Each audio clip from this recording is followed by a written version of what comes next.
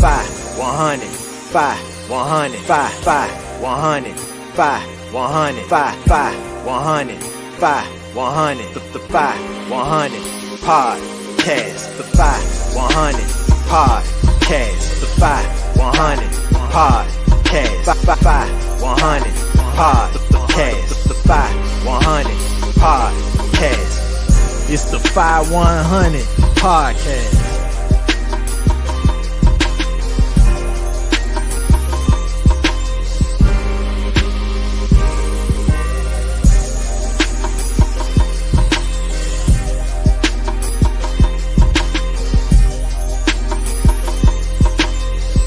It's the fye100 podcast. Yeah, I thought it was a game or something. Look crispy, production.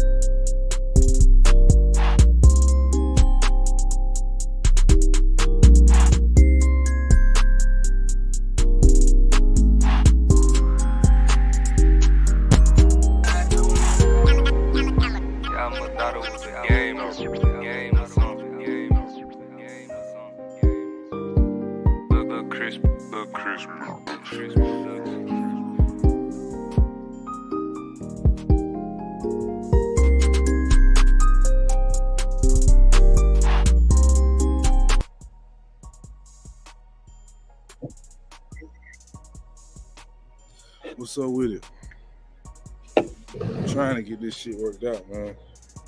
I usually don't do shit out. Trying to get this shit worked out here. What's going on though?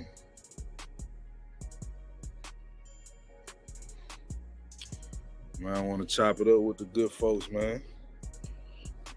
Poppy, what's up with it, my nigga? Glad you in here, man. Who else in the junk? What it do? What's going on?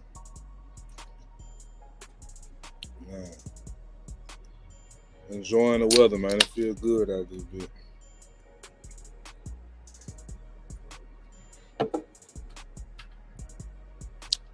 Can y'all hear me?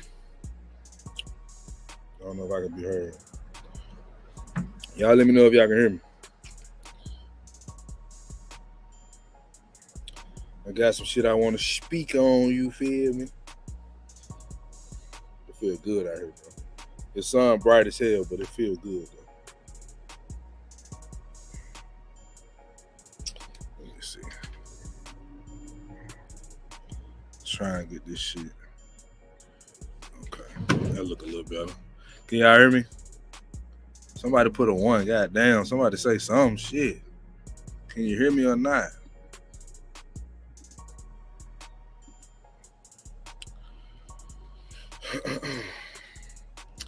But yo, good vibes and positive outcomes.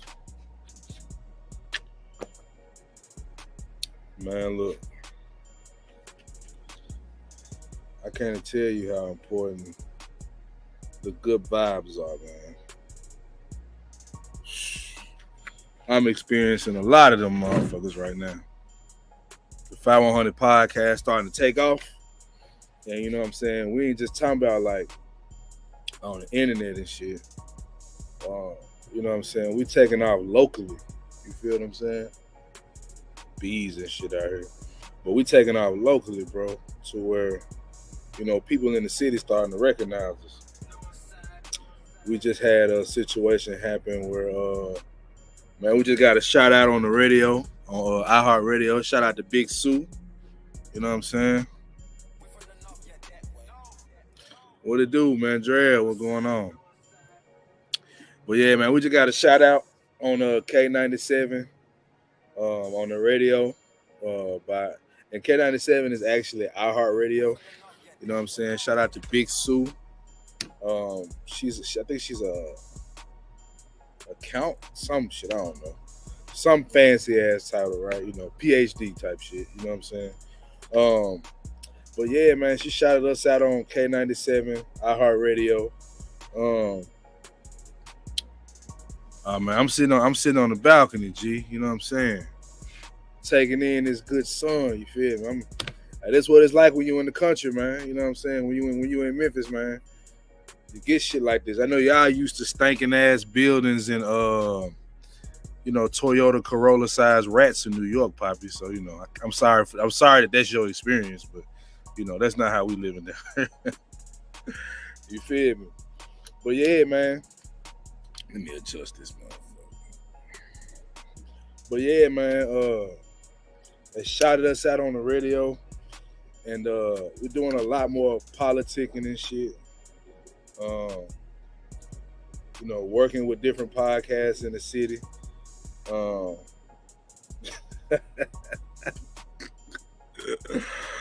Nigga, fuck you. Nah, but yeah, man, just some big shit going on right now. Like I said, we getting recognized all over the city. So Tez went to this festival downtown Memphis, right? And as he was down there, you know, everywhere we pretty much go, we always got the fye100 gear on. And man, he had a guy run up on him and was like, damn, y'all, you the fye100 podcast? Y'all watch y'all shit all the time, yada, yada, yada. Show love, bro. You know what I'm saying? So it's like our footprint starting to get set down in the city, you feel me? And we already kind of making waves online, but it was important for us to, you know, establish ourselves in the city too, not just be a virtual podcast. We want to really touch the community, you know. And some of the things we got planned going forward, I won't say the names and things like that. But you know, we planning on speaking at schools, you know what I'm saying? Talking to the younger at-risk youth, you feel me? You know, just doing things to actually help the city, man, and to have people, you know, shout us out and, you know, promote us and, you know, reach out to us. It's been a blessing, bro. You know what I'm saying? So that's why I'm real careful about who I work with or who I talk to or what I involve myself with, because I ain't finna have nobody bring us down, bro. You know what I'm saying? I rock with the solid guys in this space that I rock with. So does Tez. You know what I'm saying? But, bro, it's just been positive. And I'm going to tell you something, right?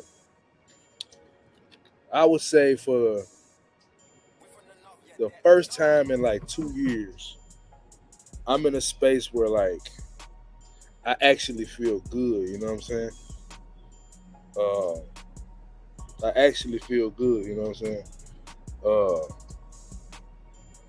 Because if y'all know anything about me, people that actually follow the podcast might know. I went through a divorce not too long ago. Being put on child support, me and baby mama just not getting along, bro. All that, right? And nigga, that shit was real for me. You know what I'm saying? Like, that took a real mental taxing on my head. You feel what I'm saying? Like, it took a lot. You know what I'm saying? For me to even sort of bounce back from that. And as I was going through that shit, nigga, I was losing it, bro. You know what I'm saying? I wasn't able to really deal with women like I wanted to. I was pretty much knocking their ass down, whether it was consistently knocking them down or knocking them down and sending them on their way. Nigga, I really wasn't even trying to deal with women like that because of what I was going through. And just, you know what I'm saying?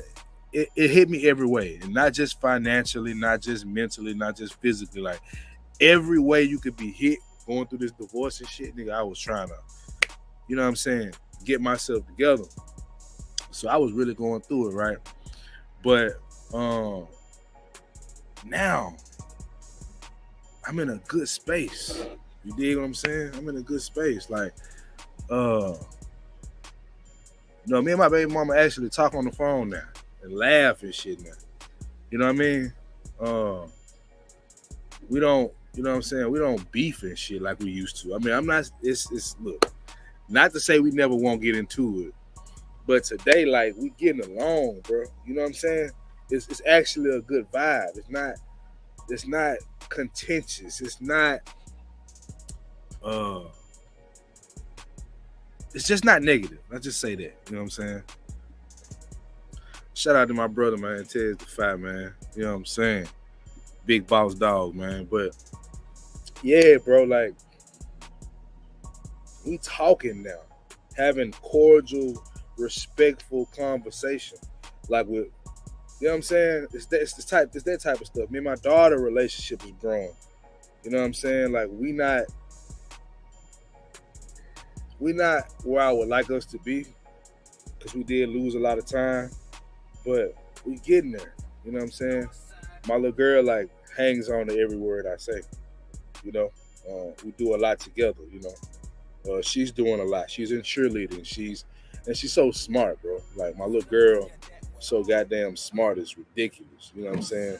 And I'm blessed because she has a good mother. You know what I'm saying? Her mama is really good with teaching her. We both kind of got that in common. You know what I'm saying? We be on her about that school shit.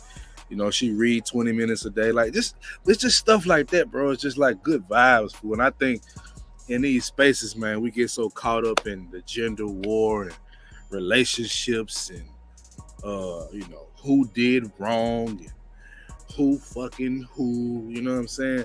It's like, it's just for once, I just want to talk about something that's going good in my life. You know what I'm saying?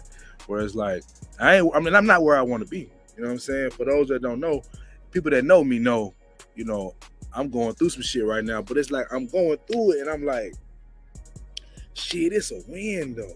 You know? It's still a win. Like, I'm going through it in a way where I'm just embracing it. You know what I'm saying? I'm embracing, like, where I'm at with this shit. And having a partner like Tez, man, we just getting shit done. It's a whole vibe out this bitch. Like I was saying, Tez was downtown the other day, and he had a guy walk up on him because he had his fye100 gear on. He walked up on Tez and was like, "Hey, y'all the fye100 podcast, man. Songs whoop de whoop de whoop. I rock with y'all." And you know what I'm saying? Stuff like that, man. That matters to us. So we said we appreciate super chats, we appreciate cash apps, but stuff like that is what we do it for, because we speaking 2 brothers and 4 brothers and trying to make a difference in our community, right? Like, that's why we really do this. I Poppin has said to me several times, I probably care too much about the community because he didn't say that, but he was just like, this space on the internet is 80% entertainment, 20%, truth. Well, we don't approach it like that. You know what I'm saying? Like we actually try to be the 80% truth and 20% entertainment. You know what I'm saying? We try. You dig what I'm saying? But as long as we get the truth part right, the entertainment, it'll come. Cause I fire one of y'all niggas up. I check the shit out of one of y'all. Make some people laugh. So it ain't that I got an issue with the entertainment. It's just the truth matters, man. You know what I'm saying? So the vibe's just good, bro. That's why I'm sitting outside, nigga feeling immaculate right now, spectacular right now. You feel me? Just enjoying this good sun. Yeah, man. I mean, I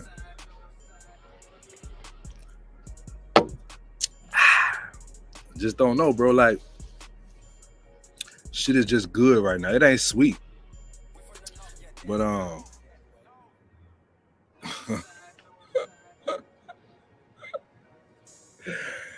my guy, what it do, man? Hold on, is it on my? Is this live like on CJ100 live, or is it like fye100 live? Cause D-Man ain't never, my boy D ain't never came up right. It's something going on. It's got to be my shit. But shout out to you, man, for showing up. But yeah, man, shit good, bro. As a matter of fact, I got somebody in here right now. My boy Man D. He was around when I first got divorced and that child support was hitting me, and nigga, that man was like, bro, you angry as hell. And I was, fool. And I had a right to be, but it was just like, how long you gonna stay in that shit? And I can finally say, like, I got my moments or whatever, but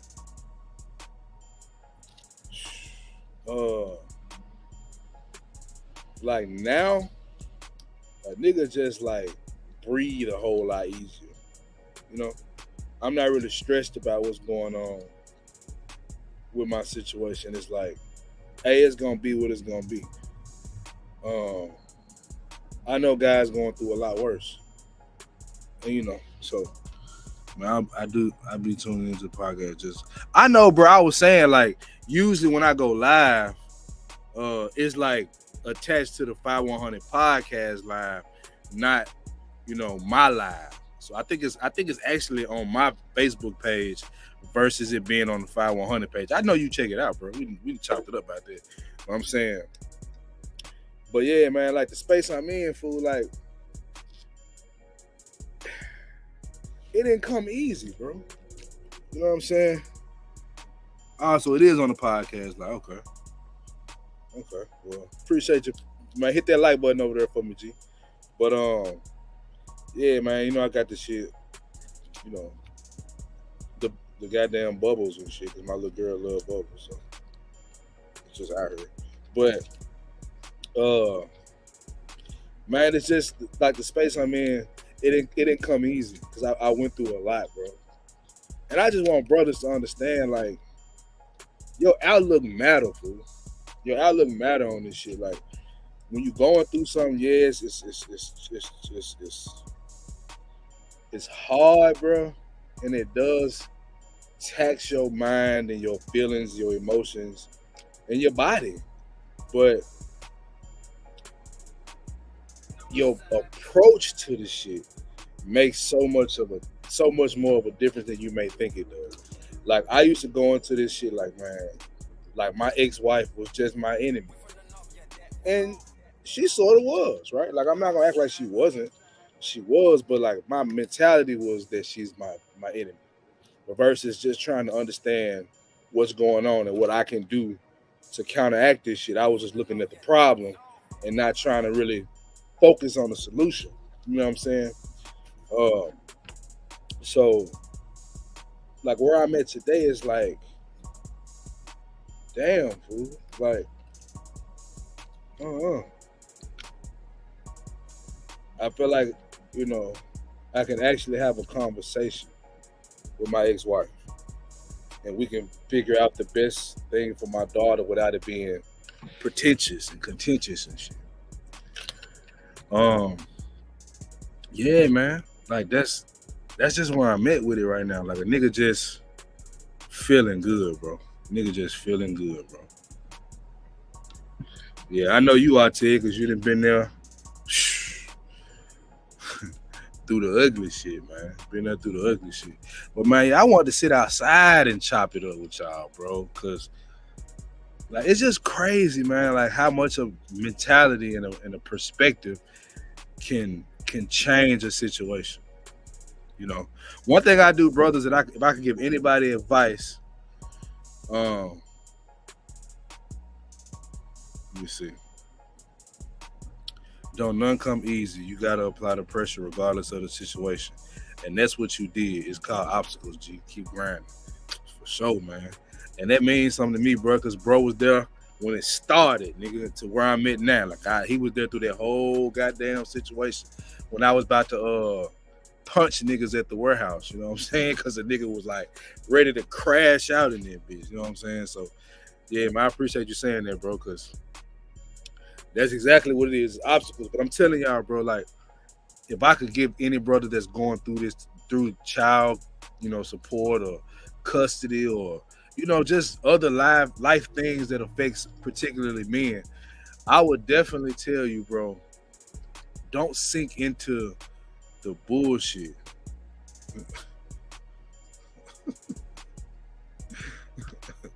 Facts, because I was one. Man was angry as hell. Yeah, facts. Angry as a bitch. Yeah, I remember your situation too. Shit be ugly, man, but we powered through that shit. Nigga came out better on the other side. You gotta respect it. But you know what I'm saying, to the young brothers, though, I will tell you, or young brothers, old brothers that ain't never been through what I've been through, I would tell you, bro, it's your mentality, fool. When you talk, especially when it comes to a woman, like what I had to learn, bro, was you can't respond to these women with that energy that they gave you. You can't. And I get the want, because you don't want nobody to play with you. You know what I'm saying? You feel like it's disrespectful. And if you bring me that energy, I got the right to bring the energy. You do got the right. But I'm going to tell you why you shouldn't. Because you a man. And I know that sounds unfair as hell. But, bro, hold your frame, nigga. Hold your frame, nigga. Like, because when you hold your frame, you get to actually make a choice, a good, sound choice in what you're going to deal with. Because it's hard to make a good, sound choice when you respond back to a woman being belligerent. Because what happens is the line get blurred. You ever argue with your woman and she argue with your ass so good, and you came with that negative energy that she convinced you did something wrong, even though you really feel like you didn't? It's because you gave her that energy back. Yep. And what my boy Ted said, man, we stand on that firm. Gotta have a relationship with God, right? That's number one. But see, having a relationship with God, honestly, is how I got to this understanding. Like, you can hold a woman accountable if you want to talk a conversation amongst men, or a conversation amongst a woman that is not the woman you want to hold accountable. Like, you can hold her accountable, you know, verbally. But you truly can't hold a woman accountable for what she did to you or did in the relationship. So you wasting your time thinking that you're going to make her suffer, or you're going to get her to understand. Bro, it's pointless. It's pointless, bro. It's pointless. You might as well let that shit go. You know what I'm saying? You might as well let that shit go. Because if you don't, you're going to get a negative outcome. It's just what it is. Like, there's no other way to look at that shit. If you hold on to something that she did and she's not accepting that she did it, well, you're never going to get past it.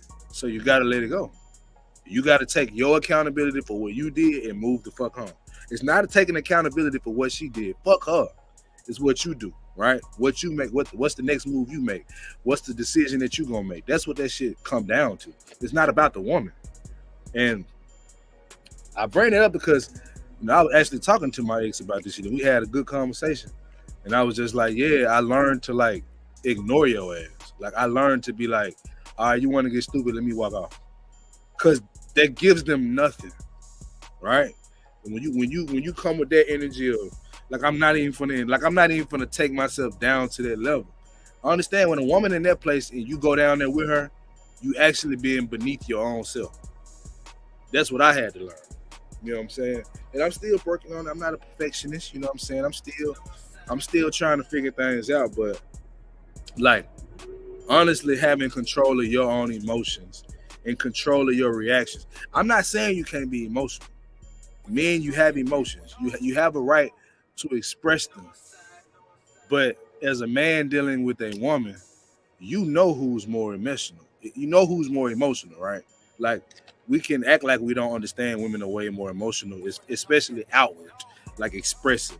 We know that. So if you give her that negative emotion, or you give her that emotion of pain or anger or frustration, and you blow up, 9 times out of 10, man, she gonna lose respect for you in that moment because she actually see you as the head, bro. But I do understand when we have these conversations how when we talk about it in this way, it seems as if we're removing the responsibility from the woman. I get that, but that's not what's going on. You can't control her, bro. That's what I learned. You can't control women. You can't. You think you can because you can get them to do something.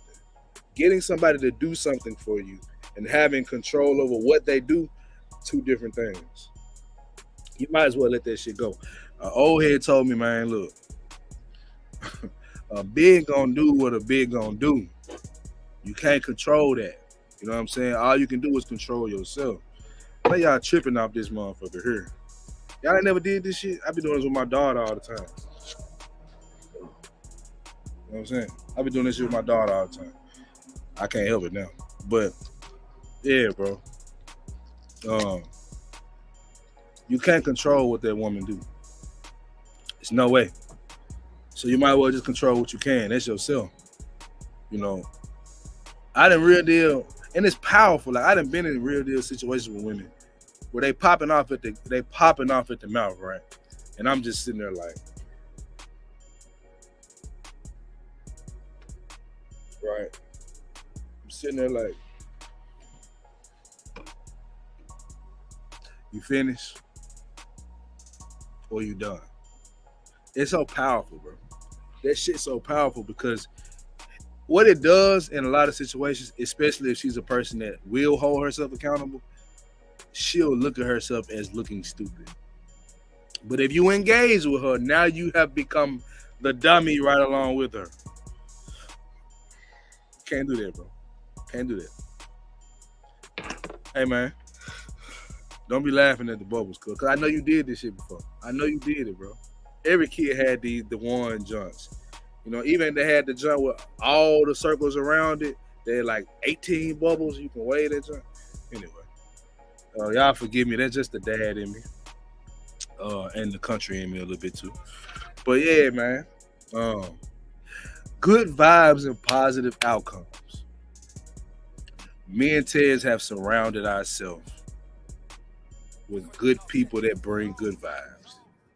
And when they didn't bring the good vibes, they got cut. That's what we on, bro. But if y'all in here, though, y'all can hit the like button, though. You know what I'm saying? Oh, shit. That's what I don't like about being outside sometimes, man. Goddamn waltzes. That hoe came straight for my forehead, fool. Bitch. My bad. Got to get rid of them guns. It should be annoying. But, that shit threw me all the way off. I'm looking for them hoes now. Yeah, man. Like Mandrell said, get the lights up, man. Y'all playing. Y'all playing, man. But no, I'm just saying what I want y'all to take from this, and I hope I'm conveying this message the right way.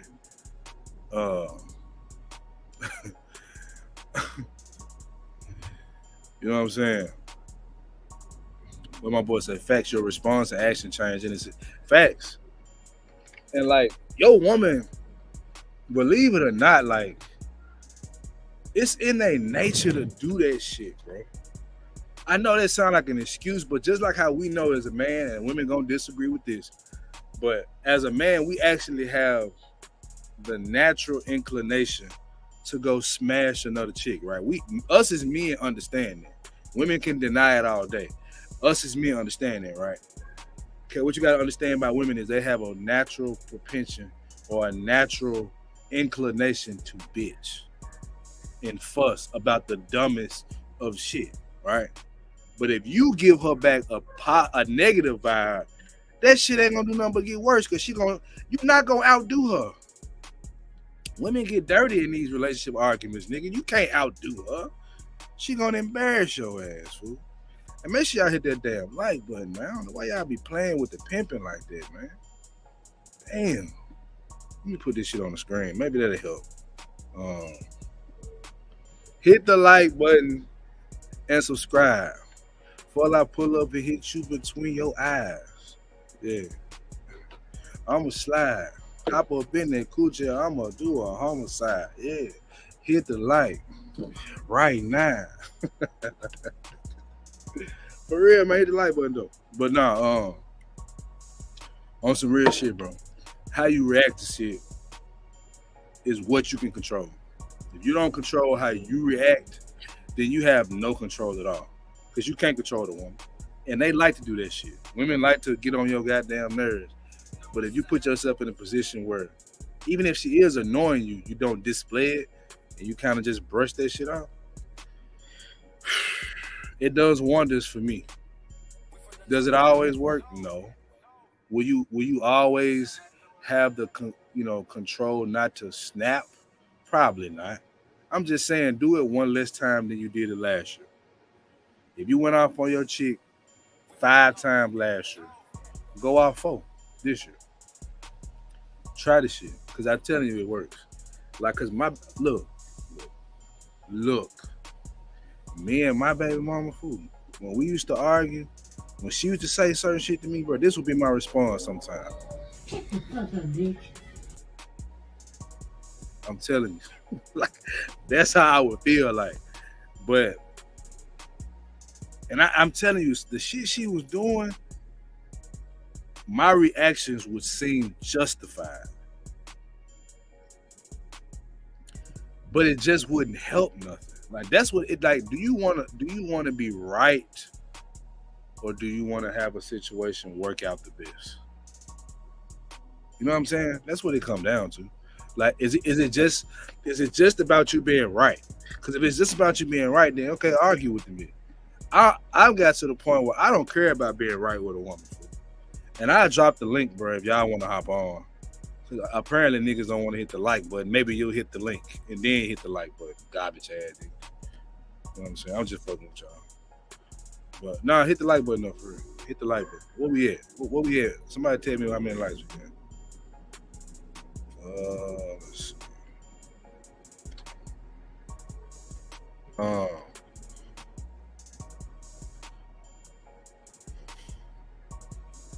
Damn, bro, we actually making some headway with this shit. We got, and y'all actually can become a member to the channel too, man, if y'all want to show some support. Come on now, bro. Y'all got us 2 likes, bro. Y'all garbage as hell. 2 likes, bro.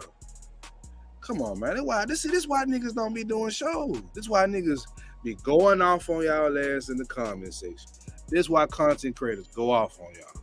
Because y'all can do something as simple as click the like button and you don't do it. And y'all want constant shows and shit. Hit the like button, man. Y'all niggas is pitiful, man. Hit the damn like button, bro. That shit crazy. I'm up here giving y'all great scenery, good vibes. Y'all niggas can't even hit the goddamn like button. I might as well just shut down then. Since niggas ain't gonna hit the like button. Since niggas want to be coochie as hell. Cooch ass niggas, man. But yeah, I dropped the link, man. I'm probably finna hop up off here. It's starting to get hot now. But yeah, I just wanted to share with y'all, you know, some positive vibes, positive outcomes. I'm in a better situation. My daughter is thriving. I appreciate you, man, Drew. I know you did it. I already knew you did it. I appreciate your hit, bro. But I just think it's important, man, that we goddamn learn to control our reaction. You can't control the woman. Haven't y'all understood that shit by now? Like, they gonna do what they do. It's in their nature to bitch, just like it's your nature to fuck the bitch. You get what I'm saying? Y'all don't hear me. Let me bring my guy Mandrell along, man. Mac Drell, what's happening? What's happening, man? What's going on? Nothing much, man. My guy Ted's in here too, man. You got to echo somebody. Tez. My bad. Hold on. My bad. Hold on. Kids. I love Man, you, niggas. get your ass. I'm Get just your saying. ass on. you do the Memphis accent, man. I can't get enough of it. But here's the thing, like when people down here talk to me, if you notice that every southern state has its own unique southern accent. Like people from Memphis don't sound like people from Alabama. Alabama don't sound like Georgia. Mississippi don't sound like Arkansas. Facts. And Texas has its own too. Like every southern state has its own unique southern accent. Facts. You can tell it's southern, but it's different. It's got a different twang to it. Yeah, it's got a different twang to it. Exactly. Yeah. And it's just a trip when I hear people from Texas. Like, of course, Louisiana got their own shit. Yeah. But it's funny when I see, and you can tell the people from Louisiana who moved to Texas, then and the other way around too, right? Mm-hmm. It's just a trip. So when I hear y'all fellas talk, that's why I start laughing. I'm like, golly. Hey, you Memphis really got a accent. spot on. You got a spot on impression. Them might be like, "What's up, man? It's your guy Ted the Fat Man." Like you be hitting that job right on point. I ain't even gonna lie. That's why I be laughing. Reason why I got a cousin that sound just like Tez, man. I got a cousin sound just like him.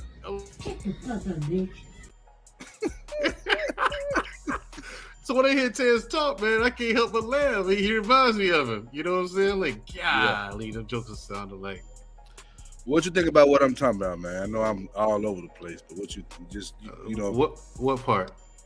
It don't matter. Just whatever you feel like talking about, bro. It don't matter. Yeah, you talking about the good, surrounding yourself with people with good vibes. You know what I'm saying? I think that's essential. You have to. Because I mean, the world's gonna throw bullshit your way. No matter how much you protest, no matter how much you don't want it to, it's going to. Mm-hmm. Period. So I mean, get your good vibes in when you get. That's why you do your best to surround yourself with people who don't bring bullshit your way. Yeah, you know what I'm saying. Like I'm saying that in this space. I'm saying in this space, like it's getting to the point, bro, where I'm getting tired of the bullshit ass back and forths and beefs and shit. It's like, bro, what? Like, I don't know. I feel like, what are we trying to do? We're trying to build a black community, okay? Mm-hmm. We're trying to build a better black community Mm-hmm. with good black folks. You know what I'm saying? Fuck you, Tez. You too, CJ. Fuck y'all niggas. But we're trying to build a good community. The black community. The black community is gonna be stronger than ever before. You know what I'm saying? If we just pull together, fuck y'all niggas, man. Fuck all and your mamas too, nigga. Fuck y'all niggas. It's a trip. It's like in one breath. So you're right. It's like in one breath, these people talking about building a black community, but then all of a sudden, for no reason, it's over nothing. It's over nothing. Yeah. They just start cussing it. One dude starts cussing at the other. You know what I'm saying? Then they say something personal, and now they in a beef. It's like, why? I mean, you real deal got people. I don't get it. Why? Talking about people's wives, bro. Bringing up. Bro, it's like, how do you do shit like that and be like, but I'm for the black community? Like, that don't make sense. That's a direct contradiction. It is. And if you talk about somebody's wife, why Tez dropped down? I think he having some. I think he out and about though. I know he out and about. Oh, okay. Well, yeah, he's probably in a bad calling zone or something like that. Yeah. You know, Memphis, y'all ain't up on the up and up with these cell towers and whatnot. So your 5G is shit. But yeah, I mean, it's I don't understand why would you want to get personal with somebody with the insults? Why insult somebody at all when all you do is, you know, if you disagree with somebody, cool. You know what I'm saying? You just disagree and just say, I disagree with that. I can understand shit getting, you know, contentious a little bit. I'm not. Yeah, but I'm if not you're saying you passionate never with one argue. another, right? Yeah. If you because it might be an issue that you're both passionate about, Right. but so voices may raise, but I don't understand if you and I got into a debate about something, we got into a conversation, and that conversation turns into a debate because we have a different perspective. You know what I'm saying? I don't even understand how it gets to that when all I'm doing is telling you how I view the situation or scenario or whatever. Like, what's there to debate about? This is what I observe. This is how I take it. How do you take it? I take it this way. Oh, okay then. That really should be all there is to it. I mean, in my opinion. Huh? Tez, how I'm trying to say, Tez, you there? Yeah, man. Yo, what's going on, y'all? What's going on, y'all? It's your boy Tez the Fye. Hey, man, Dre. What's up, Tez? What's up, man? I'm chilling, man. I was telling CJ, I said, bro, you sound just like my cousin, man. I mean, your voice inflections and everything. You sound just like her. It's a trip to hear you talk every time. Where you got a cousin that sound like her? He used to live in Memphis, man. Okay. Yeah, and so he came back with that thick ass Memphis accent. I was like, bro, where you been? And like I was telling CJ, I was like, every southern state has its own southern accent. You know, you can tell it's southern, but it's different. Yeah. You know, like people from Alabama don't sound like people from Florida. Florida don't sound like Georgia. Arkansas don't sound like Tennessee. Tennessee don't sound like Mississippi. Like, and Texas and Louisiana, the whole thing, man. It's just like, it's weird. It's southern, but it's different at the same time. I tell you though, and I'll let Tez go after that. Tennessee and Mississippi, like at the borders, people sound just alike, bro. Yeah, they do. Yeah, because they're that close to each other. Yeah, Like it's hard to tell. And then Memphis niggas and Mississippi niggas don't usually like each other, which is crazy. But yeah, I don't like them niggas like that either. I be trying, but I really don't be liking it. Well, I mean, the niggas broke down there, CJ. They got shit else to do but They are the poorest state in the union, though. I mean, yeah, they ain't got nothing. And then you got white folks stealing their money. How you steal from poor people? Like, I don't understand that. You're rich and you're literally stealing from poor people. The American way, bro. What you stealing? Brett Fall said he need a little bit off the top, bro. Yeah, right. Like, how you stealing from poor people? Scheming off the budget, nigga. What you got, Ted? What you got, Ted? Man, Zip wanted to say, bro, I feel exactly where you coming from on the good vibe. You know, there's something that we always and kind of talked about, but now seeing it kind of, am I too loud? No, you good. No, okay, you good, man. You good. But now seeing it come to fruition, man, it's a good feeling. Like you said, brother, radio shout out, man, getting to meet with some of the movers and shakers of the city, and then, like you said, brother, little thing that happened at the festival. Having them guys run up to me and like, oh man, the fye100 podcast. It was like, yeah. Because just like you said, bro, it really ain't about us. It really ain't about the celebrity. It's more people here so they get to hear the message. Yeah. And that's why like as much, and Mandrea, I'm sure you know this. As much as people sometimes dislike you, they really fuck with you though. Like they really mess with you because you're a stand-up guy. And I think that's why we mess with you so much, because I know you will give to us straight, you know, if we falling off course. Yeah, but we don't let it get to our heads, you know. That's one of the things that even though this man still doing the bubbles. But even though that happened, you know, it's people around us that's like, yeah, this happened, but y'all got to keep the momentum going. So And I know you one of them guys, man. You always been that way, and we appreciate that. You know what I'm saying? Yeah, no problem. I mean, especially you two, especially like, because I mean, understand the industry that you're in, YouTube or any kind of if you get any portion of the media industry, you gotta understand that that's gonna be in the beginning. That's gonna be a slow moving machine, bro. It's gonna take a while to catch fire. You know what I'm saying? It's something you have to be consistent with, and very few people have the stamina to be consistent with anything.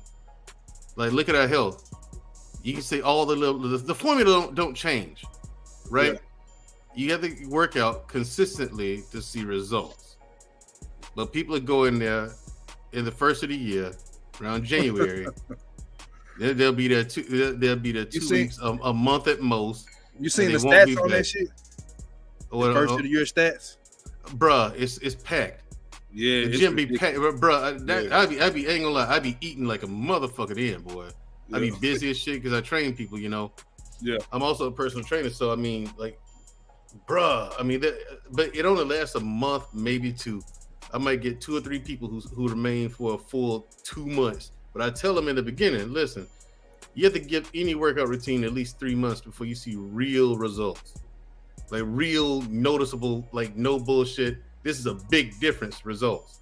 Yeah, give it 3 months. The jokers most people give it 2 weeks. I don't see no change. It's been 2 weeks, lady. What do you expect?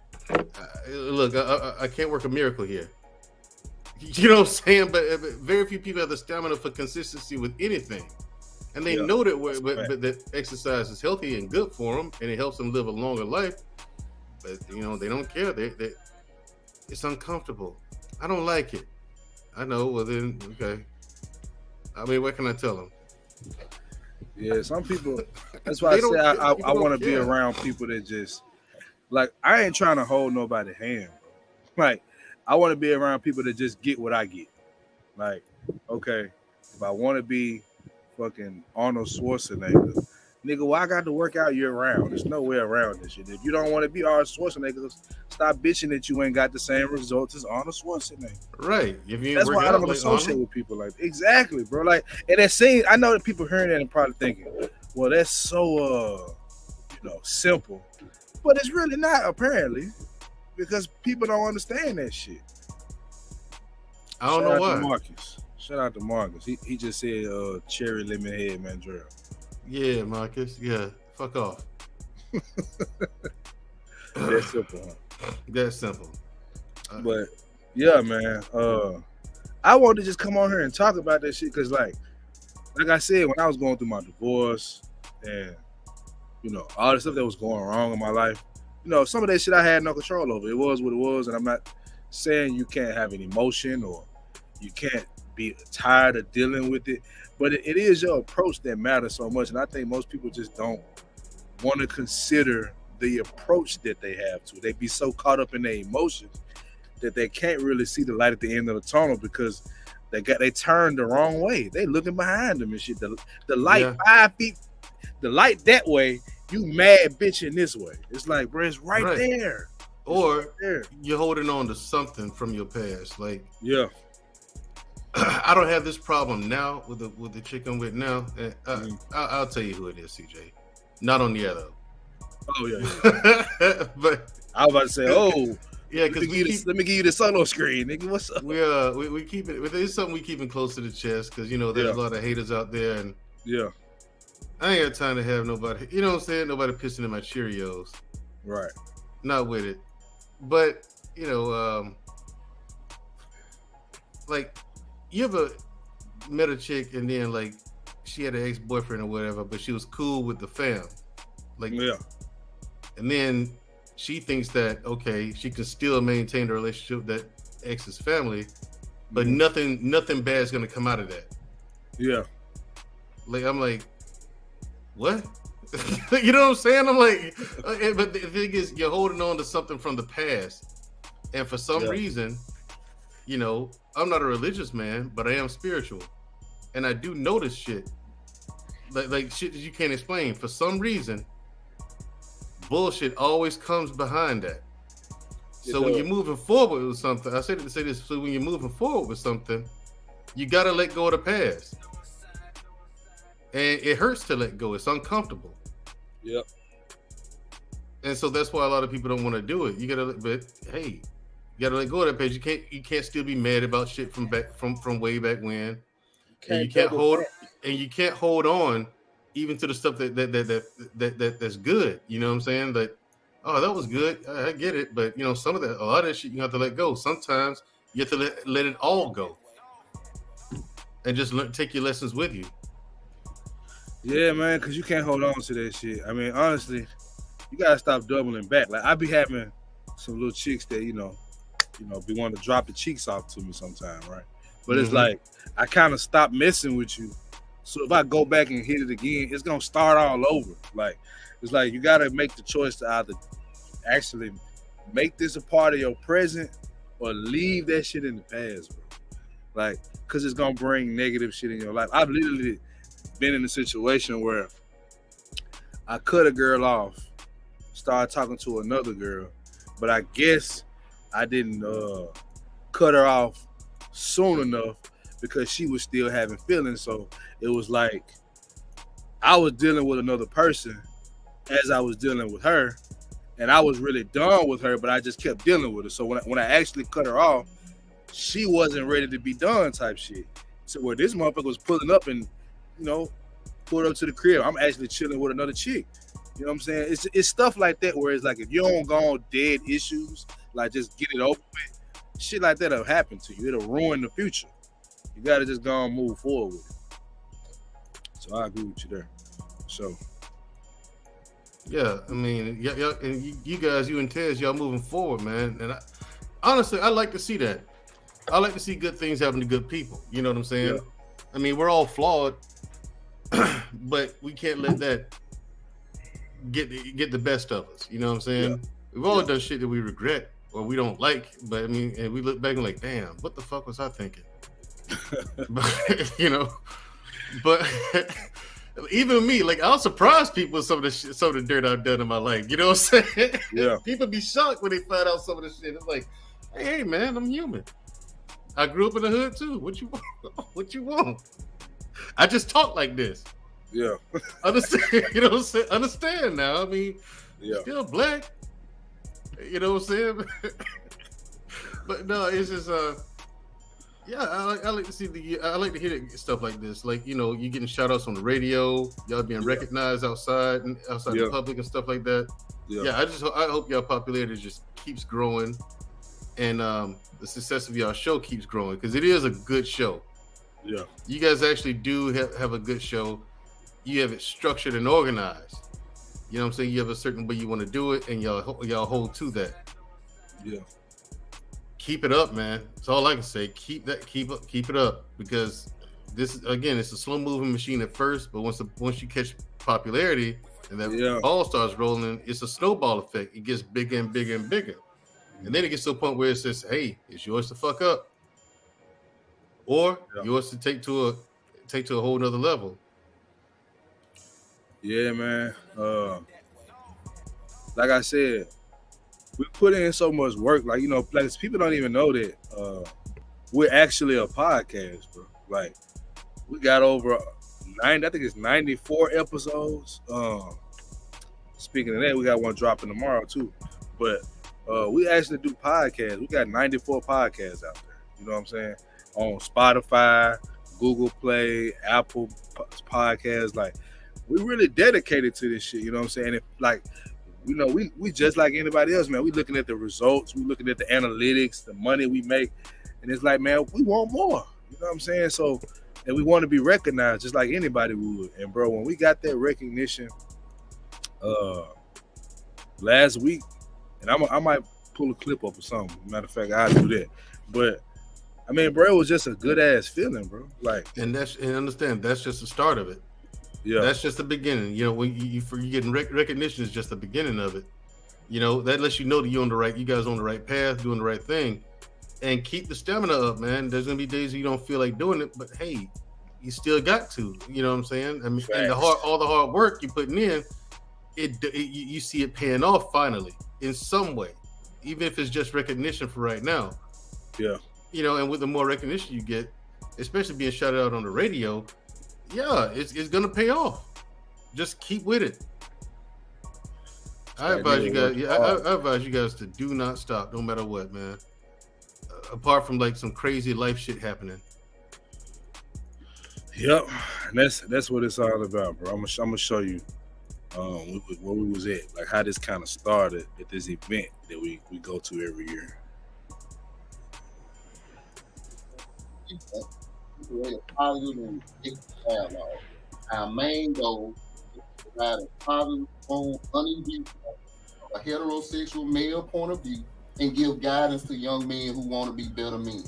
We also created the platform where men and women can speak freely, and we do this with we cover a limited range of topics. And then this is where we was shout out on the radio.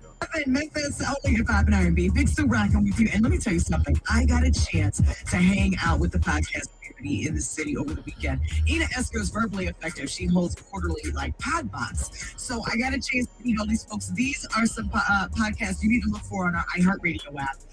The fye100, the start of Black is America.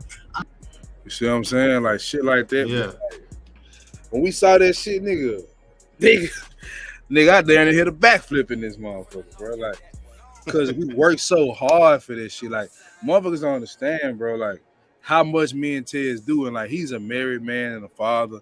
I'm a single father, and we work all the fucking time. So it's like the fact that we able to put out 2 podcasts a week and a live show, thinking about adding another live show, cause that's what the people want. It's like, man, people don't understand how much we do. We sacrifice for this shit. And I know you know because you run a show. Yeah, it's a lot to it. Yeah, you know, it's a lot to it. I mean, people don't realize. They think you just get on here and just start talking. Like, no, you have to come up with a topic. You have to research the topic so you'll to find some facts about it, so you'll know what you're talking about when you go on the air. Yeah. And then I like to read over my notes and shit so I can memorize some of them. That way I don't have to keep looking away from the screen. Yeah. Your stage presence, you have to keep in mind of that, where the camera is, look in the camera so you can talk to the audience. You have to engage with the audience and get them involved. It's a lot to it. And then behind the scenes, let's say you want to chop up, you do a live and you want to chop it up. There's an editing process that you have to, if you don't know anything about it, you have to learn that. And then, not only that, you have to get good at it. Yeah. So, I mean, yeah, there's a lot to it, man. Then most people work a 9 to 5, so you got to deal with work shit too. And then you're a single father. Tez is a husband and a father, so I got home life to deal with. Yep. It's not easy, bro. No, but here's the thing: what you have to keep in mind, because I saw 2 guys over on podcast channel talking, and they were debating on who works harder, the worker or the owner of the company. I said, the workers do. And they're like, why would you say that? I said, the owner of the company works longer hours. He works more. He ain't working harder. Yeah. Being that it's just 2 of y'all doing this, y'all doing both. Y'all working long and hard. And y'all don't have a choice. Right. That's the crazy. Y'all don't have a choice but to work long hours and hard, and a lot of hard work. Fact. It's just 2 of you. You don't have a whole staff. Yep. You know what I'm saying? You have to manage everything yourselves. So, just like me and Black Man, the Black Man takes the bulk of it. Yeah. But even with that, I mean, I still help him out any way I can. You know what I mean? So it's like, yo, bruh. It's like what's the name? Freezy said, man, this is a lot of work. I said, yeah, yes, it is. It's not for the weak. It's not for the faint of heart. If you don't have good work ethic, it's not for you. You know, you can see the difference between some YouTube channels. You can see the difference between those and others. Yep. You could tell who actually study this shit. You I know Black Man is good at what he does by simply how he edits the small shit. It's like, I can tell. He puts in the work. Exactly. He does. And there's other people out there like that too, like Sir Hill Speaks. Yep. I mean, it's like, but That's a brother who just kind of overdoes it. Damn. Yeah, he's a different guy. Yeah. When He's you a talk to him different and find out all the other stuff he does aside from YouTube, you're like, yeah, man, I asked him, when do he's you a sleep? cyborg. That nigga's Yeah. a cyborg. He said, I don't sleep much. He told me what his sleep schedule was. I said, look, man, something got to. He was at the point, man, and I don't usually say this to people. I'm like, bruh, something's got to give. He said, what do you mean? I said, you got to give up something. You got to get to sleep, nigga. And he got all them damn kids. Right, and he got kids, man. I was like, bro, one of these things got to go. Maybe 3 of them got to go, man. You need to let some of this shit go, man. That nigga work, man. Yes, he does. I mean, but again, you see shows like his, you see shows like yours, You can see the like work. Man Unfiltered. You can see the results of all the work that y'all put into it. Yep. You know what I mean? Because it's just a much higher quality show. Yeah. Like when I sit there and watch y'all on Saturday nights, man, it is a high quality show. Yeah. You know what I'm saying? We're trying to get better. That be the thing. Like when you have that mentality, it's like it's never good enough. It's like you're always trying to elevate the shit. Like this OBS shit. I'm learning how to do that because I want to take the visual effects to a different level. Yeah, and once you master that and you get it the way you want it, it's gonna be a whole nother level, right? You're gonna take it to a whole nother level again. Yep, a whole nother thing. Let me get Lou in. What's up, Lou, bro? What's going on, Get the man? likes up, man. Get the likes up from my boy CJ. That bullshit. I get it though. It was a random. I'm trying to do more of these random lives to build up the viewership. So I get it, but y'all gotta do better than that shit, man. Come on. What up, Lou? I just wanted to come through and congratulate you guys for any and all recognition you are receiving. And just to let you know something you already know, you guys personally. You know, your podcast has a depth to it. And although you don't have the public reach as far as the numbers, whoever you do reach, you reach deeply. Pause. Right? So, and that's the most important part about it because the impact is larger. Right? Yeah. So just I appreciate everything you guys do and just keep on grinding. And you know, just one thing that I've had to learn, especially as I'm growing older, because as you know, I'd like to have a lot of fun. I'm finding that I am now finally learning to have fun in work. And when work becomes fun, then you switch the fun that really matters. You see what I'm saying? You start doing the things that matter, and as long as you're having fun doing it, you're going to stop seeing it as work as much. See what I'm saying? And that's like a trick that you can use to grow on what's really important. So that's what I do now because, you know what I'm saying? Yeah. I would rather grow in areas that are important than just to have fun, quote unquote. Yeah, I can understand that, man. That's where I'm at. Like I said, you know, as far as our success, that's great. But like, it's no coincidence that the success came after. Like, I finally got a grip on what's going on in my life. You know what I'm saying? Like, finally got a grip on what I've done to myself and what's been done to me and what I can control and what I can't control. And now that I like got an understanding of that, now we got these things happening. It's like, you know, God do work in mysterious ways. I don't care what people believe in, but you'll be a damn fool if you don't believe in a higher power, because there's some things we can't control. And I like this shit. We got put on the radio, bro. I didn't think that was gonna happen. That's iHeartRadio, bro. You know, I didn't think that shit would happen. And when we were at that event, that woman paid us a lot of attention because we had been there before, and we asked certain questions that nobody else was asking because we've been in this shit. And I didn't think that would translate to her. She shouted out everybody, but I don't think it's a mistake that she said our name first. You know, I pay attention to stuff like that. It's because we was at the front of her mind. You know, we didn't go first. We just was there first. You know what I'm saying? So, yeah, man, I think you got a point with it. Like finding the joy in what you do, and the joy in like finding the what do they call it? The looking at the eye in the calm of the storm, whatever that shit called, the calm or whatever. Right. You know what I'm talking about. Yeah, absolutely. I mean, just naturally, you're going to get results in whatever you put more time into, right? So because you're putting time into the podcast, it will result into something. And the more time you put on it, the more it will show results. So that's normal. But of course, yeah, you know, the let's just call it the supernatural because of what your intentions are. You see what I'm saying? your intentions will propel your podcast a lot further than just if you were putting time into it for nothing as a hobby, let's say. Yeah. Because you're really trying to change people's lives. So it's important, and you guys should, enjoy every single win, small ones and big ones. Yeah. We got that bad, but we don't celebrate shit. We just Nah, keep you grinding. gotta celebrate it. You gotta celebrate it because we come from a culture, even me as a Brazilian, you don't celebrate anything. You just work as hard as you can, and if you fail, even though you tried as hard as you could, you get up and you do it again, and you're super hard on yourself. That shit can get taxing. See what I'm saying? Yeah. So just have fun with it, man, and Yeah, enjoy you life because it can get be burned over out. you get burned out. Yeah. What'd you say, man, Jerry? I'll say if you don't celebrate it, you get burned out. You know what I mean? Yeah. Because the thing is, you won't even notice just how much of a success you made for yourself if you don't take time to just stop moving for a minute Yeah. and really look at it. Like, damn, look at all this. Look at what we've done. You know what I'm saying? Yeah. And so you just take a deep breath and then you get back into it. At least you need to at least recognize, you yourself need to recognize your accomplishment. You know what I'm saying?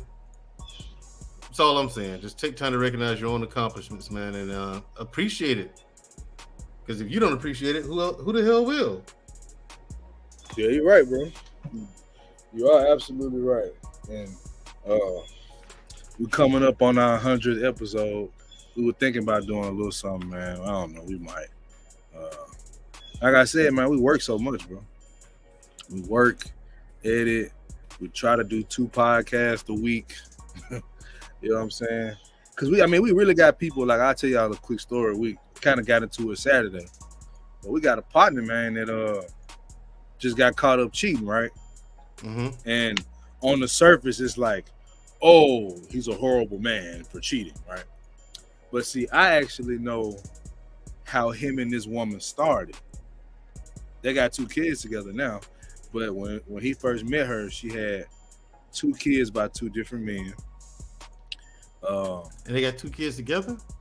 Yeah. He took her on with 2 kids with 2 different men? It's going.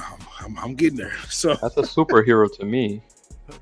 bro, you getting at what I'm. Let me say it. Because y'all getting at what I'm going at, right? So, Right. My guy's so nice. He's such a nice guy, bro. This is why we say nice guys finish last, good guys finish first. It's a difference between nice and good, right? Yeah. So he's a nice guy, bro. And I knew when they linked, I said, "You with her?" I was like, "Damn." I was like, I don't know. That's a good move. So fast forward, she just got in a situation. They just got in a situation where she caught him up, but she calls me, right? Because he listens to our podcast around her, and I can tell what we talk about and what we break down is resonating with him, right? This is why we can't ever stop. This is why I'm getting to this, because that man has been going through hell of realizing his decisions, and it's his fault because he made the decisions, and realizing that he was talking to this chick, bro, and wasn't even smashing the other chick. He was just talking to her because he couldn't talk to his woman. Like, so when we bring these type of topics up, what do we say? Well, as a man, you still should have X, Y, and Z, which is true. But we'll have sympathy for the other side. And the reason I'm bringing this up is because this man took on her and her children and is still viewed as the bad guy because he needed some goddamn relief from the shit that was going on in his relationship. And the reason we do this podcast is because when we drop this shit, it gave him an escape, bro. Like, that's how powerful what we do is. So it's like, we take it that serious. So y'all say he's Superman, he is. But even Superman take that fucking cape off and be Clark Kent, bro. That's a fact. That's a fact. Bro. I feel for my guy. I really do, because, and I told him, I said, it's still your fault because you're talking to this other woman when you should have just been breaking it off. But I get how hard it is to do that, especially with children, because I went through it myself. But yeah, bro. And then you sloppy with the shit, man. She found your phone and all type of shit. It's like, Come on, man, clean your shit up better than that. But yeah, we talked to him. Me and Tez called him at the same time and talked to him. You know, fuck the podcast. It's like, nigga, how you doing? You know what I'm saying? We actually reach out to people that we care about. You know, I talk to Mandrell all the time. I reach out to Lou. I reach out to Black Man. I reach out to Sir Hill. Like, I take this shit further than just content creation. You know what I'm saying? I take this shit seriously. Like, we gotta actually build a brotherhood, in my personal opinion, because, you know, if we don't have it, I mean, this shit just gonna continue to perpetuate itself, honestly. Yeah, the same problem. We're gonna be sitting here 5-10 years from now having the same exact conversations. Yep. You know what I'm saying? So and what people I don't understand people's approach to this whole YouTube thing, right? Podcast is the new radio. Let's just face facts. That's a fact. A lot of people don't agree with that. I happen to believe that wholeheartedly, because the fact is, it is. More people listen to podcasts than radio these days anyway. Facts. And they're now starting to even fight, Mandrell. I believe the last Canelo fight was being shown in Decentraland, which is a platform for VR. Exactly. So even with that, we're now starting to transition to VR. Yeah, and also YouTube is the new cable television. Yep, Destroying. Y'all know who that is? Destroying, the dude that do the one-on-ones with wide receivers and DBs and stuff like that. It's a dude named Destroying. Okay. He had the rights to play the Seahawks and the Broncos game the first week of the season. This nigga chat was full of super chat. You couldn't even see regular chats. Nigga, it was full of he was doing his own commercials, bro. Like, it's a different level. He got blocked. They probably got blocked. You got too many super chats, you're getting blocked. Bro. There's this chick that I've watched for a while. She's actually a very good gamer. Lulu Lovely. I've heard of. Is making so much money. But no one sees the initial work, right? The 12 hours at the office and the 8-hour streams and the 4-hour sleep nights. No one sees that. But now she's sponsored by Logitech, for God's sake. She's on professional teams, playing all over the world. I believe she's at 500K subscribers or more. So there's people making money all sorts of ways nowadays. Especially if you're a female, but you still got to put in the work. Yep, even like they got a leg up, but you still got to work. You know what I'm saying? Because it's a girl, Persephone, with the huge ass titties that be on Big Ja. You know, the guy that be talking about the yams and shit. She came out with a podcast, and naturally, right off, she got a lot of attention because her big ass titties, and she known for being that thick ass pretty girl from Ja's show. But her content sucks. And she's not consistent. So even your titties can't save you. So you got to work. So even to that point, I agree with you. But what up, World Class, man? What's happening? She has way more, 810,000 subscribers. Sponsored by, you ready? Hot Pockets, Levi's. It's right on her banner. Who is this? Damn. A couple of other companies I don't know. Army Guard, Visual by Impulsive. I have no idea what company that is.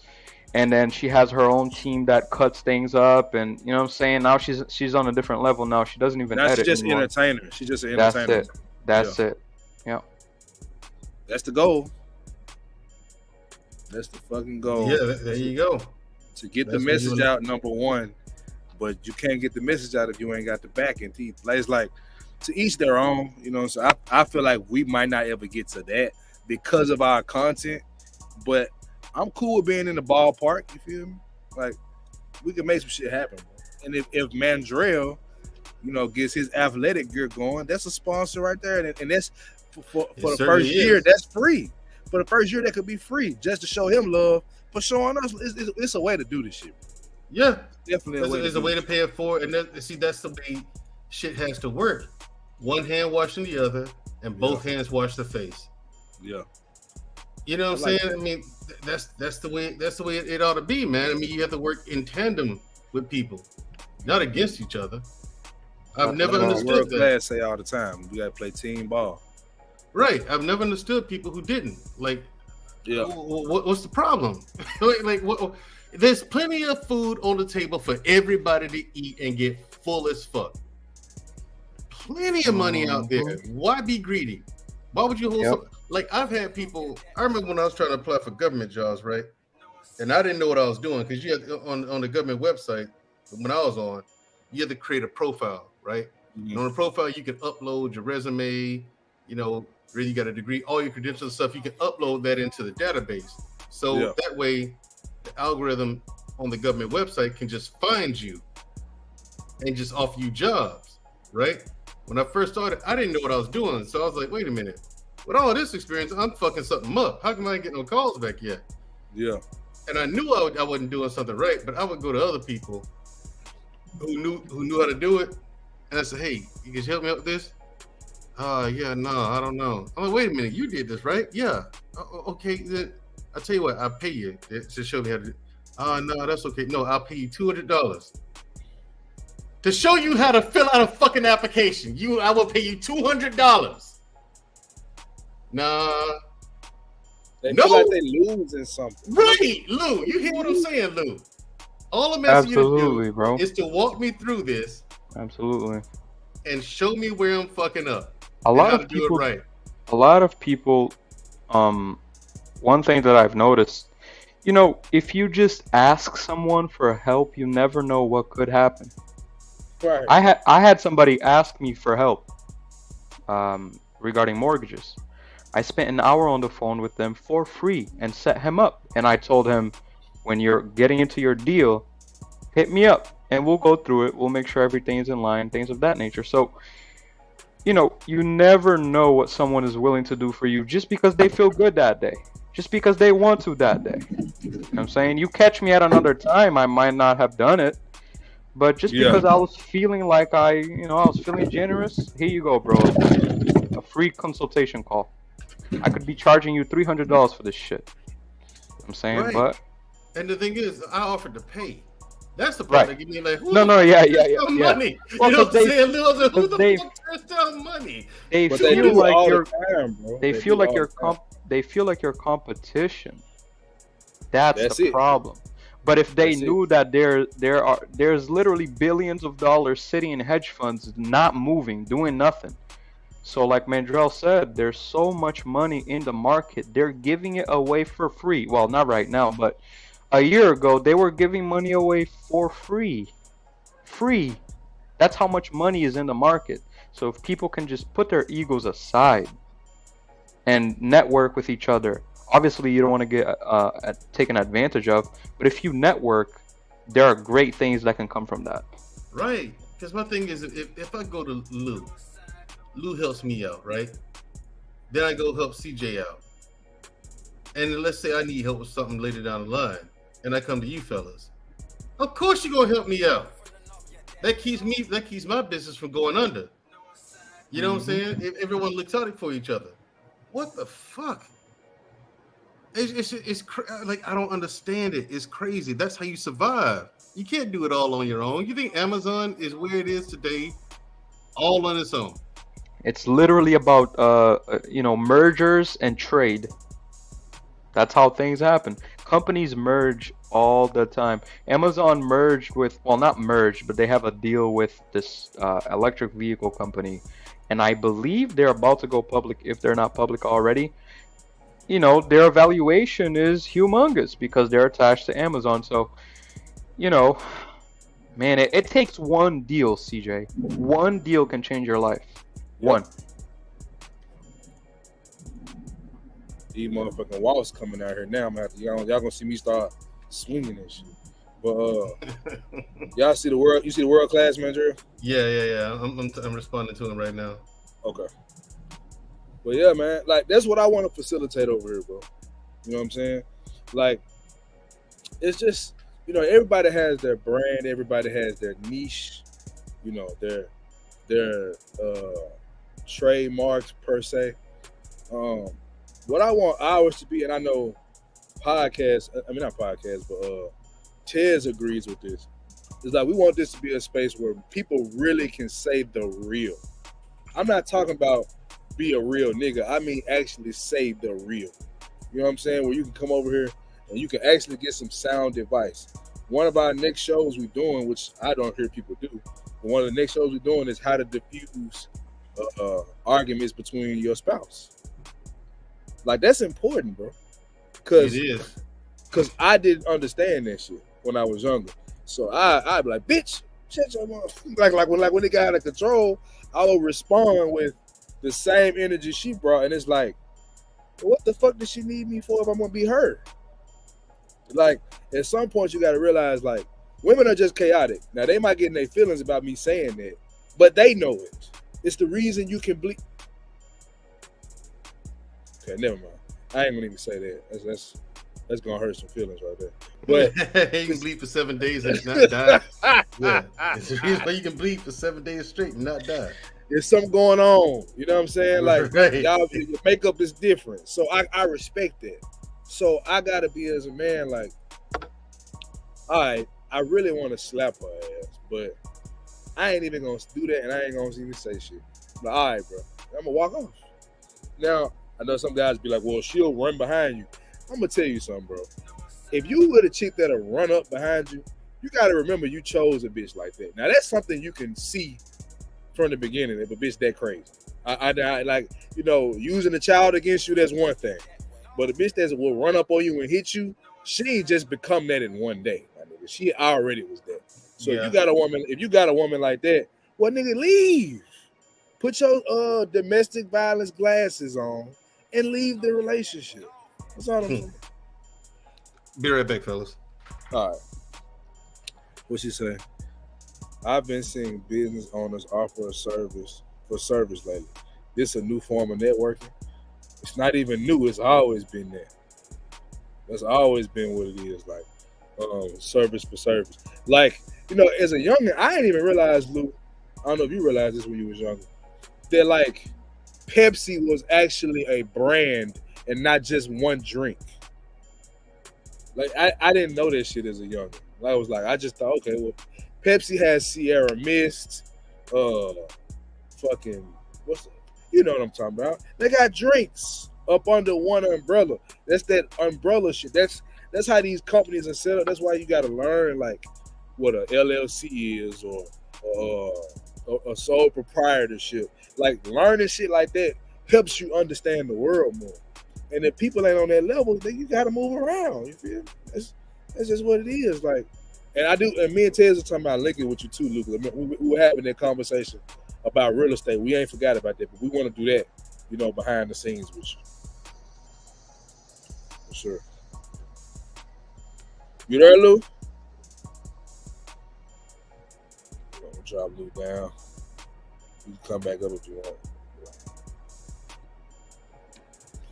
What up, Lexi? Sexy Lexi, what's going on? Peanut butter spice. Okay.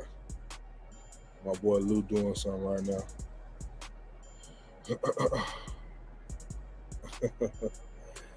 Said I'm working on my tan. Something like that. But yeah, man. Like I said, I want to come out here and just talk about some positive vibes. You know, anybody can pull up. You know what I'm saying? I'm chilling right now. I ain't got shit to do. But I just wanted to talk about this because, as you see, talking about positive vibes and good vibes and positive outcomes, it's moved the conversation forward in a way that it's not negative. We sitting here brainstorming and talking about things like business for business or swapping of services. Stuff like that come from positive conversations. Now, we sit here talking about, you know, I don't fucking know why black women ain't this. Well, it's going to warrant a certain conversation. And I'm cool with having those conversations, just not all the time. You know what I'm saying? Because it is negative, bro. Even if you're trying to help, it is negative. That's why we've, as a podcast, have sort of to rebrand ourselves. You know what I'm saying? So that's where we at with it, bro. Like, we just trying to have something positive. Like I said, we've been on the radio. You know what I'm saying? In Memphis, we were on K97, iHeartRadio, showing us love. And for y'all that haven't seen it, I just want to show y'all, you know what I'm saying? Because we got positive outcomes from having good vibes and being good people, man. I want to show y'all good people win too. If y'all view me as a good person, then this is just as much as your victory as it is ours. You know what I'm saying? Because we live by this shit. Let me show y'all. All right. Pull it up just a second.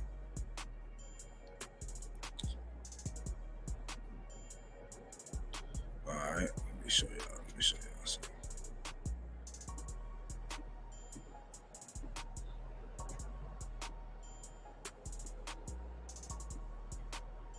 So this was the radio shout out. Hip Hop and R&B, Big Stu Rocking with you. And let me tell you something. I got a chance to hang out with the podcast community in the city over the weekend. Ina Esco's verbally effective. She holds a quarterly pod bots. So I got a chance to meet all these folks. These are some podcasts you need to look for on our iHeartRadio app. The fye100. The Start You of feel Black me? America, Yeah. The Main Look Yeah, podcast. Jack. Ron- You know what I'm saying? This was where we was at when we did it. We cover a limited range of topic viewpoints to create a positive and respectful dialogue.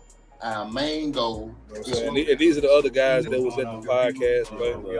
But, that's my kinfolk right there. They the Main Look podcast. I'm recording our story from this man here with Dominic Lawson. It is important because education where we know it is a method. And shout out to Ina Esco Ron Hurd for creating this platform, man. Shout out to y'all. Go check out Ina Esco, verbally effective. You know what I'm saying? She showed a lot of love, and that's kind of how we got in this position. She showed us love, and we ended up on a radio station for people showing us the love back. So, man, look, being a good person, bro, you can win being a good person, bro. It seems like you can't, because I get it. The bullshit, the negativity, the beef, the drama, the gunplay, the hand play, all that shit, bro, plays a factor. You know what I'm saying? My boy Lou back. So yeah, bro, good people can win. I want y'all to understand good people can win. What's up, Lou? Yeah, my bad. I was just uploading something and I couldn't move my mouse as I was messing with this program. Yeah, good people can definitely win, especially when a good person understands how to utilize darkness. And this is something that people don't really understand. There is darkness within all of us, but being good is understanding how to utilize and control that darkness. And that is what we're all trying to do here in essence. We may not know it, but we're all trying to fight against our natural urges, which is really to eat pizza, sit in the couch, and watch Netflix. You see what I'm saying? Yeah. Because that's what I want to do. I don't want to work out. I don't want to go to work. I don't want to help anybody. I want to lay down, watch Netflix, and F off. That's what I really want to do. But that's not how you win. Unfortunately, you can't, like, I would like to pour me a nice cup of hen, lay between some nice sized ass cheeks. See what I'm saying? Put my head in between some nice sized titties, but you can't win like that. You can't win like that. You have to put in work. So what's up, Jill? Chocolate Drop, how you doing? Go ahead, bro. I just want to shout her out because I don't want her to feel left out. No, it's all good. But yeah, that's how you win. You know, delayed gratification. So yep. Instead of instant gratification, man. Absolutely. Instead of that microwave shit. I got a lot of that as a youngin. You know what I'm saying? I got a lot of the instant gratification at a young age, like, and usually it was coochie. You feel me? And I ain't gonna lie, like, I ain't trying to toot my horn, G. You feel me? That's not what I'm doing. But I done hit a lot of women, bro, and it's like that shit gets you nothing. It gets old too, to be honest. Look, it's trouble. I don't know if I want to get married, right? You guys know this. But at some point, sexual relations without love, to me, it will get old at the end of the day. To me, I could be wrong. I could have a chemical imbalance. You see what I'm saying? I could not be the regular guy out there just trying to run through everything. But to me, at some point, sexual relations without love is just pointless. So I don't know, bro. It's all about what you're willing to sacrifice for success. So Facts. I agree with you, bro. And that's what I'm saying.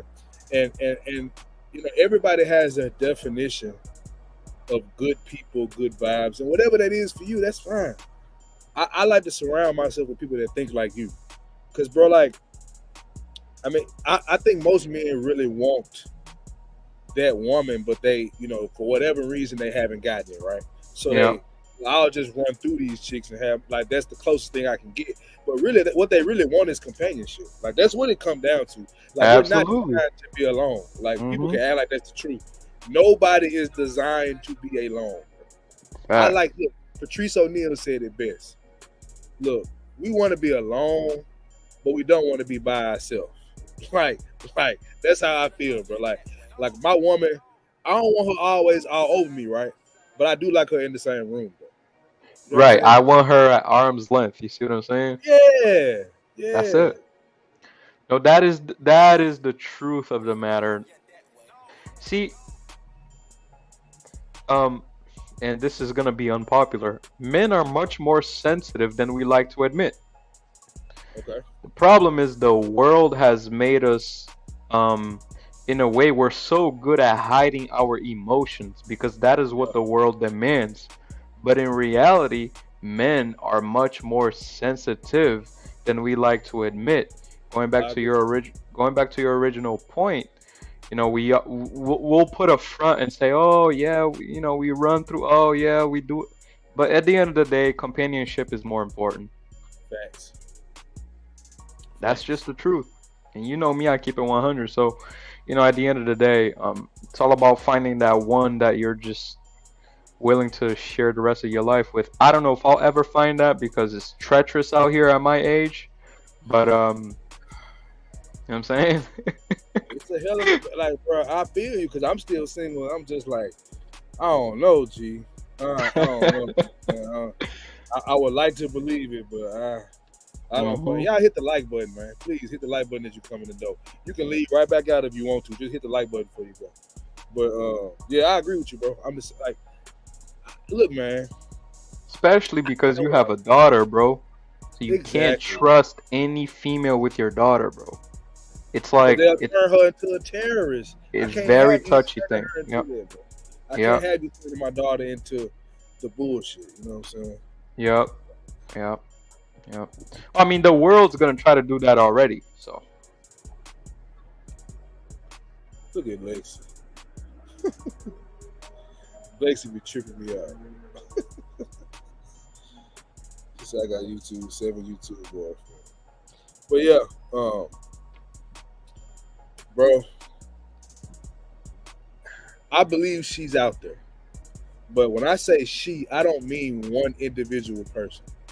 I mean however life is going to shape me and shape her as this time passes while we're waiting to meet each other, right? That's what's out there waiting for me. Like life is going to bring me to this person. That's what I believe when I say she's out there. I don't know her name. I don't know her race. I don't know none of that shit. All I know is she's out there. And maybe I've already met her and fucked it up. Who knows? All yeah, I'm saying is it's out there. You know what I'm saying? But if I keep running through chicks, right? How do I know me running through chicks won't run her off? It's just a way to think about the shit. Like, if we want these things to work for us, we want the best outcomes for ourselves, we got to sacrifice what we want for what we need. and that's where it gets touchy because, and it's funny how we always come to these conversations. Men are much more willing to do exactly what you just said. Facts. Women are not. Women are not, bro. Like, it is very hard to find a woman that is actually willing to sacrifice herself or what she wants for the betterment of the community and or herself. They don't even want to protect them from themselves in general. So everybody, including you, put your country flag in the chat, bro. You see what World Class just said. He's not lying. Like it's plenty, it's plenty foreigns in here right now. Y'all drop y'all flag in the chat, man. Go ahead, Luke. yeah, so it's I don't know, man. That's why I would rather, be married to my job, yo. Like it is what it is. Cause you can't get married without having the bag anyway, according to them. So But I will say this though, a lot of that shit be capped. Like, cause I'm dealing with a chick. I talked to a chick right now. Lacey dropped her flag. You know what I'm saying? I talked to a chick right now, right? How much I make hasn't even come up. Sex has come up before my damn wallet came up. And like, she got a son or whatever. I told her I got a daughter. We just chopping it up, having real life conversation. Like, bro, like, only women that really care about that shit is the women that can really get that out of a man with no problem. Like the problem that we're having is the average women are talking like the bad bitches. Like that's the problem that we're having. Is they're talking like yeah. You can't tell them that because they're gonna be like, you know what I'm saying? But it's true though. I mean, listen, I don't think it comes. Listen, I think it comes up, but it doesn't come up in dating. Yeah. It will come up. You know what I'm saying? I agree with you. Yeah, like when it comes to a relationship, like she's going to eventually like want shit, and if your money isn't able to provide that, then you might have a problem. You know And what it starts with something small. I mean, oh, can I, have $20? Okay, and then out of a sudden, I want to buy a wig, $300. Okay. Then out of a sudden, that's how they are, bro. At least in my era. That's how it grows, though. Like, you know what I'm saying? The thing is, for me, that's why as a man, you want to constantly be elevating, getting to some money, not necessarily bag chaser. I'm not a bag chaser, bro. Like, and maybe that's stupid of me, fine. But I'm not a bag chaser. I'm just trying to live a good life. So I will get to some money, but I'm not obsessed with becoming a fucking millionaire.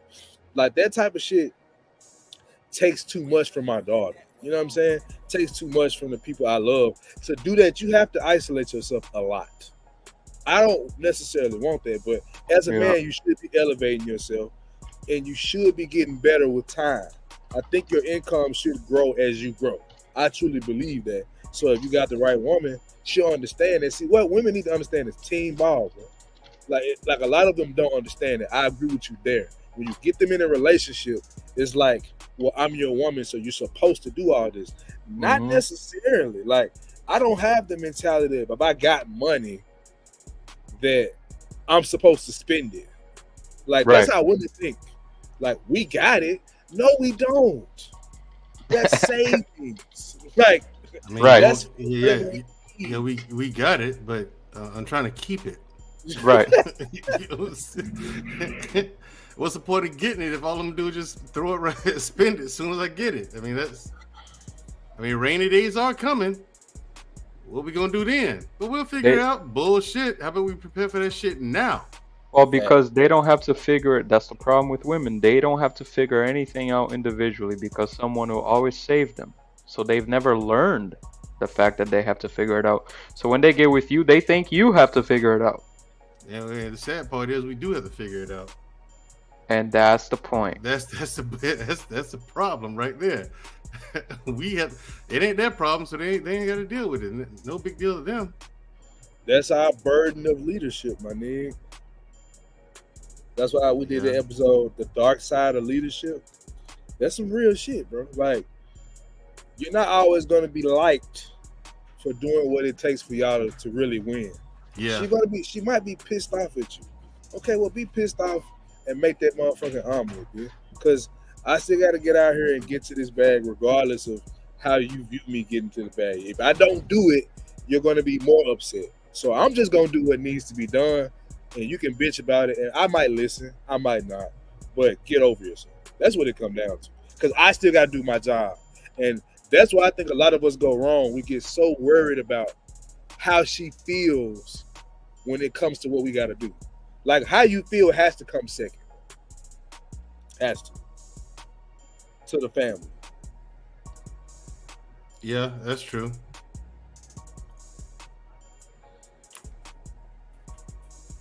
She said she a damsel in distress. Thank you for putting up the Brazilian flag. Let's get it. Look at Lexi, man. Lexi don't love nobody, man. Hurt my heart. She and her flirting.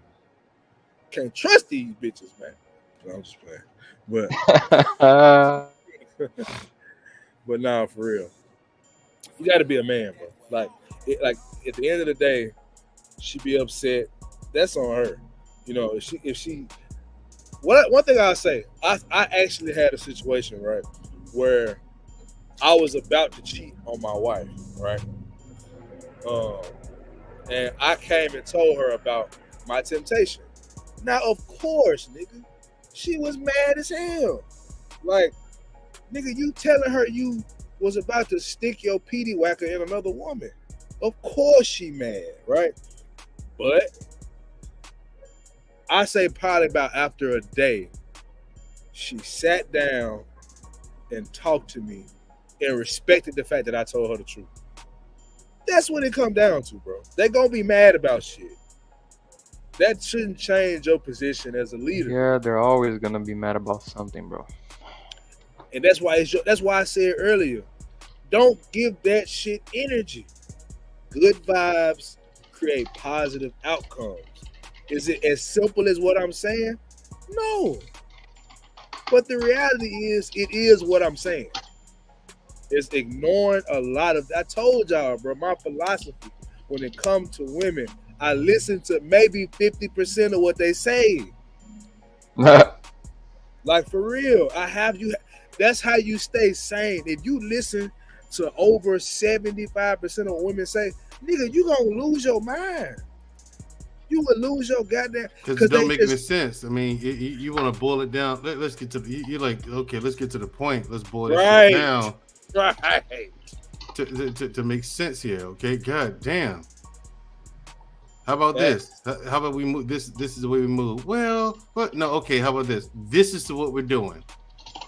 So you're just gonna tell me what we're doing? Yes, I'm just gonna tell you what we're doing. This is how we're moving. I don't agree with that. You don't have to, but this is what we're doing. Mm-hmm. That's it. And she gonna bitch, complain, and you know what she gonna eventually do? Yes, sir. God damn it. Go dry that car, put gas in. The oil I changed. You hear what I'm saying? Go cook with them goddamn Williams Sonoma pots I bought. So that's how you know I've been married, nigga. I know this shit. Nigga. It's the truth. They gon' bitch. That's what it's in their nature. Now here's my problem, ladies. Can you accept that sometime I want to knock another bitch down? That's in my nature. But see, they can't accept that.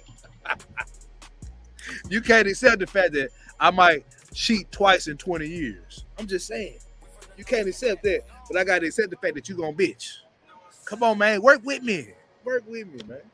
That's all we saying. Work with me. Yeah, I don't think I'm willing to work with a woman, bro. I swear to God, I'm not gonna work with anybody. And I think it's because of like the near-death experiences that I've had. I don't really care about your feelings that much because I'm too busy worrying about mine. Because when I almost died, no one was there for me. So that's just my mentality, and I may need therapy. You see what I'm saying? But that's just how I roll now. But maybe I need therapy. I don't know. Yeah. Y'all, I want y'all to look at this question because I asked this question. I didn't get enough answers. And ladies, usually men see what I'm saying? Usually men won't admit this, but maybe I need therapy. I'm just saying. So, if a man cheats twice in 20 years, does that make him a bad husband? Yes, type 1. No, type 2. Somebody, talk to me. Lexi said, hold on. Lexi said, I love Williams Sonoma. See, I told you I know what the fuck I'm talking about. Yeah, them Sonoma pots and pans, nigga. Tell you something.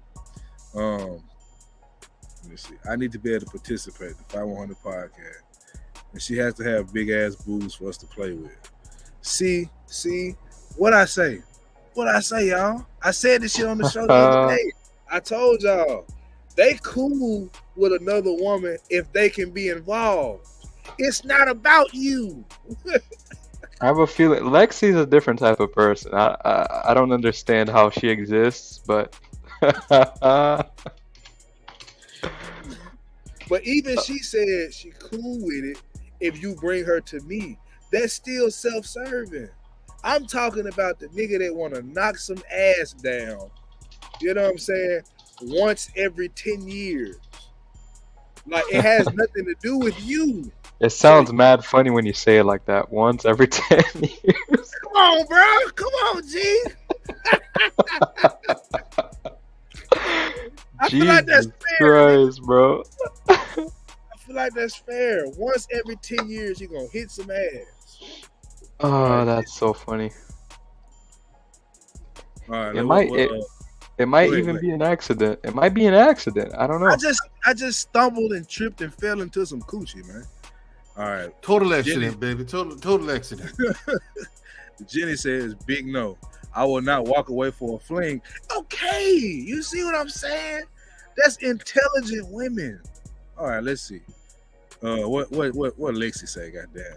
Damn, you want to be with her one-on-one? That can be negotiated. Oh, okay, goddamn, Lexi. Damn. You can't even argue with Lexi, man. Right. Okay, that could be negotiated.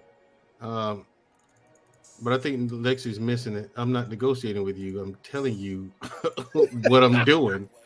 Okay, you ain't gotta like it, but this is what's going down. That's what I'm saying. I'm not negotiating with bro. I just don't care that much. I'll just bring you up to speed on the current situation. I just don't care that much. Ain't that what? But fellas, ain't that what it is though? Like, if we're being honest, how many times did I not fuck another woman? So you worried about when I did it. You need to be thinking about when I didn't. Especially if I'm at the top of my game financially, we got nice cars, and I got a ring on my finger. That's automatically a fucking magnet to coochie. It is. For some reason, single women love married men. Bro, I'm telling you, I went through that shit, bro. Tez go through that shit now. Especially with you guys, and now that you guys are getting popular and shit. Come on, bro. Oh yeah, the clout is like an innate turn on for women. But we supposed to be unflappable. Like, do you see this bitch ass? Like,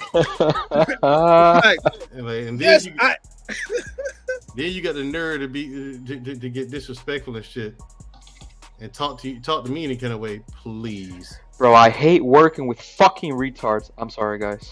Jesus Christ, bro. It happens, Lou. Calm down, Lou. It's okay. She said, annual hall pass. See, hold on. That's what I'm talking about. Like that's the right spirit. You know what I'm saying? Because I still feel like I don't need permission, but I will say to have you on board is great. It's great to have you on board. You see what Jenny Petty ass just said, man, Drew? What Jenny say? And it hurts a lot.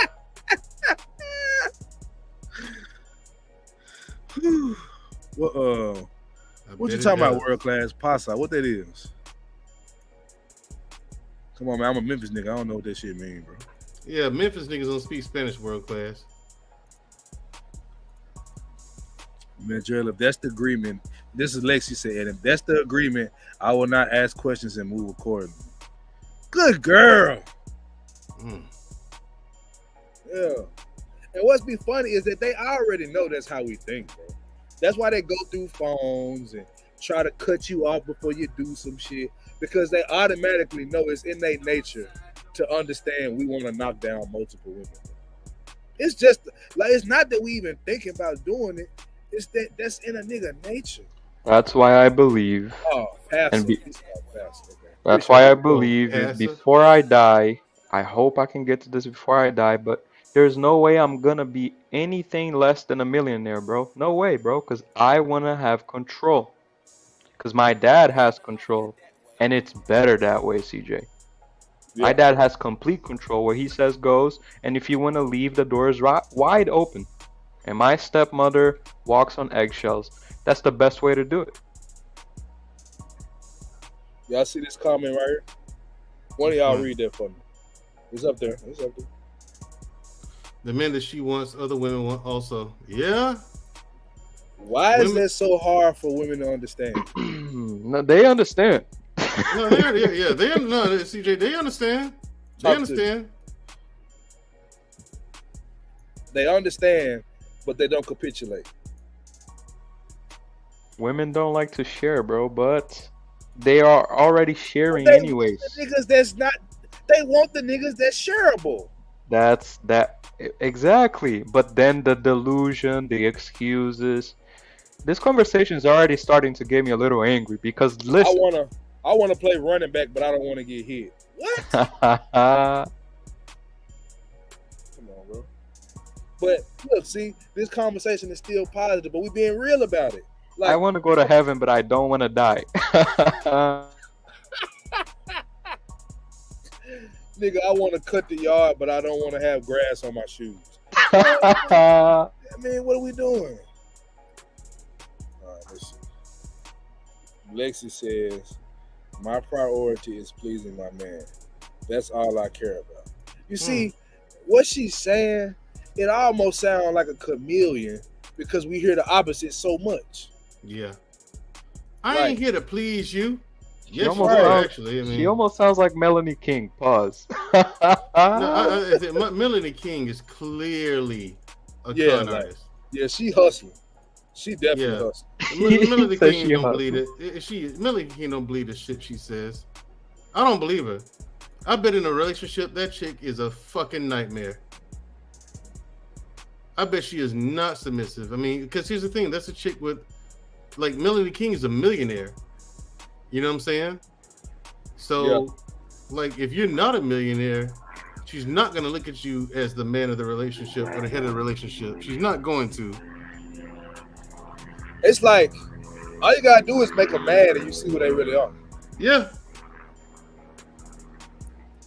It don't take, like, I heard her go off on a nigga.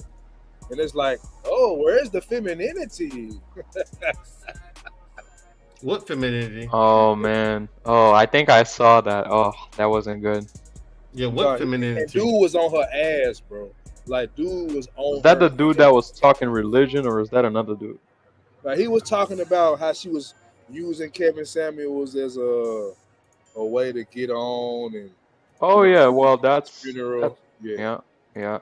She was like, you're a blue pill. Da da da da. I was like, there you go. There she is. But I mean, it's like, I think, and men gotta deal with this shit too. Because look what World Class said. He said, I only talk to women that wants on their own to see me with other women. I'm not capable of monogamy. If I wasn't, team shoo brother-in-law man. Oh shit. But even what he's saying, like, I mean, hey, at least he's honest. You gotta set a line. You gotta set the line, bro. Like, you can't lie to him. Like, I would tell a woman, I'm not a guy that's just like, I can be monogamous, but once every 10 years I might fuck a bitch.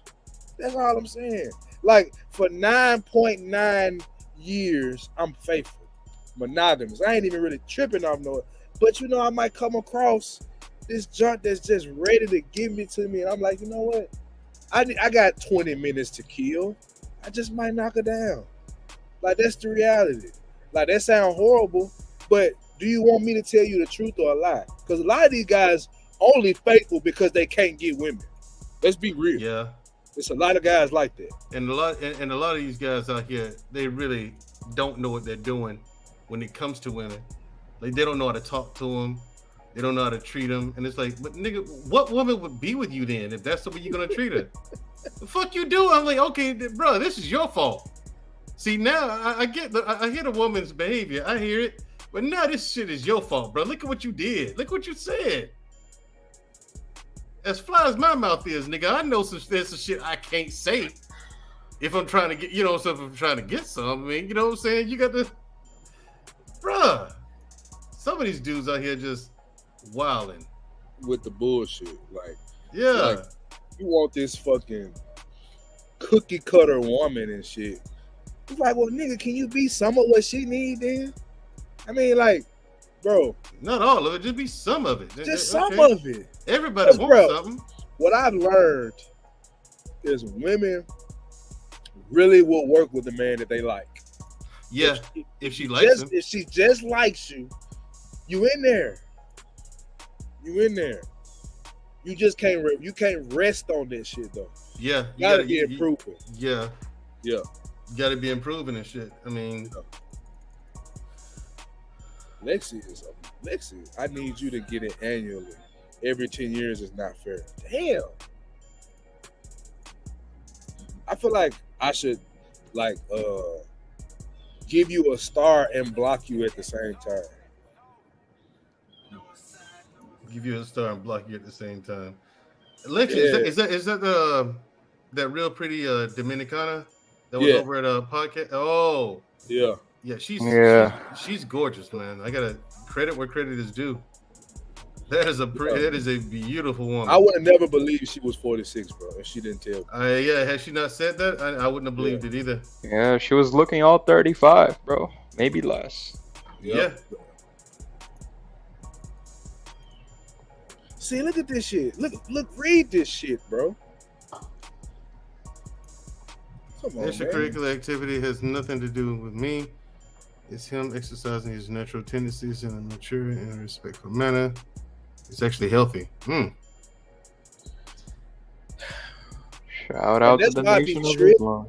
It's so true, bro, because they go looking in your phones and shit because they already know that you thinking like that.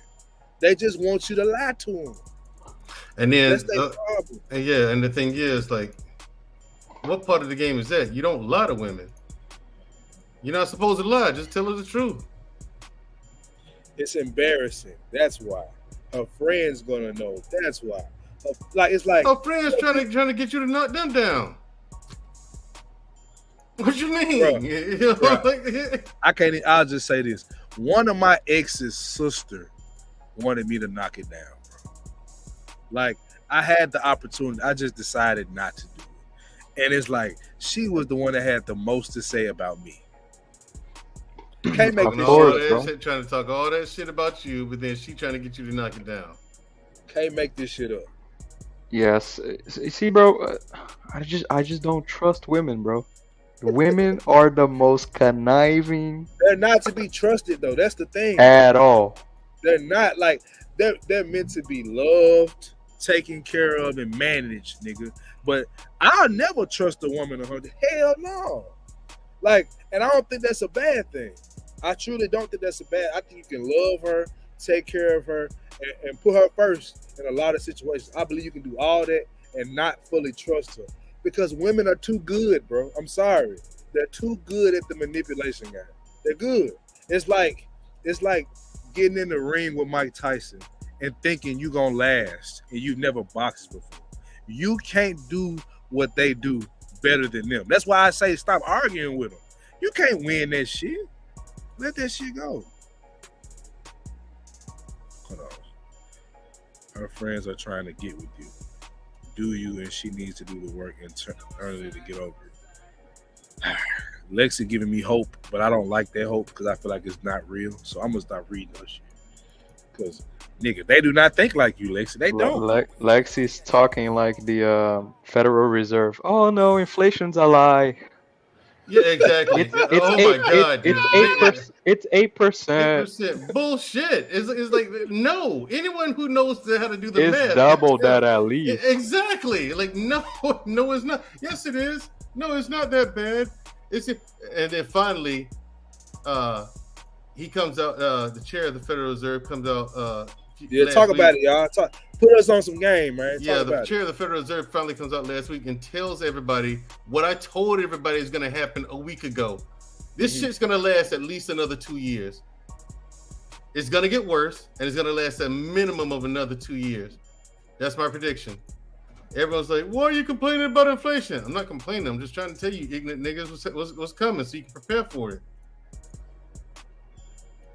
Lou, did you listen to that broadcast I did when I talked about the inflation report? I think I was there. Yeah, I think you did pull up. Yeah. And I was like, yeah, bro. Okay, here's what they're saying. Now let's look at what they're doing. First of all, never trust Let us any, look at what never they're doing. never trust any government. That's number one, No. right? And especially when it comes to the economy, because we know that the economy is the most sensitive topic when it comes to keeping people under control. And under control, what I mean by that is just keeping people, quote unquote, happy so they can continue to pay taxes. If you knew that your money was fake and that they could implement another currency tomorrow and all you work for is down the drain and nobody cares, you would not do what you do. But in order to keep the illusion going, they must lie to you. They lie all the time. All the time. And people like, aren't you proud to be an American? I'm like, yeah, kinda. It could be worse. That's honestly my answer. It's like it could be worse. But, yeah. Right, exactly, CJ. It could be worse. Like that's really my answer. Like, right. It could be worse. So I mean, I guess it's alright. I love America, and what I love about America is one, America's ability to build a house on sand fountain. Like America is the greatest, like, bogus developer that has ever existed. They will build houses on foundations that can fall at any point, but yet it works somehow. And then two, the availability for credit. There is no other country on this planet that gives credit like the United States has such low rates. Except for maybe China, because they have a social credit system, but yet the rates are super high as well. I remember getting a loan for $10,000 to pay off my credit cards. I applied on a Monday, sent my pay stubs on a Tuesday. They ran my credit. I had $10,000 on a Wednesday. 3 days, $10,000, free. I think it was like 4%, Mandrell, 5%. And my credit cards were at 20. Yeah, DCU credit union. And my credit cards are 20%. So do the math. See what I'm saying? I pay the credit cards off, and I think I pay $100 a month. So I love America for that reason. The availability of credit is such an amazing thing. Yeah, and most people ask, here's how you know people who don't know what they're doing, they're talking about. They would ask you, why would you get a loan to pay off credit cards? I'm like, look at the difference in the interest rate. Right, 5% to 25%. I will take that any day. I'll take that all day long. Yep. You still got the same amount of debt. Your interest rate is lower though, so you're paying less. You're paying more towards principal, way more towards principal. Exactly. So if you understand money. You're gonna get that debt paid off a lot sooner. You see, Absolutely. Your credit card is at 20 between 20 and 25%, dude. Say you make a $200 payment. At minimum $50 of that is going towards interest. Y'all go subscribe to my guy Poppy Blanco, man. Got a lot of love for my boy. Y'all go subscribe. Yeah, I like to him. Poppy. He needs to make another video though. But this year he definitely need to do some shit. But yeah, Poppy is just sitting on the subscribers doing nothing. Yeah, exactly. That nigga jump in every chat room. Please follow my page and subscribe. I'll drop a video once every 6 months. Thank you. Looking at it. But but for real though, this is why I wanted to have this conversation. I didn't think it was gonna turn out like this. I thought I was gonna be done in an hour. But that's what I'm talking about. When you have the good vibes, it create positive outcomes. Like y'all talking about breaking down this shit to a percent, using one debt to pay off another debt to ultimately knock down the principal. Love it. And then you find out that DCUs, because they are member based, they offer lower rates all around. So I think not what DCUs. What is sorry, that? not DCUs. DCU is a name of Jesus Christ, how would you call it? Mandrell, help me out here. A credit union. So credit union, yeah. DCU, Digital Federal Credit Union, is a credit union that I have accounts in. And I found out that they also offer credit cards at half of that percentage. So their credit cards are at 12% APR. So it's better to bank with a credit union usually because they will offer lower rates all around in all the products. Yep, And that's why with my business, one of my business accounts is the one for Free Flow Athletics, the clothing line. That business account is with the credit union. Yeah. And they offer higher APY on savings account. It's like more than 3%. So why not? See what I'm saying? And people are like, no, don't go to credit union. You want to go with a bank? Like, why would I do that? Right. Well, why would I do that? For me, the problem with credit unions, and this is why I picked DCU, because they're one of the biggest, if not the biggest, credit union in the Northeast. There are that many brick and mortars out there, man. Yeah, they have good technology, so they're kind of like Bank of America when it comes to technology, anyway. So I really love it. But yeah, I have, not downing any of the bigger banks, the retail banks. I have a credit card with Bank of America for 11,000, another one for 8,000. Technology is great. I would rather not use them if I have to. See what I'm saying? Yeah. Like I got one with Capital One. I got one with USAA. You know what I'm saying? I got one with the credit union. It's called Max Federal Credit Union. I'm like, okay, all right, that's enough. I got 3 credit cards. That's a big enough line of credit, And so, I mean, I've had no problems out of the credit union at all. Yeah, I love the credit unions, and soon I'll let you guys know how it happens. But soon, I think it's U.S. Bank. U.S. Bank offers personal lines of credit at half the normal APR. So I will use that instead of personal loans or credit cards. Yeah, I plan on buying next year. So this is the year I'm really like locking in on learning as much as I can about credit. Buying a house? Yeah. Yeah, that's easy. I can set you up on that. Yeah, you might want. But you will want to wait 2 years. Yeah, but it's you want to wait a little longer than next year, man. I'll let you know, bro. I got your back. Yeah, I don't think the housing market is gonna crash per se, but shit's gonna get light. I mean, it's bad for sure. It's gonna hit houses.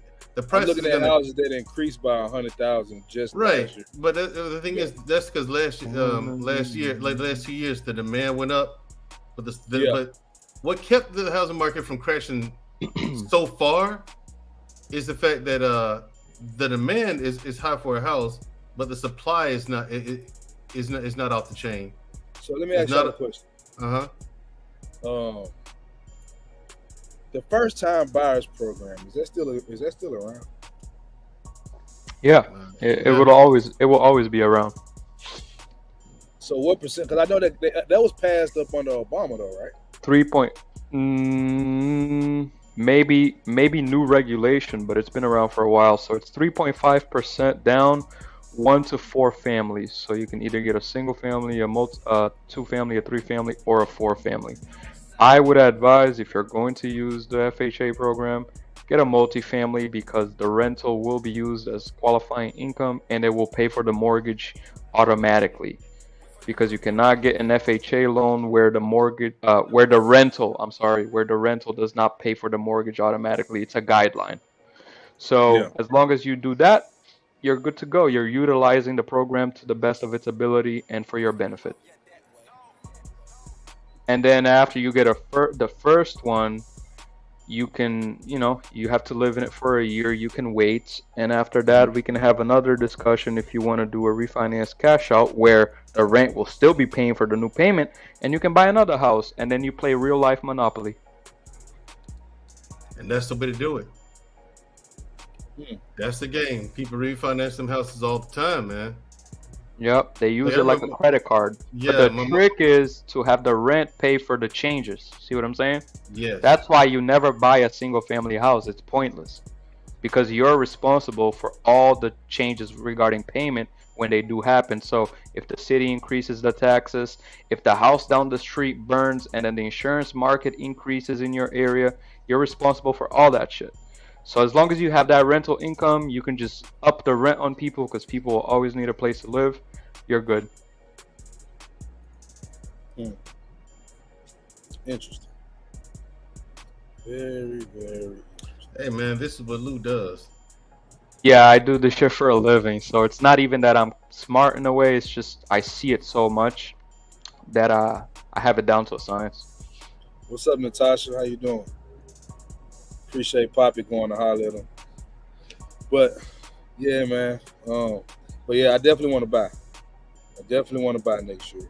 Cause like I Yeah, said, bro. I'm Do it. trying to build some shit up, and my daughter want rabbits and dogs and shit. So I've rented a few times, but I don't like to rent. I really don't. The link is pinned to the chat, y'all. If y'all want to jump in. Yeah, because you're beholden to a landlord. I'm Right. looking at I'm googling your market. Let me see what's going on in your market. Memphis, Tennessee. Yeah, I mean, hey, it's higher than usual, but it's still not high compared to a lot of other places. Not hard compared Yeah, to that's here. true. Yeah. It's high for us. That's it. A 4-family house near Boston is 1.5, 1.2 million. God damn. Yep. So you gonna get 300,000-400,000. You're gonna get a nice ass house. And then a 2-family in Medford, which is 15 minutes away from Everett, closer to Boston, is 1.5 million, 1.2 million. The closer to Boston you get, the more expensive it is. The further you go, the cheaper it is. Allegedly.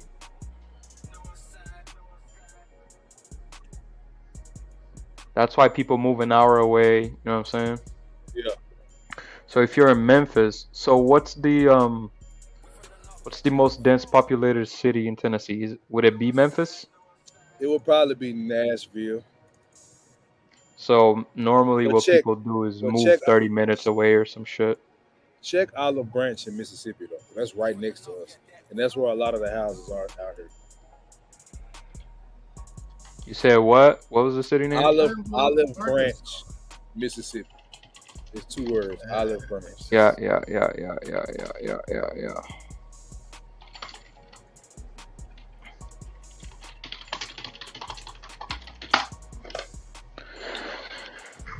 Da-da-da-da-da-da.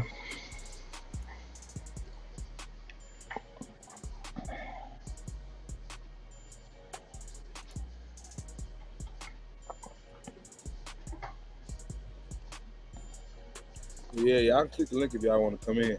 I don't know how long I'm gonna be up here though. Cause They don't want to come in, man. They're too chicken shit to come up here and have an actual conversation. Yeah.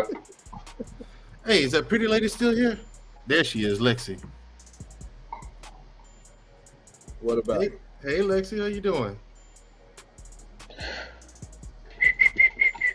So it looks like the inventory is low there, Yep, at least for it is. multifamilies. So let me look at Memphis. Because the multifamily game is the game you want to play. I got a surprise for you, man, Jerry. What's that? Oh! What's up, I got a Lexi? surprise for you, man, Jerry. What's that? Hi guys. Hi Mandrell. Hi Hi, Lou. Lexi. How are you? Yo. I'm doing well. Hi CJ. What's up, Lexi? Sexy Lexi. CJ's living that lumberjack life. Lumberjack life. He out there chopping Slanging that trees. You heard Ted's on your ass now, man, Dre, because you talk so much shit. What do you See say? that now? Stop simping, man, Dre. Hey, nigga, I'm not simple. I just said hello to a female. Hi Mandrell. It's called having manners. Mandrell, did you have your espresso already? No, I did not. I didn't have any coffee today. You want me to go make you one? Uh-oh. Okay. That nigga shook. That nigga shook. No, I'm not sure.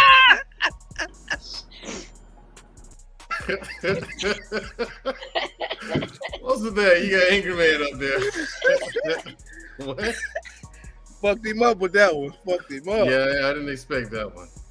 In my Dominican household, my father always loves the way I make his espresso. So he would tell me, Negrita, go make me my coffee, please. So I know how to make it with the sweet foam on the top. Okay. Sweet phone. Yeah, You take the sugar with a little bit of coffee, and you have to kind of like mix it fast with a spoon, and it makes a foam. And then you pour the espresso in there. Oh my god! And it's got the perfect little level of sweetness. Yeah. The Mandrel is spoken for, so I don't want to be too that's true. out of line. Too aggressive. Good job, Mandrel. It took you long enough to mention it, but good job. I'm proud of you. Thank you very much. Thank you. I'm proud of you. Well, I came in hot. She did. She came in hot.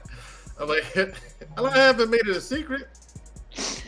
I came in hot. I didn't even give him a chance. She came in guns blazing like Yosemite Sam. Like, okay. All right. Well, this is what we're doing. Well, I'm being fresh because I love the conversation, and I think it's important for women to know that it's delusional to expect your man to be monogamous, and if you love him enough and you truly care about pleasing him, you can have a conversation about it. You can set some boundaries. You can let him know your hard limits, your soft limits, and then it could be done in a way that doesn't impact their relationship or whatever you have. So it's possible. I just think some women are delusional to think that they're going to be only with one woman. I don't think that's possible. It is possible. You got some guys out there who can maintain monogamy with Yeah, one but woman. but what's their mental health like? It's good mental health. Oh man, she said, "What's their mental health like?" Their mental health. Wow. Jesus Christ. Like why would a man have to do that? I mean, listen, if a man does that for his woman, I know he's suffering. He's suffering. I love Lexi. There's some truth to it though. Like, I'm just like, what do they even make women like this? In South America. Yeah, they have to be. Not in America. In Asia. I exist, and I have had exes that, I knew that their tendency was going to be that. Obviously, they're the type of men that other women want, and they would, tell me what it is. And I had one guy that I told him, babe, I want to participate. He said, I don't want to share you with anybody, man or women or even a dog. So he wasn't interested in having me be a part of it. So, he did it when he did it. And I just didn't ask questions. And I was happy. I never even asked That's questions. the thing. If they don't ask, they will never know when or what or who. Never. Yeah, that shit might take 10 minutes while I'm on break at work. Right. And you will never know.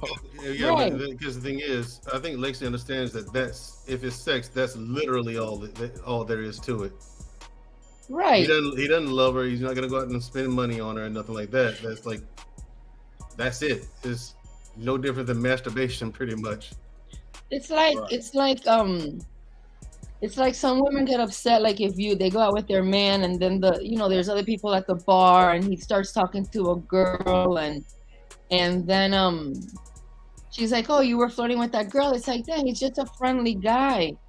He's, you don't know who you're with. And you know what it is for me too. I get hit on by a lot of couples. I always, I get hit on, the woman will come and try to groom me. And then I know that her and her husband are trying to bring me into their space. And I've participated. And I know that it's possible for a couple to have a healthy dynamic. It's just that the woman has to feel secure and feel loved and feel respected. And if those things are in place, then that's it. But if he's sloppy, if he's messy, he's dramatic, it's like then he's not. But 3.5 down, CJ, that's 20 grand. You see what I'm saying? Yeah. So, and you have that rental income coming in for that to help supplement for the qualification. So that's not bad. And you got to look at the land. So if you have more than an acre, who's to say that you can't build on top of that? You see what I'm saying? Yeah. Then you have to, yeah, you have to put yourself in a position. It does seem like the Tennessee market for multifamilies, anything above 2 families, very, very very low, almost non-existent. Because I'm looking at it right now. But just for sake of conversation, to put an end to it, you have to look at all those things and put yourself in a position. And Lexi's a real estate agent, FYI. So we're all here for you. Yeah, Just we're all here for you. Let me know when you get closer to it. Yeah, and I want to know what are we just gonna pretend like Lexi didn't just say she participated in couples with couples and everything? We just pretend like that she didn't say that. She said she wanted to. I've been with a lot of couples. Oh, you've done it. Okay. See, I mean, y'all just gonna pretend like that didn't just happen. Am I the only one that heard that? I'm just. No, that's kind of normal for for Hispanic and South American women, though. To be honest, because if you watch videos on Wait a minute. Wait a minute. That's facts. If you watch these videos about women in South America fighting over their men, they usually beat up the woman. The man doesn't get a scratch. Why? Because it's between the women. The women understand that men are far few in between. So all this shit happens and it's completely normal.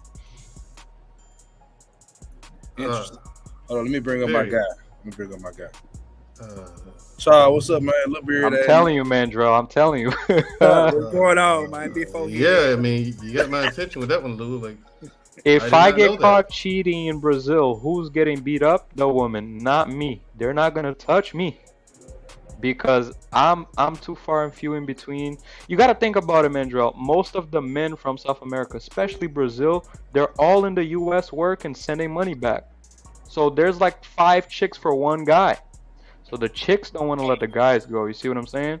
But over here in America, there's too many men. So the women are having a field day. Or so they think.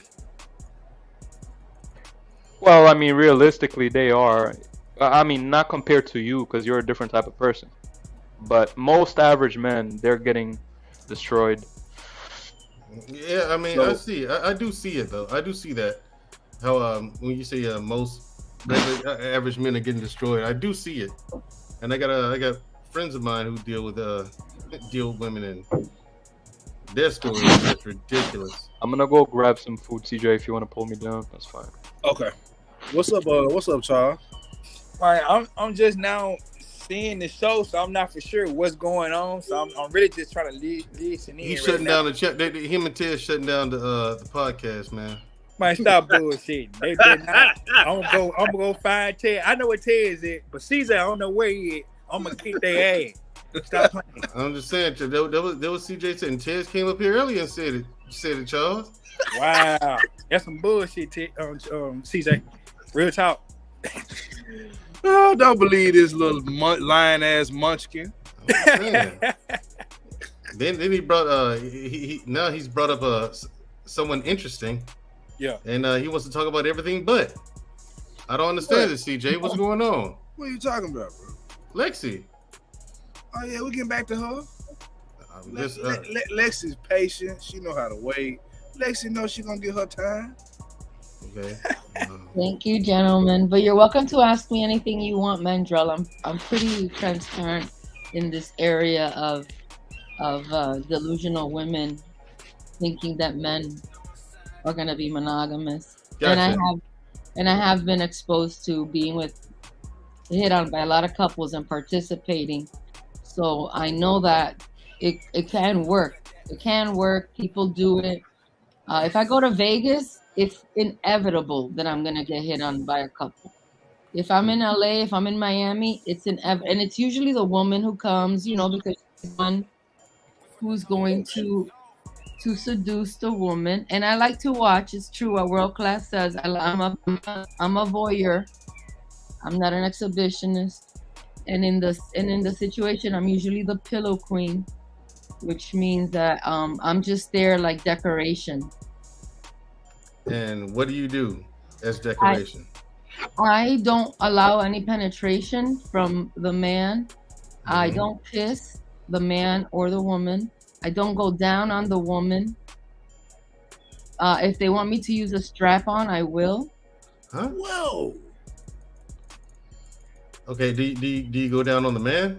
No, I'll make her do it though. I'll hold her head and make her do it.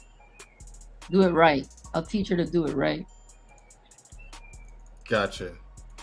Yeah, You like did- I am the dom. I'll be the dominant in the situation with the woman pretty much. And then I bring out in her, I bring out that inner like naughty woman in her. She wants to be treated like that. She wants to serve him and serve me. So I put her to work. So, what say you do meet a guy who just wants to be monogamous? How do you handle that? I don't believe him, but I'll be okay. But I'll be watching and being like, let me see what's gonna really trigger him because I don't believe him. I'm not gonna be like, I don't believe you're not gonna cheat on me. I don't do that. But I'll be like, really? You only want to be with me? Like, come on, guy. I'll tell you something about. I say they out there because I'm one of those guys like that. I don't have the time, the patience, nor the interest of entertaining more than one woman at a time. Women are a pain in the ass, and you're expensive. Okay, so two? No. Why? I'm just Yeah, saying, but who wants to deal with this? Who wants to You deal talking with about that? you talking about actually being in a relationship with another woman. I'm just talking about, from my standpoint, I'm talking about like you gonna knock something down every once in a while. Like I'll go home. My lady's there. I'm gonna go ahead and knock her down because listen, there's too much shit out there for you to catch, and I don't want to go out there knocking some other chick down. And I come home, my dick falls off. I ain't about that life. I won't knock you for being faithful, bro. Well, if you are monogamous because you chose to, not because I made you, not because I gave you I gave you what are those things, an ultimatum? No, if it's because that's the decision you're making, then that's what the decision is. Because the decision is whatever you want. I'm here to please you. In my mind, when I'm with a guy, my psychology is, what can I do to please him? What can I do to please him? Because if I'm not pleasing you and I'm disappointing you, I feel bad.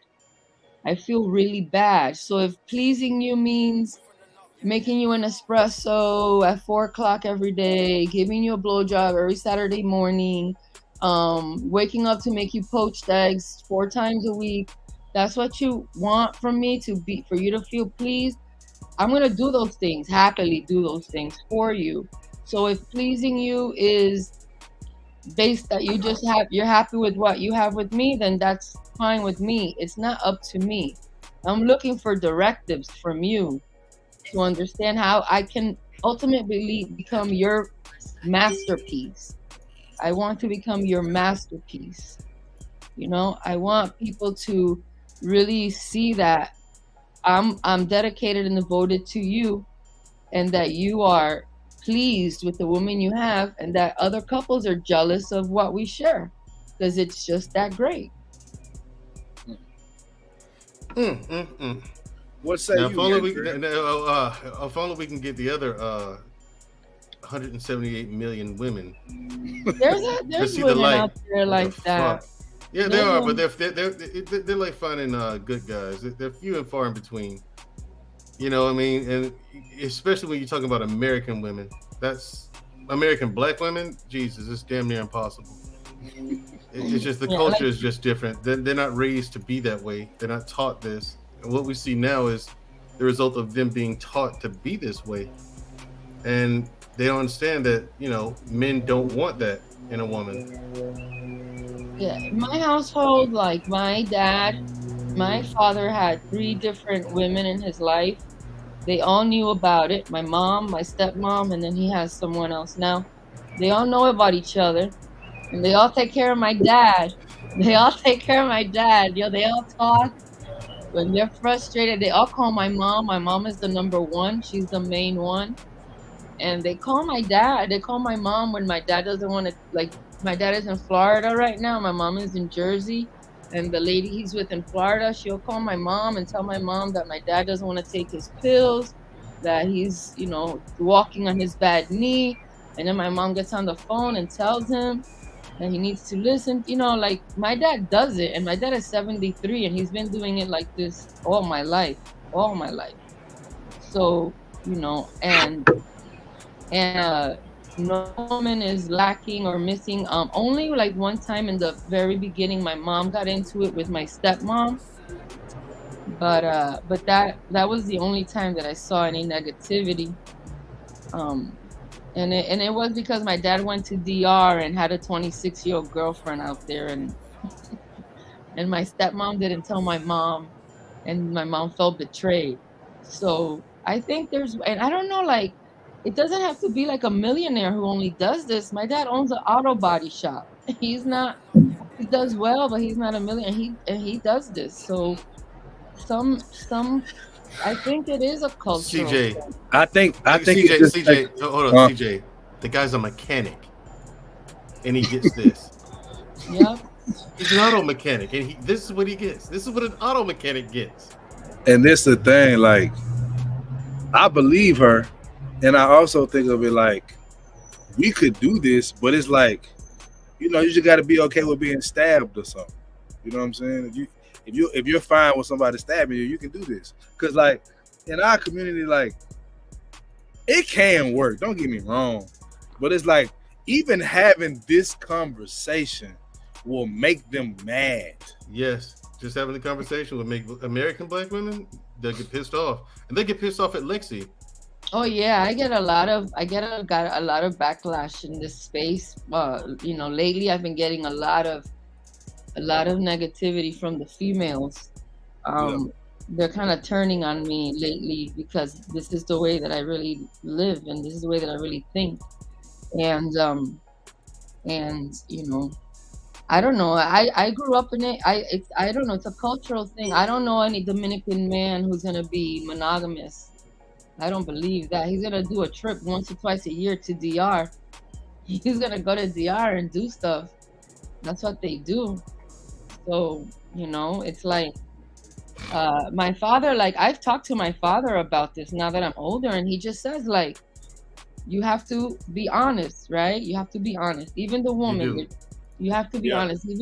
Even like for me, I think I'm like this because when I do meet a guy, I ask him like, what's your tendencies? What are your kinks? What are you into?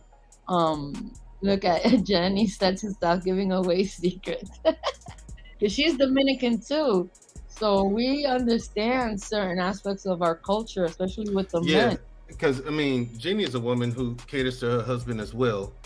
But the thing is, the trip part about it is American black men find this odd because American black women, they are trained to be the exact opposite of what you are. But the thing is, you're a woman who would make a man happy.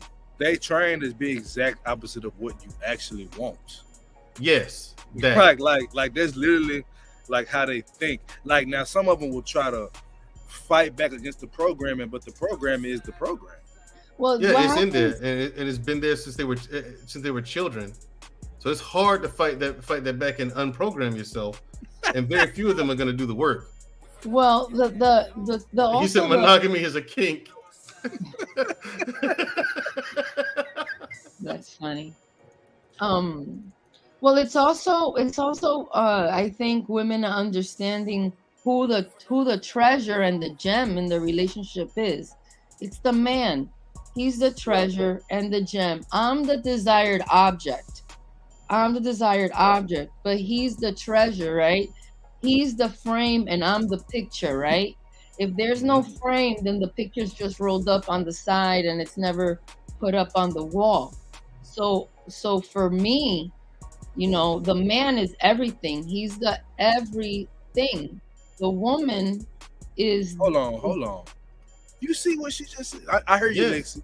But did you see this comment right here on the screen? Wait, what did it say? The man is always. Nigga. See, Lexi. What's good? We American black men, we do not hear this at all from our women. We don't. And so when you have women like yourself or like Jenny Morena, and they treat their husbands the way that you do. Shout out to Mrs. She I mean, she give me hope for the sisters too. Right. And my thing is like this: you can't blame us for going for Dominican women. You can't. Why are you pissed off? Then do what Lexi do what Lexi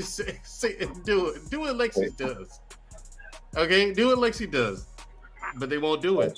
You can give them the answers all the live long day, but American black women will not do it. And you know, like if like for example, like you know, some days a woman could feel a little deficiency. She feels insecure. She could just say, babe, today I'm having this type of day.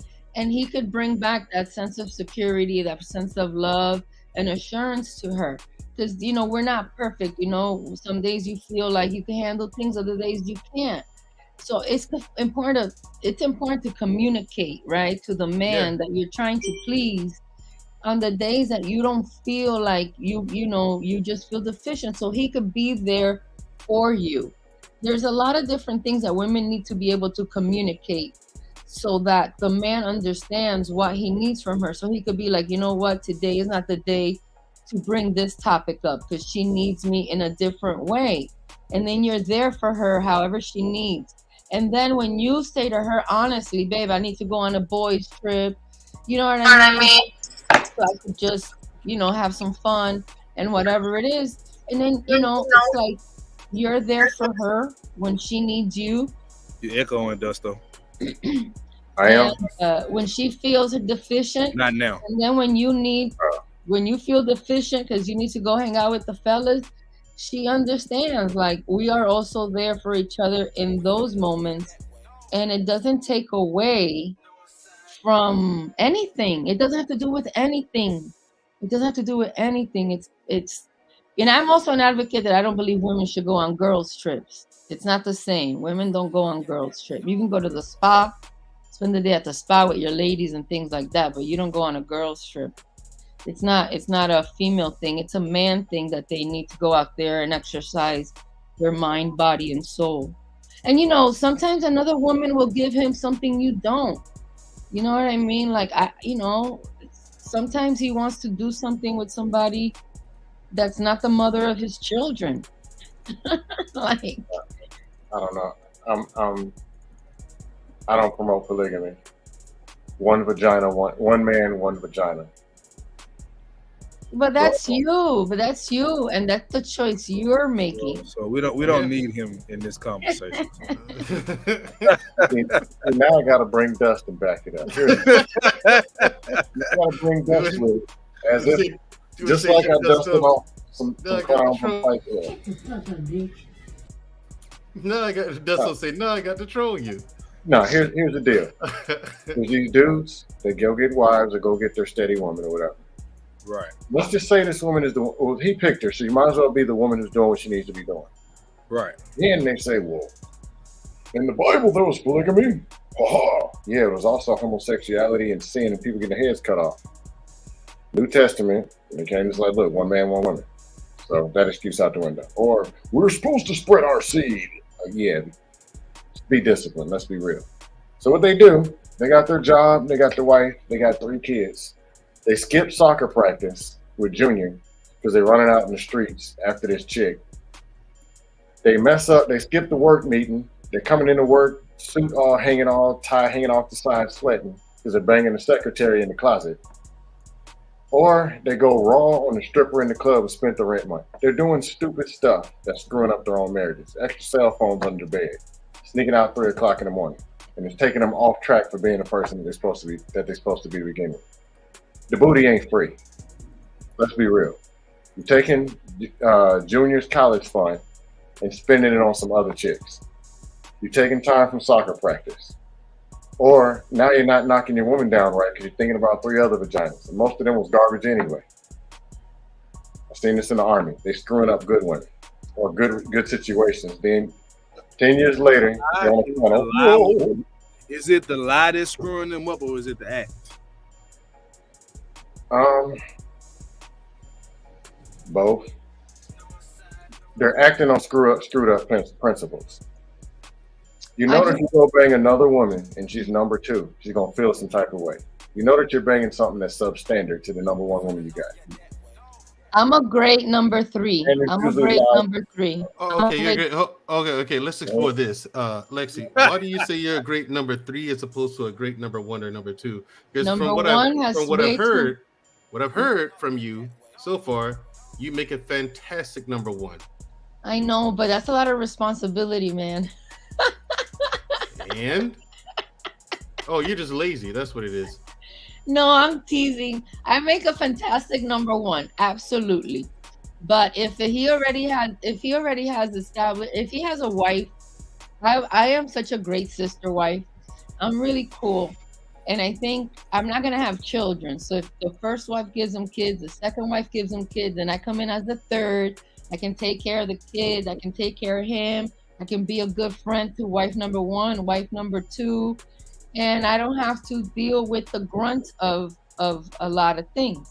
So I come in when they all did the responsible stuff, the adulting, and now they're looking for a little bit of a fun time. Then that's when we should have Lexi be a part of our family.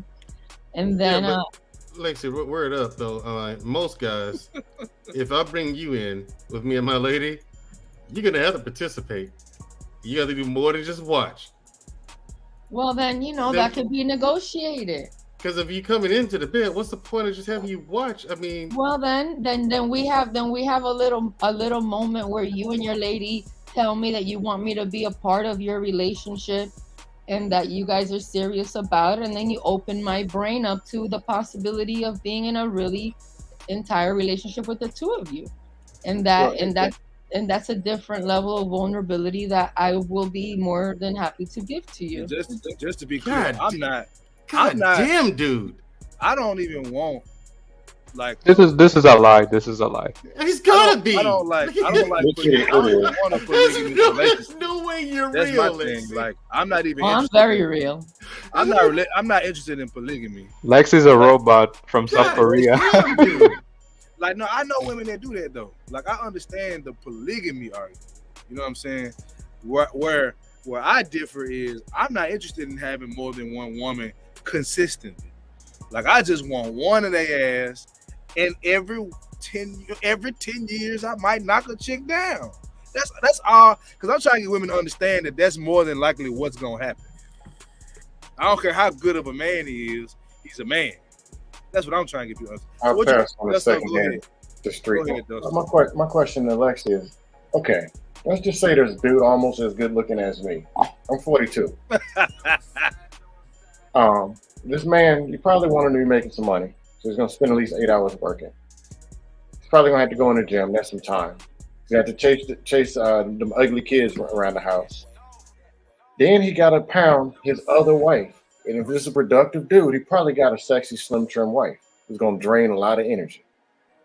How would you feel just Wednesdays and Sundays getting some leftover meat that's hanging off the side and another woman that already burnt all the way out? And all you can get is maybe twice a week, and he got to force some meat in there. You might just rub it around the edges like, look, man, I tried.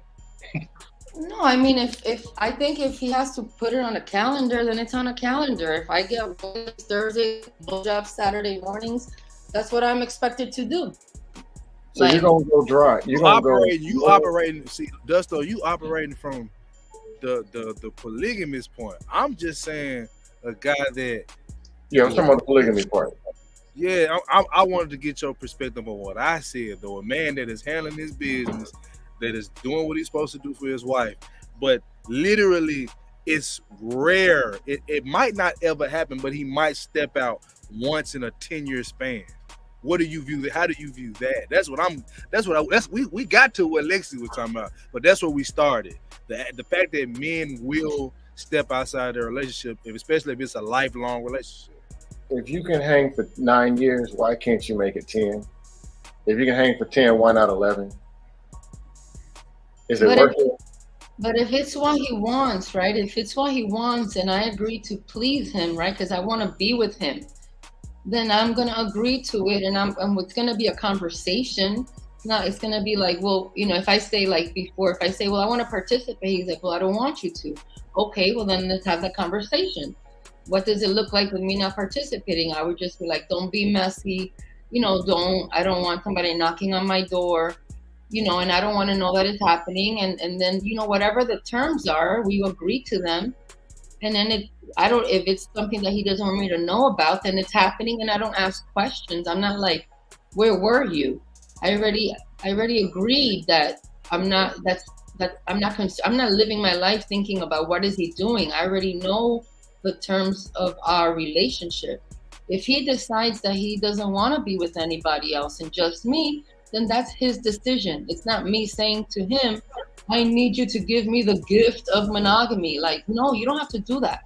And if you start off being monogamous and 10 years later, you come across something that you want to finger paint with, then just tell me, babe, I've been getting this craving to finger paint, and I'm going to be like, okay, well, go finger paint. Do you want me to? You hear this, fellas? Don't lie to him. That's one of the first rules of the quote unquote game. Do not lie to them. What's your disagreement, Dusto? Huh? What's your disagreement? Damn his disagreement. Hold on. Damn his disagreement. Lexi. Y'all niggas stupid. Lexi. You setting us back, though. Let's stay 100 years. He's not important right now. Lexi, let's stick with you. This guy. Okay. No. This is interesting. How rare is it to run across a woman? How rare is it that you run across a woman with this ideology and you can have a conversation with her? You want the truth? You feel me? Mandra, you want the truth to that question? Go ahead. If you talk to women and say the word marriage, they run. You say commitment to women, they run. But if you say, hey, beast it out and Uber to the streets, they'll call you back. Yeah, but you don't meet a woman that's a certain type of woman. But wait, you do not run across a woman. Justo, you do not run across a woman who is okay with her man stepping out every now and again. That's not an everyday occurrence, man. Yeah, when you say that on these panels, you get like, women like Lexi get hate all the time. Okay, from other women. Right, from other women. I want to hear her side. I want to hear what she believes and why. All women hate all other women. I agree. It doesn't matter. Listen, I'd like to stick to the subject, please. CJ, I thought you were in an orderly panel. I'm letting y'all have it right now. Tell us to stick to the subject. All bros are not on the fake bro code. Gotcha. No. Now, Lexi, so you say it's his decision whether he wants to stay monogamous or not. You're not forcing him. And if he's okay with being monogamous, you say you keep an eye on that. Is it you keep an eye on him just to see if he was telling the truth, if he is what he says he is, or because you're suspicious of him, or what? What's up with that? No, like if I keep an eye on him to see if he sees something, if I notice he's checking out somebody, I'll be like, babe, do you still want to honor the monogamy, or do you want to change the dynamic of their relationship? Do you want to, reassess the relationship and change the terms? Because I kind of see you checking out some beautiful women, and I don't require you to be monogamous. And if he says no, I'm fine, then okay. But if he says, you know what, yeah, let's revisit this, and I'll be like, okay, because I don't want him to do it for me. I don't want him to do anything that's not natural to his nature for me. That's not love for me. Lexi, quick question. You're okay with him bringing sour meat home? Substandard sour meat performances. No, because I think this is what she would do. Like, knowing Lexi, because we've spoken several times, I think Lexi would notice that he's looking for something else and go harder in the bedroom first before that even comes up. I think that's what she would do. Lexi, am I correct? I don't feel like I have to. It has nothing to do with me, so it's not like No. Here's what I'm saying, right? So let's say you see your man kind of checking out a few things here and there. What are you going to do anything extra in the bedroom, knowing that that may be coming, or are you just okay and have accepted the fact that it has nothing to do with you? This is a third party, separate entity, and if he goes out, it doesn't mean that you're not doing what you're supposed to do. Like, I will ask him, like, hun, is there something you want me to do, or something different you want to try? And like, I want to be able, I want to please you, and if he says, I've been wanting to maybe try being with somebody else for fun, like it's like as long as you don't make me think I'm crazy based on the observations and the energy that I'm picking up. If you say, no, everything's fine, and then you go out there and That's do still gonna something. make you feel crazy. That's what Right, and then you go out there and do. Okay. So during this whole thing, if he says, okay, I'm gonna step out every once in a blue moon and get something different, so he's not being monogamous. Are you monogamous during this whole time, or 1,000%?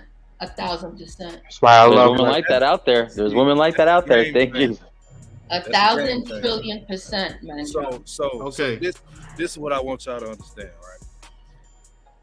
This is Latino, the fye100 podcast. fye100 podcast. What the hell? Whatever to Memphis, not Telemundo. This is El Telemundo. This will never happen here, nigga. Like, CJ's gonna say El Memphis. Fuck. See, this is why I have so many questions for her. You know what I'm saying? Like, you do not see this every day. You just don't. Yeah. Mandrell, I mean, I get where Mandrell's coming from, because it only takes a certain number of small percentage of men who can, and then there's like a number of women who will be okay with it and still remain. Dusto, he's still got to find a new wig. He says he's gonna get a new lace front for his business, but we're here to support him too. So there will be no bashing of the wig. Assalamu alaikum. That's for Dusto. Wig'em salam. Stop the cap. Stop the wig. Stop the cap. Stop the wig. Stop the cap. Oh, so Jenny, okay. See, all the Latin women, Hispanic women, they agree on this. Yeah, that's what I'm noticing. I want to say every Latino is okay with it, but a good amount. That is not true. That's how all the Hispanic women are. Of course, I'm speaking in general. Jesus Christ. And I come from Brazil. Like, all this talk, all this bullshit. That's about, the problem, blah, blah, Lou. blah. You come from those dirty favelas. Bro, damn it. No, bro. I am Brazilian. I'm telling you, if I get caught cheating, the one who's getting beat up is the other female, not me. Because men are more important in South America. That is a fact. Men are not important in the U.S. That is a fact. Stop the cap. I can say that's true. Okay, nigga. Well. Okay. Now, back to Lexi. Lexi. Mandrell is infatuated. He's gonna apply for the privileges. No, I'm not. I'm just having a conversation, right? Because, like I said, it's rare to run across a woman who just, bruh. Mandrell, it's your first time talking to a woman with these ideals? Yes. What the fuck have you been living? I mean, I've talked to and look, I've had conversations with women. I see you, Jenny. I see you. Who are okay with their man beating the shit out of them. Like, one chick told me, we are not talking DV, bro. One chick told me, if a man didn't beat you, he doesn't love you. Right? They like it. Some of them. And I was like, what the? So my mind was blown with that. You know what I'm saying? You know what I mean? I'm like, she's okay. What the hell is this? You just leave the room, Mandrell. If they say hit me in the face, you leave. Exactly. I'm out of there. I'm not trying to go to jail. So anyway, so you're monogamous, and so it's all about him, in other words. It's all about him. Gotcha. So that's why she knows her man is her king. Gotcha. So that's why you demand such high prices for the man you're going to be with, right? What do you mean high prices? Well, I caught a part of a conversation you were having with a podcast. And a guy who makes $60,000 per year, not really what you want, is it? No, I could deal with that. What? I fall for who I fall. I make 65. God damn it! Be quiet, Mandrell. What? Huh? Oil? Who said something about oil, bitch? You cooking? I mean, if I meet a man and he's making 60, I have a lot of skill sets that I could help him grow. I'm not afraid of building. I'm very capable, and I'm only drawn to men who are capable as well. So to me, it's just about that energy. Like, when you just feel that vibe with somebody, and you just like, I'm feeling you. I want you. You know what? Let me know what I'm getting myself into. And if he's like, I'm trying to build my business, and I'm like, okay, well, I have a lot of skills. Let me see how I can help you, and we build together. As long as he has ambition, and he's on some level of a grind, and he's able to sustain his own life. Not that I'm not going to support a man. He needs to be able, if he needs to be able to pay rent, pay food, and pay the basics. God forbid something happens to me. Right. But if he's able to at least do that for himself and provide for me, and we could grow together, I don't have a problem with that. I can't be with somebody who's making 30,000. The mental, intellectual is not going to be there. But somebody who's coming in at entry level, there's a lot of possibilities. Okay, so you are tuned into the fye100 podcast. I want to ask Dusto a question, right? Why? Because I want to call him on some bullshit. So just save that for later. Save the Dustin for later, man. We got like 5 minutes because I got shit to do, man. We got like bring the dust. So, what is your issue other than the fact that your head? Dusty mother. What is your issue? Issue with what? I said, what is your issue other than the fact that your head looks like that? What's the problem? Actually, that's an old picture. My head is skinny. He said coffee bean. I was probably 215 in that picture, and I'm 190. So my head is small. Okay. So what's the issue with what she talking about? Okay, two people can work out whatever agreement they want. I just don't see a picture of a woman saying, hey, I want a man, but I want to be the third. So he's going to go, I'm going to sleep downstairs and hear him slinging all that good monster wood to another woman and live there. I don't see a woman saying that. And then they'll take second best in the meat that's left over. Or you know what? She can dry this and whatever. I'll take the leftover resources. And as much as women like sex, they're going to sit and wait 3 months, 2 months, or even weeks and just get the substandard meat and be happy with that. Watching the meat wobbling back and forth from somebody else. Well, don't worry about the meat though. So let me worry about the meat, okay? Like, no, it's just my opinion. It's not a set the standard. If you say this is what it is. There's no other option. The other option is leave. She's out the door. Like if you say to her, I'm gonna sling my penis downstairs in the sofa, and you're gonna hear it upstairs, and she says yes, then that's her. She agrees to that. I don't want it like that. I don't want her to be like, I'm in the house and you're in the room with the other woman. I want it to be a little bit more respectful than that. If I'm going to participate, obviously I'm going to be there. But if he doesn't want me to participate, then I would like it to be somewhere else. I don't need it to be like a disrespectful thing, because I'm not going to let you cheapen it either, because it does work for some people. And for some men, that's all that they really need, is somebody to really understand them, let them be them, and they'll give that one woman everything in the world just to be able to go once a year away with the fellas, and they don't have any drama of a woman calling them like the other guys are. My wife is telling me, babe, make sure you take some condoms. Do you want to take some lube? Babe, I already packed this for you, the cologne, blah, blah, blah. Go have a good time. CJ's like, yeah. CJ's gonna apply like he's applying for a home loan. While he's on vacation with his fellas, he's watching his fellas phone blowing up, not having a vacation because the girls don't know how to behave, because the fellas don't regulate the way that he does. And I'm chilling in the house, going to the spa, looking at new recipes to make when he gets back, with glitter and glue, making him a sign, welcome home, Papi, all of that. All of that. Oh, okay. I have a question for you now. Here's what I don't know. Hold on. Final thought. Hold on, nigga. Final thought. Yeah, whatever. With the question. Final thought with your question. Lexi, why are you single? Like, how's no one ever married you yet? Because people want me to have children, and I don't want to have children. Ah, so that's what it is. Sounds like a lot of.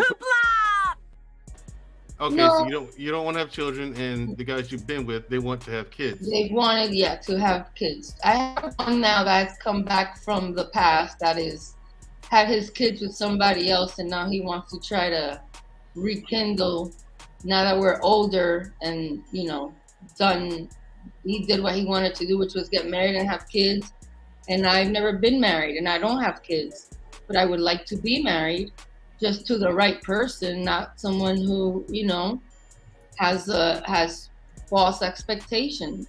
Because I don't have false expectations. Gotcha. What kind of false expectations does he have? You know, like I'm not gonna be with a guy who could provide and give him kids when I really don't want to give him kids. And I don't want a guy to come to me and act like monogamy is natural to him when it's not. I'll say to him, I don't want to have children, but I want to be with you. And he might say, I want to be with you, and I also have these tendencies. And we could really have a legitimate, like, real relationship. What I call a real relationship. Because I don't like to be lied to. That's right there. That's going to bring out a very ugly side of me. And I do have homicidal tendencies. Nice. Me too. I see what's going on here. Red flag. Me too.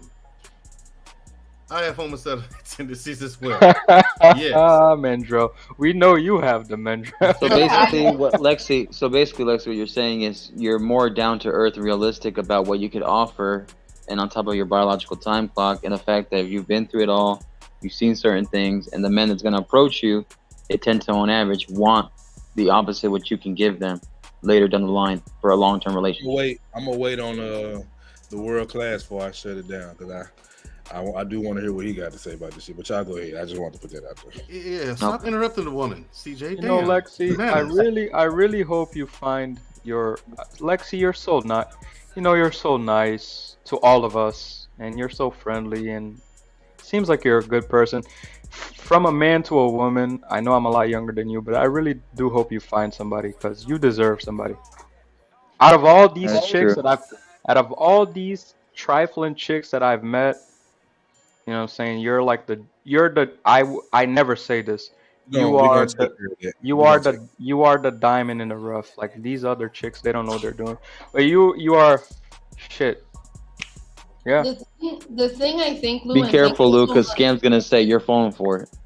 No. Well, Lexi could be my mom is almost Lexi's age. So. Wait, how old is your mom? 48. Jesus, I believe. Dude. How old are you? 27. Oh my God. I'm old enough to be your dad. Yeah. My mom was 48. All right, so I hope World Class comes here and sums up my way of thinking and my philosophy. First of all, there's absolutely nothing wrong with your way of thinking now. I want to make that abundantly clear. It's just rare to meet someone who's willing to have a conversation about it. Mandrell is a goddamn. But usually a man who understands, like if I had my father here, he would be able to explain this to you better than I could. No need for him to explain. I get it. I understand what you're saying. You know what I mean? It's just like it makes sense. Just Mandrell is a dog with a bone right now. No, it's just that pink thing coming out. No, it's not. Look, I'm already spoken for, fellas. But so here's the thing: is Mandrell is acting like he really found out aliens exist. He's right. Like, oh, it's rare to find a woman who's willing to sit and have a conversation about it. This conversation doesn't happen where we from. Bro. It doesn't. That's why I have so many questions. I still got more, but you know, CJ he claims he got shit to do, which he really doesn't. He's from Memphis. There's nothing to do there. So unless he's leaving the state, he has nothing to do. He's bullshitting.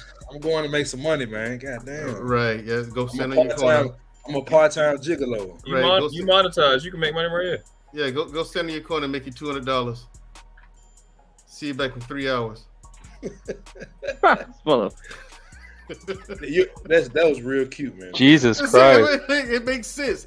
I mean, why get a job? You can stand on the corner and make $500. I don't give a fuck. Fuck all the goddamn motherfucking shit. Damn. Somebody got my man. Anyway, World Class, what you got in the topic, man? Come with it. They should have never gave you nigga StreamYard. Never. You gonna take my joke, bro? Okay, cool. Whatever. Look, I don't tell you. I don't know what's going on with y'all with the monogamy shit. This shit is cancer. Monogamy is real. Monogamy is the real feminism. Y'all blame feminism for everything that monogamy created. Huh? And I stand on that. Think about it. Think about what he just said, bro. Oh yeah, I see what you're saying. There ain't nothing. There's nothing about how disgusting these women is that monogamy didn't create. And that's why when you get Alexi, you hear her and you like, oh my god. Well, I'm not surprised just because I'm Latino myself. Everything she's saying is just about being honest. That's the only difference. When I'm just surprised she's willing to say it out loud. That's all. And that's the thing. And that's I'm not. I've been around women who have been upfront like that. And that's my point. I haven't heard what she said. I have never had a conversation with a woman who's willing to talk so candidly about this in this fashion. I just hadn't. I met a lot of women in my life, but they're quiet about shit like this. I don't know why, but they just are. I don't know. You know why, Mandrell. You know why, Mandrell. Stop the cat. Put it like this, bro. If I record, hold on. this conversation, because of the chastisement of the women, the society, the sisterhood, they're gonna get on her ass and they're gonna attack her. They're gonna shame her. They're gonna bring her down, and then they're gonna be other sucker simp ass men who are gonna align with some of these feminists and be like, yeah, because they want to get some side pussy from the feminists. They're gonna be trying to fucking tote her down too, and then you're gonna have public shaming. You're gonna have TV shaming. You're gonna have advertisement shaming. All this bullshit. Just imagine working at Facebook and sending this conversation in the inbox, everyone's inbox, to the group, to the employees. Bro, the women will have a fucking field day with this shit. They would be enraged. But they're not enraged. But they're not women. Lexi, are you a Scorpio? Exactly, world class. Yes, my birthday is November 5th.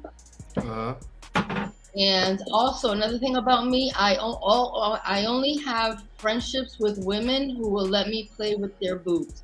Otherwise, you can't connect. What a coincidence! Me too. I play football too with those boobs. I like women who are open-minded. I like women who understand. I like women who are honest, and those type of women are fun. They're playful. They're sweet. They're feminine. Yep.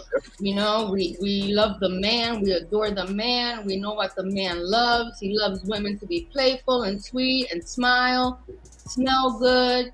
And sometimes he likes to see women do a little bit more than that, and that's okay. I think some women are not hit on by women. You see, I get hit on by men and women. So, and I get hit on by beautiful women like that. I'm like, holy shit, like for real. And I think some, you know, for some women, you realize like this is a part of being an adult in life. You can't expect two people to just not have a different sexual DNA. Everyone has a different sexual DNA. And then all of a sudden, because you get married, you have to drop who you naturally are or your dark side because you're married. The more you honor your dark side as a couple, the closer to the light it brings you. Listen, bro, I've had all the women that I talk to is like this. It's pretty normal, but y'all don't have the balls to open your mouth and just say what it is that you want to do. Like, y'all grow some fucking balls, and you realize it's way more than you think it is, and it's not just Latina. Like my ex that I talked to, my last ex that I had, she from Georgia. This type of comment, she sounds exactly like Lexi. I just want to be with you. I want to see you fuck other women. I like to be done. First of all, they don't like options. They don't want choices. They want to be controlled. They want to be dominated with care. They want to be directed. Yes, they want to know that you got it. They want to come how chicks act now. They want everything to keep coming through them. That's how they want with you. They want everything to go through you. They don't want to talk. It's like a certain women I talk to, they don't want to do anything. They don't want to be seen. They just want to be controlled. They want to be told what to do. They want to be put in their place, and they want to please. The chicks y'all talking about that'll sit in your face and ask you to be like her. That's a trick. I can't do that shit. She wants you to be like her. She wants you to have. Right, I can't do that, man. That's not. No. She wants your love to be as weak as hers. You're a man. You can make a mother a day. She can make maybe 3 fathers a year. So we get screwed and confused with what we've been seeing. Well, it's a lot of stuff wrong with what we've been seeing, and the reality is, that chick that wants you to be with just her is a traitor. That's a fact. She's a traitor. I want to give me the traitor. And that's fine. But you will go with. That's no, somebody that's what I want. One man, one woman. That's what I want. Here's the thing. Most of the time, it's just my personality. I don't like being around a lot of people anyway. I don't like crowds and shit like that. So for me, one woman's fine. And the thing is, loyalty is a big thing for me. That's what I'm saying. And my thing is, you got a woman who's willing to do all that shit. Yeah. Oh, you have my loyalty just to please me? Oh, you got my loyalty forever. You ain't got to worry about no other women unless that's what you want. You want to bring some other women in? That's what I'm saying. Yeah, let's have a conversation. But that just goes back. That just goes back to the difference between. Oh my loyalty out the roof. What's up? But that just goes back to what men are usually, and men are usually simple. So it's like things that we all just described are just very simple, basic things that can mean the most for us as men, and makes it most conducive in a relationship and an environment. I've had African chicks tell me this. I've had Middle Eastern chicks tell me this. I've had African chicks tell me this. Middle Eastern chicks tell me this. I've had Mexican girls tell me this. It's the same. The stuff Lexi's saying is normal. I had regular fucking hood chicks tell me the same thing. It's like when I was. Sorry. I just wanted to say, like a woman, if she's into you, all she needs to worry about is pleasing you. That's it. It's pleasing you. That is it. There's nothing to question. There's nothing to complain about. Like there's nothing. All she is a blank state. And her new program is pleasing you. That is it. Whatever you see before, start doing now because it pleases you. And if she's not good at it, she's gonna be the best at it. Because she wants to please you. And for her, pleasing you and seeing you be happy beyond the comprehension of many people, make her your masterpiece. Because people will see her as the woman that everybody desires because of how happy you are. And a man who lives in that space naturally is a different man anytime he walks into a room. It's a different thing when you know that your lady is there to please you. That's it. And that's it. And if it means monogamy, then that's what it means. If it means that he wants poached eggs 4 times a week, I'm going to be the best poached egg poacher out there. You're gonna see how serious I'm going to be about it. And what it's going to do, it's going to please you. That little thing of me making you poached eggs 4 times a week will make you smile from ear to ear. And that's all I have to do is please you. There's nothing to think about. So, hey, Desta, I got a question. Before you talk to the fucking trader, hold on. Before you talk to the fucking trader, Dusto, let me say something. Trader Dusto, your trial will begin next week. Bring it on. I'm gonna allow this stream to continue to run. I'm just gonna make my moves in the car. Yeah, I'll keep y'all right with me. Yeah, you know what I'm saying. Allegedly. If you no hear, self-incrimination. If you hear gunshots, mind your business, okay? Yeah, if you hear gunshots, don't be alarmed. He's just in Memphis. Somebody just said, "Hey," basically. That's all. Basically, yeah, he's just in Memphis, Lou. That's all that is. Just go ahead, world class. With your just practice on. I'm a bump. You know it's hard out here for. Go ahead, world class. So Desto, do you believe in 50-50 relationship? No. All right. So what do you think monogamy is? Monogamy. Damn. I don't get where you're going. Huh? I don't get where you're going with it. What do you think monogamy is? I assume you're applying it to 50-50. I'm trying to figure out where. If I'm wrong, what percentage would you say it is? Huh? It's all right. Let me make it simple. Go ahead. I want one woman. Okay. What up, Fatty? Simple. What the fuck is Fatty doing here? I could say I want 6. I could say Go away, Fatty. Go away, Fatty. I want 1. So we're gonna hold on. Not because of the rules, not because of the keep it. Hold on, real quick. we're gonna keep it respectful, bro. If anybody come with the bullshit, they get put up out of here. Letting me Yeah, know. but no, because somebody dropped the link on my shit, and I don't know if you're talking about what happened. So, and can we I ain't doing none of that. But can I address something that Lexi said about me? It's She very didn't quick. say nothing. No, She didn't say you know nothing what? about you, Fetty. No, like no one has mentioned you all day, Fetty. I No, promise Fetty, you. Fetty, hold on, real quick. Hold on. We're not doing that, bro. We're not doing that here. No we're one's not mentioned doing that Fetty here. all day. If you want to come talk, bro, just have a conversation. That's cool. But we're not talking beefs. None of that bullshit over here. We're not doing that. Y'all go ahead. Go ahead, Dustin. It was you. Oh no,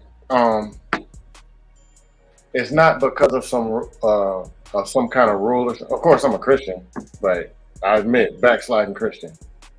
I want one woman. That's just what I want. I don't want to be over here and then something over there and some of this here. That's not what I want. If I wanted that, then I would be pursuing it, or I would be telling the woman, "Hey, man, I want a side piece of biscuits, buns, and some fries." That would be what I asked for. So I'm not necessarily criticizing or telling people this is the way and follow this book or trying to beat it into people. The only thing I speak against polygamy is lying and taking resources and screwing up what you do have, doing extra, spending the rent money in a strip club, or leaving your kids unattended to go chase after the booty. The stupid stuff that people are doing. That's my only thing I got against it. All right, so I was talking about in terms of the percentages. I gave you what you wanted. All right, so my question was, you don't like 50-50. I don't think they work either, right? Mm-hmm. And what percentage would you say monogamy is? I guess it's 50-50. It's 50-50. That's precisely what it is, because all the pressure is on a man, a wife, and a husband. And they put two there. So you got somebody in the chat that say monogamy is 100 out of 100. So y'all got to operate at 200%. If you're not operating at 200%, 100% over capacity, right? You two got to operate like 4 people. That's still 50-50. So I don't get me going and sticking my meat in another woman. How that's going to benefit the marriage and make the kids. What I'm saying is the same thing that's wrong about 50-50, which I'm pretty sure we'll agree a lot on, is the same thing legally, right? Because that's a lot of the things that people say about monogamy.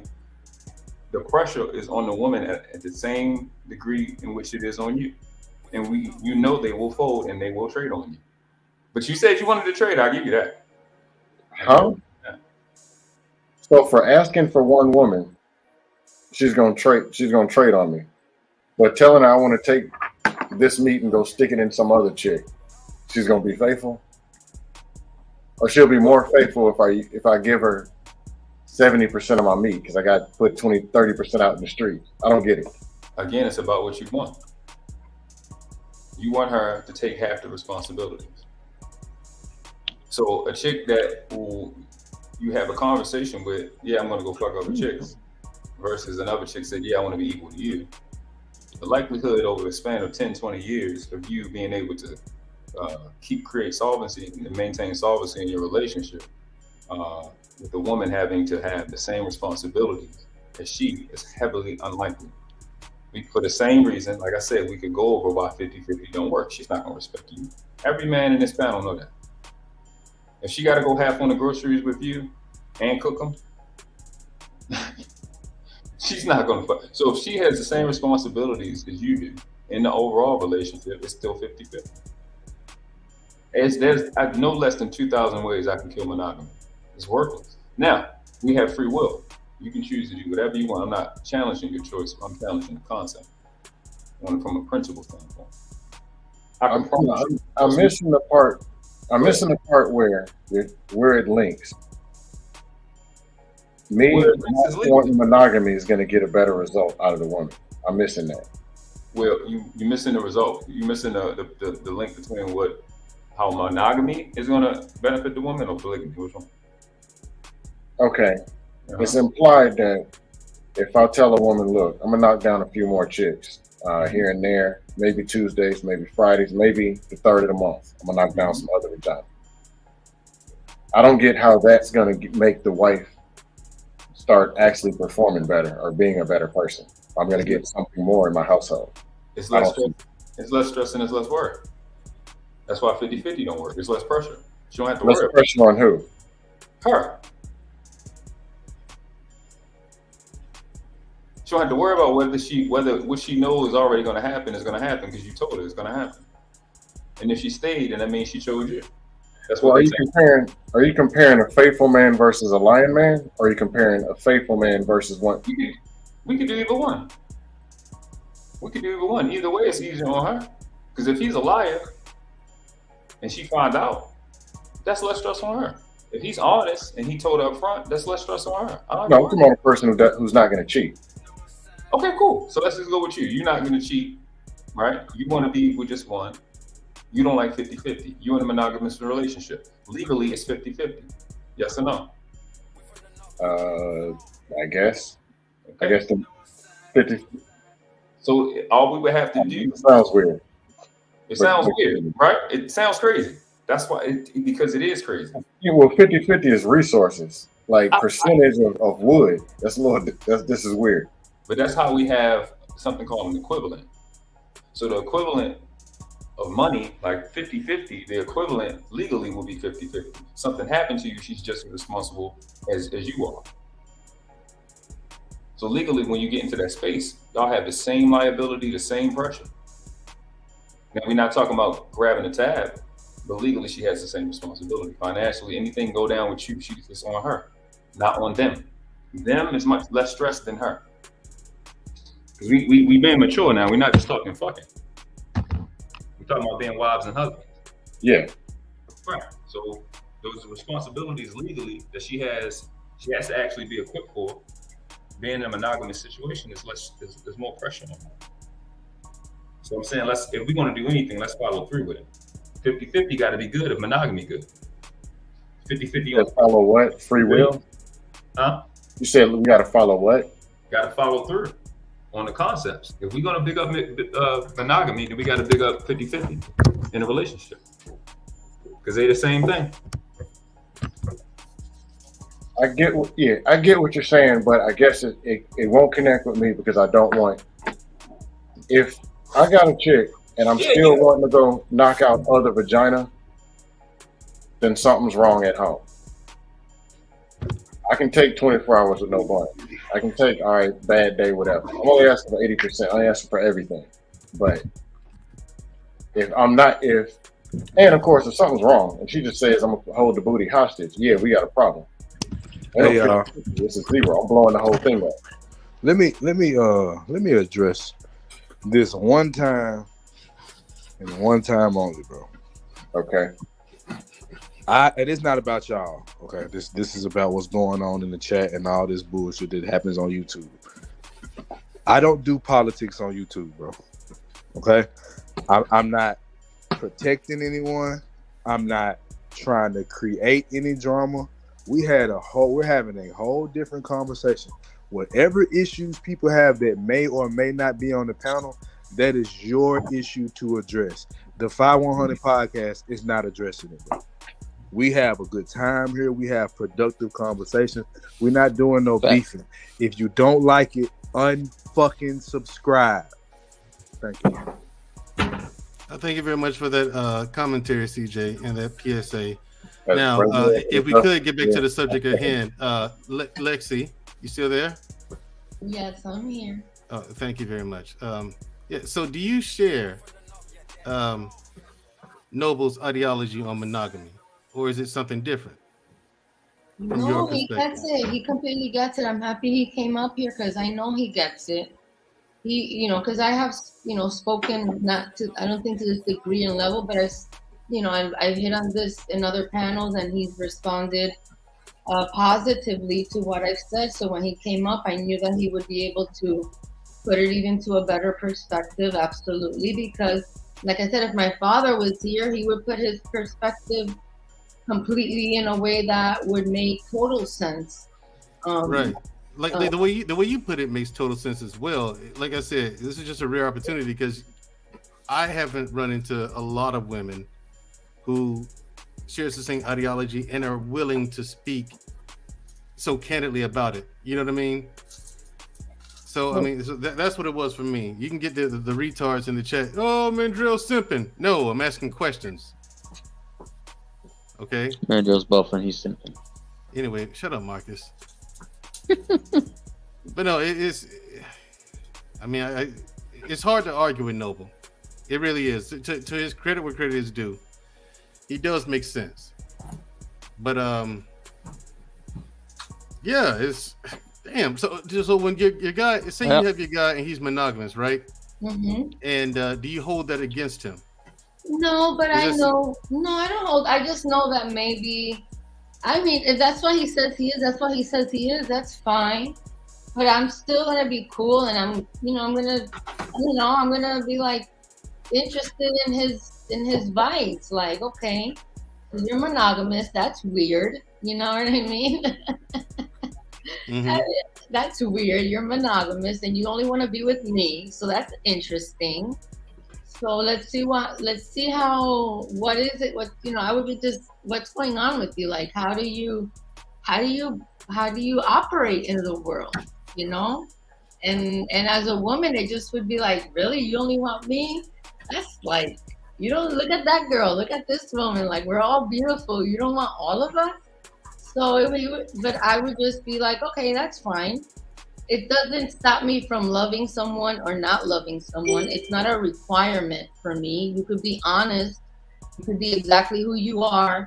If you could just be who you are, and if monogamy is part of who you are, that's fine. If it's not, that's okay. It doesn't change how I feel about you. It doesn't change what I want with you. It doesn't change what I see in you. Mm-hmm. It doesn't change the level of respect. I just want you to be honest and keep me informed of what's going on. What do you need?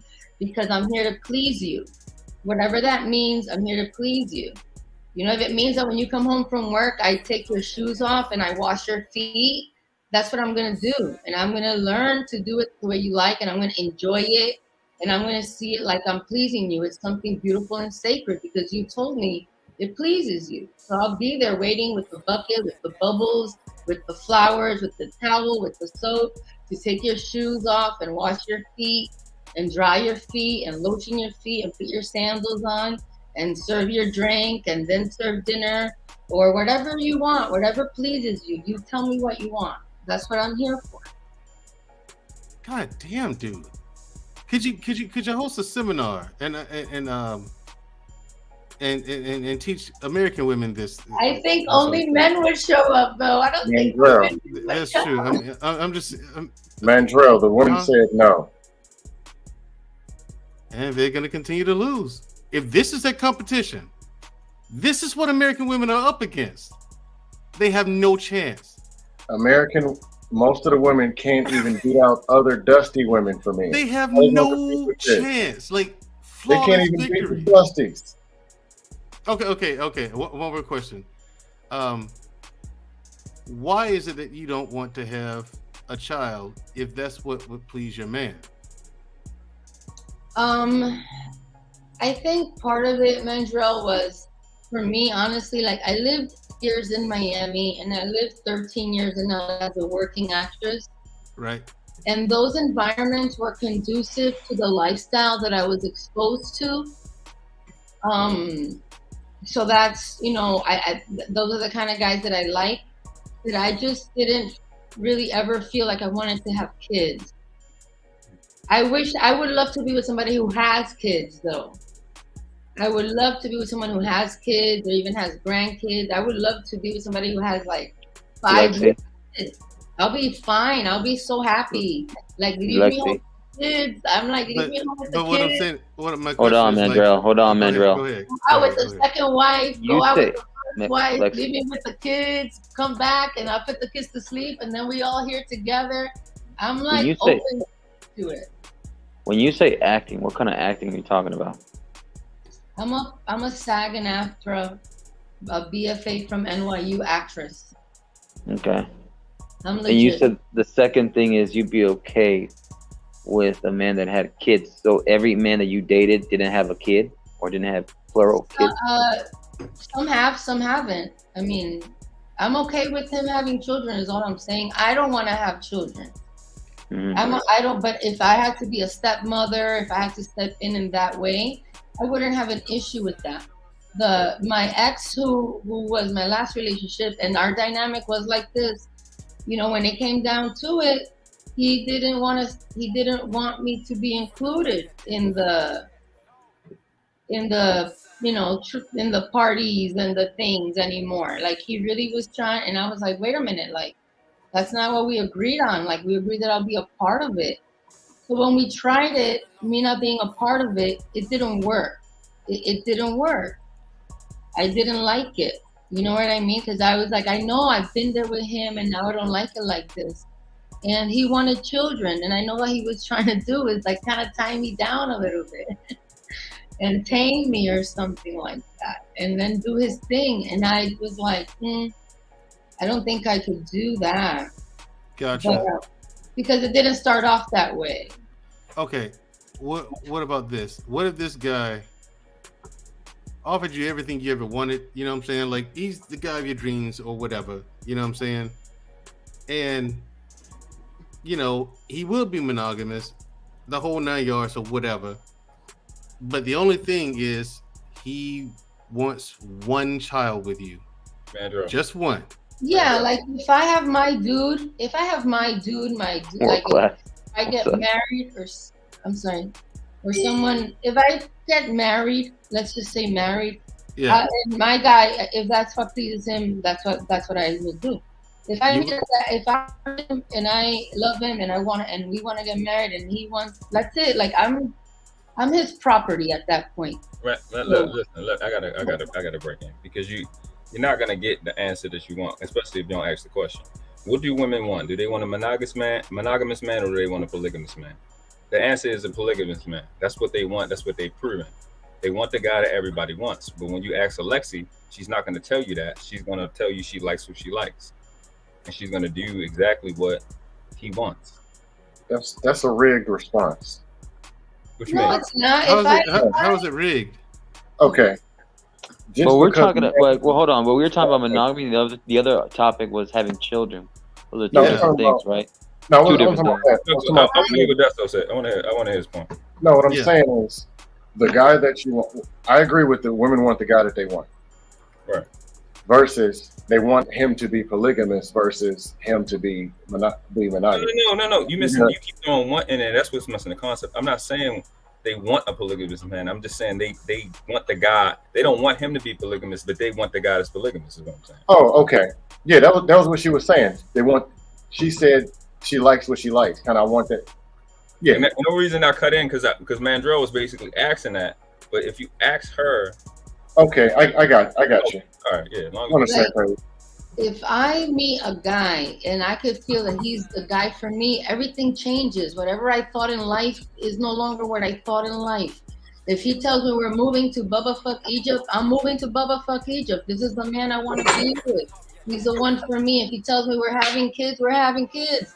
That's what if he tells me to stop eating meat, I'm going to stop eating meat. This is the man I want to be with. I like to be controlled. I like to be told what to do. I love living in that space of pleasing my man. And I might have a plan, but when he shows up, my plans go out the door. Until then, I'm just lost. For me, gotcha. Until then, I'm just lost. I'm just trying to make it out here. Here's the thing, Lexi. Yeah. Here's the thing, Lexi. I hear you. Like control. I understand you, and I agree wholeheartedly. When people have all these rules and whatnot, and these that they have, but when the right person comes around, if you know what I'm saying, if he's that dude or that woman, shit changes. Yeah, I call it, man. Yeah. I call it. It's over, ho. It's over, ho. Right. I agree. Over, yeah. Manuel, but it's not true. YouTube talking points supersede logic. What are you talking about? No, they don't. No, they do not. No, they don't. If he doesn't have a driver's license that shows that he's on his purpose. The thing is, I agree. That's the thing. I agree with her. I believe every word she's saying. Number one, she's not. Yeah, she's not. She has not lied yet. Okay. I'm just saying, but what's hard to understand. Mandrell, stop saying. You know what's hard to understand about this topic, because there's a conversation that needs to be had and understood before this conversation, and that's the difference between submissives and the dominant. A lot of women that like polygamous men are true submissives. And it's like hard for dudes to understand that because we see them putting on their shell. Sorry if the shit's too loud. We see them putting on their fake exterior to protect themselves, and we don't know a real sub when we see one. She's telling you in a space where she says she on CJ channel, she's telling you in a little podcast channel, she's telling you, look, this is really what it is. And this how they talk behind the scenes when you establish that standard. Then monogamy becomes obvious. If you have the more dominant woman, which is like 10% of the females or less, or more poised for monogamy, because they can take that 50-50 responsibility.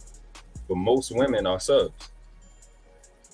And the dynamic, there's another dynamic of, is a woman a submissive or a dominant to another woman?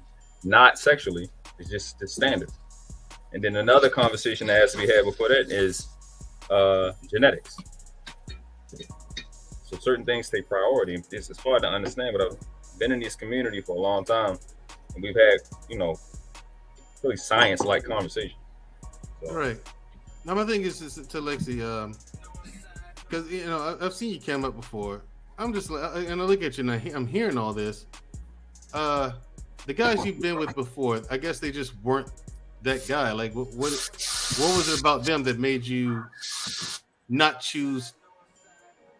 What is it about them that made them not be that dude for you? I mean, like, didn't she say that they wanted kids? But she just said that if she meets a guy and she wants to be with him, he's that guy for her. She'll have the kid. Yeah, but the thing is that, like,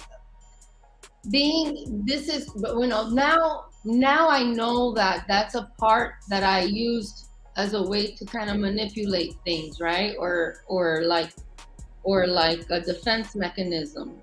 To have control. Yeah, like I feel like I use that as a way to not be all in, right? Mm-hmm. Because I think on a certain level, I just didn't have the full capacity, maturity yet, because I had to deal with women who didn't understand my conclusion to my life. Like, and it wasn't until I really found my community that I recognized that people like me exist and that there was still more to explore in it for me. And I just didn't think that with him, I was going to get there completely. In my 20s, I was very weird to a lot of people because I was around a lot of women who were into this feminist thing. And then I'm here like burning my bra, but I don't know why. And, because I wasn't raised that way. Like, I'm like, what the hell's going on? So then in my 30s, when I met my last boyfriend, he really exposed me to the lifestyle. And this was in Beverly Hills with really high quality people. You submit paperwork, like there's a doctor that everybody goes to see if you have STDs, and there's these beautiful parties and these beautiful women and tuxedos and gowns and all this energy, and it's so honest. And he told me that this was what he was into, and I wanted to experience it. And I saw how gorgeous it is and how, I don't know, it's just really beautiful. And then I've been with a lot of couples, and I just know that this is a way of life that is very real, and it's the ultimate gift that a woman could give a man, is for him just to know that she's there just to please him. Just that is like, and it's so liberating, I think, for a woman to just be like, I just have to please him. That's easy. And for him to know that that's what she wants to be there to do, is to please him. So now at 46, I could unabashedly, unapologetically share this with you, because I feel bad when I hear some of you gentlemen talk. And you guys obviously don't know that women out here like me exist.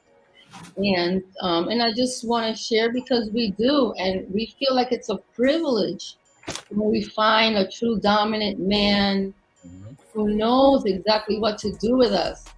And there's a word that is referred to a person like me, and it's called littles, Littles. I'm a woman who's a littles. So I like the daddy-daughter dynamic.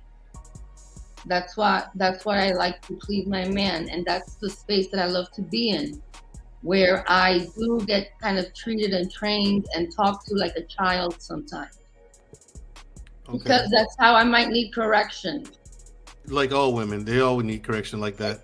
Exactly. Every fucking one of them. Exactly. But, okay, so my hold question. on, y'all. We just brought. Hold on, man. Hold on, real quick.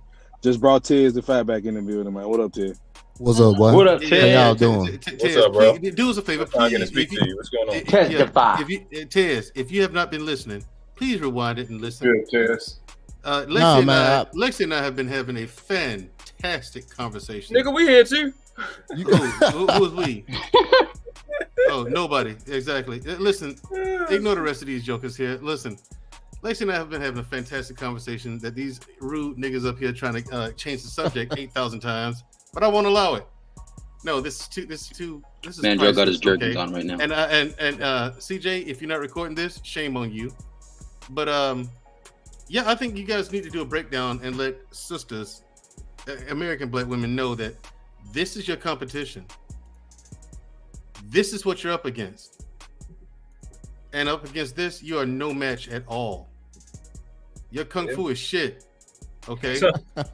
This the one I'm talking to now, this is a master. Okay? In fact, hey, this is a master. And so, Mandrea, first let me apologize for saying that you was simping, because you wasn't. I was just joking. I know, but, man. But I will say this. People always say that, man. I'm like, I'm just having a conversation with a woman. And I will say this. He was enthralled. Shout out to everybody. Man, I have been paying attention. It's been a dope conversation. Shout out to everybody that's here. We appreciate y'all for the love. Man, bro, the conversation been A1. World class. I think this is my first time being on with you.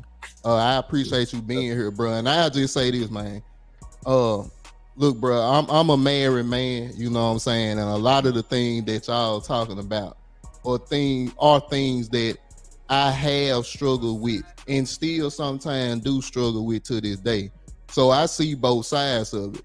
World class, you said something that I had a young lady tell me, and I thought she was trying to get me fucked up. But what she said was, if you thinking about stepping out on your wife or your woman, tell her. Now I'm thinking, okay, this is a black woman that want me to tell another black woman I'm thinking about stepping out. I'm finna get stabbed. Yes, you are. But world class, what you said was so true. And I learned this when I was 16 years old. My cousin Rudy the Samurai told this. That started Rudy my the Samurai.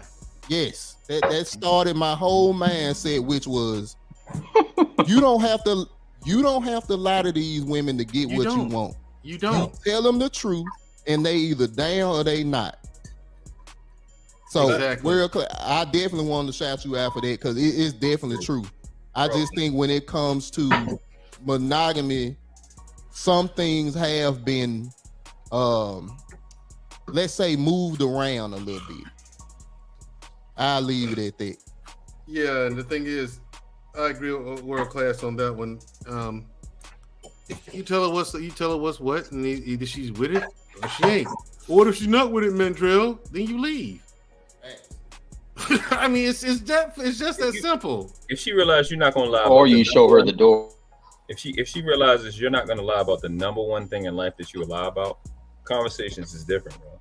Yes. Yep. Conversations. The whole when you have Alexi makes every type of relationship better because the communication level is so high. The floor is so high because you can talk about everything. Because what she's willing to, there's no reason to lie no more. I can honestly, I don't feel good today. Normally, when you usually would hide it from me, you're not gonna hide it from me. Because you gotta always keep up the image. Because damn, she think I'm tired, and she think I'm gonna get tired and not fucking this pussy out here, and like you do all that shit, but you don't realize it until you start like really being honest with them. You don't see the difference in communication. I've done it, bro. When I talk to you, they're like, yeah, I got a young lady. She said, yes, I'm a second wife. I'm ready when you're ready. Got Lexi talking about she a third. You know what I'm saying? Like it's a whole world out there. Y'all have to tolerate it. You really don't. Whether you married or not, you don't gotta tolerate it. They out there. You just start the conversation. This is where I'm at. You'd be surprised, bro. You don't have to lie. And in the end of the day, the only thing that makes it difficult is what? You gotta wait a while. Well, nigga, you supposed to be disciplined anyway. Right. So you get with dudes that are like me, that are way more disciplined and way more honest. What chance y'all think y'all got? All I'm saying. Because let's talk about the sexual marketplace with men competing with men. If they know that I'm gonna be more honest and I'm gonna be more disciplined, what chance do y'all got? Y'all, not y'all on the panel, but y'all that claim to be monogamous in this market. Y'all that got y'all girls, that's what's up. They'll rather go be with somebody that's honest, because an honest person she can trust. If she can trust you, he'll love you long. Thank you. I agree. I say that's what I've been telling these ignorant niggas out here. Why are you bothering to lie to a woman? It's disgusting. That's like the first rule to the game. Don't lie. And you hear me, right? I'm polygamous, right? If a dude, I got brothers that are monogamous. My best friend literally just got married. Yo, if you told that woman that's what you're gonna do, then you better keep your motherfucking word. And don't think I'm gonna respect you if you don't keep your word to her. I'm not. Keep your word. That's what you signed up for. You told her family you was gonna do that. Exactly. That's my thing. You told that woman that's what you're gonna do. You fucking do it. Facts. So let me ask y'all this question. What's it called when you just look? I'm gonna be faithful to you 99% of the time, but 1% of ass gonna get hit out here. What you call that shit? You polygamous. You're not monogamous. No, watch this shit. Let's switch it with something, right? You every once in a while, for 20 years, right? Every once in a while, I try to kill my. You're a homicidal maniac. Thank you. You're Mandrell. Huh? Toxic man. I mean, somebody got to go every once in a while, man. That ain't so bad. Yeah, but when you do it, it's a specific word for that. Yeah. You qualify for that, so it's like like I'm honest. I ain't gonna lie. I'm gonna tell her what it is, but you know what I'm saying, I don't view that as. I guess I didn't really view that as polygamy though. I kind of don't though, because it don't seem like the same thing. Well, it's like Lexi's been saying. It is natural, whether we married or in love or whatever the case may be, to have urges. You know what I'm saying? You're gonna see another woman, you can say, "Damn, she bad." You know what I'm saying? Even if you're in love with someone at the time, you can look at another woman and be like, "Damn, she bad." There's nothing wrong with that. It's an attractive woman. Why would you why would you lie? And pretend like she's not. If you have a woman that's a Christian, right? She a Christian. She went to Christian monogamous, the traditional Christian monogamous look. She'll never publicly tell you that she's okay with it, but y'all have a conversation and she say, "Just don't embarrass me." Then that's a woman that like a polygamous man. It's just that simple. World class. I'll be 100% honest. You definitely will have more experience with this side of life than your boy. But the way that I was told, and I remember having a conversation with a polygamous woman, which is, it's two different things. Polygamy is when a man or a woman marries multiple men or women, whatever. But what me and CJ talking about is, if I'm with my wife or CJ is with his wife, and like he said, I smashed some 2 times in 20 years, I don't think that makes me polygamous. I think that makes me a person that stepped out twice in 20 years. Because I'm not looking to commit to the woman. I'm not looking to marry a woman. So how does that go to polygamy? What sounds better? I'm a polygamous man, or I'm a cheater? Definitely the polygamous man sounds better. So, but I think. Go ahead. I'm sorry. Go ahead. Word. No, go ahead. They like cheaters. That's facts. That's facts. So, I mean, honestly, he got a point. And see, that's what I'm saying. That's why it's important that this conversation is heard. And I think what Mandrell said is key. We got to chop this up.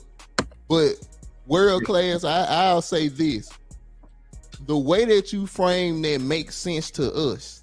But it don't make, like I say, you said you have experienced women that cool with that. Me, CJ, probably Mandrell, we ain't never heard this shit before. But I So- promise. Well, I have. To be clear, I have. 80% of So the why women. you didn't do it? Oh, because she wasn't the type of woman I wanted. She had the right mentality, but like I'm saying, I never heard it broke down the way Lacey is breaking it down. What they say is, I don't want to know. Like, Right. you can knock whoever down, but I just don't want to know. But like CJ, you know, like I hate to use the exception, right? But like the women that are the average nobody girls, that are pretty girls, that are with like Leonardo DiCaprio's, the rappers, some of these athletes that are able to juggle the women, they're okay with it because they know as long as they're part of that draft, they're part of that lottery pick, they're fine as long as they know they're part of the depth chart. Right. Like even my girlfriends who are married to NBA players, they know what it is. They're not out here looking stupid, looking crazy, and they handle their business not to embarrass their wives. And they know what it is. Like some men, this is their lifestyle. And if you want to get crazy, ask questions, or you just Tell them, Lexi. Tell them. And play your part, and that's it. And just be like, babe, don't be messy, don't embarrass me, don't bring no disease home, babe, please. La la la la la. And I know, what am I gonna do? I'm married to a basketball player. Come on, guy, you already put yourself in the line of fire. You have to accept what it is. And if in real life you just meet a guy who's like that, I want him to let me know. I want to know exactly what it is, so that he just have to worry about that with me. If you're honest about every single thing, like, then it's gonna be okay. It's gonna be cool. It's gonna all work out. You don't have to hide your sexual DNA. You don't have to hide your perversions. You don't have to hide your fantasies. You don't have to hide anything at all. I want to please you. I want to be all of that for you. So let me say this. So let's say this woman exists, and I'm being facetious. They exist. I'm being nigga. Just Mandrell, goddamn. Close your mouth and your fat ass, boy. Well, hold on, fuck. That's some life, bro. Get the. I know what it's from. But anyway, okay. So with these women, right? Let's say, but you have got in this situation because, like most men, they didn't know this type of woman existed, right? Mm-hmm. What advice do you give to a man that is in that marriage situation where he swore monogamy because he's trying to be monogamous, but he's actually not at heart? I say, if you have to you have to redefine your relationship in some way. The best way to do it is after a shower, naked in the bed. That's where you have the tough conversations, that she can cry, she can be everything she needs to be to understand that this is what you need to be pleased. And you're both naked, so you're super vulnerable. And you have to be gentle and soft. You have to be there for her, to give her the security and repeat and retrain her a little bit to understand that everything's okay.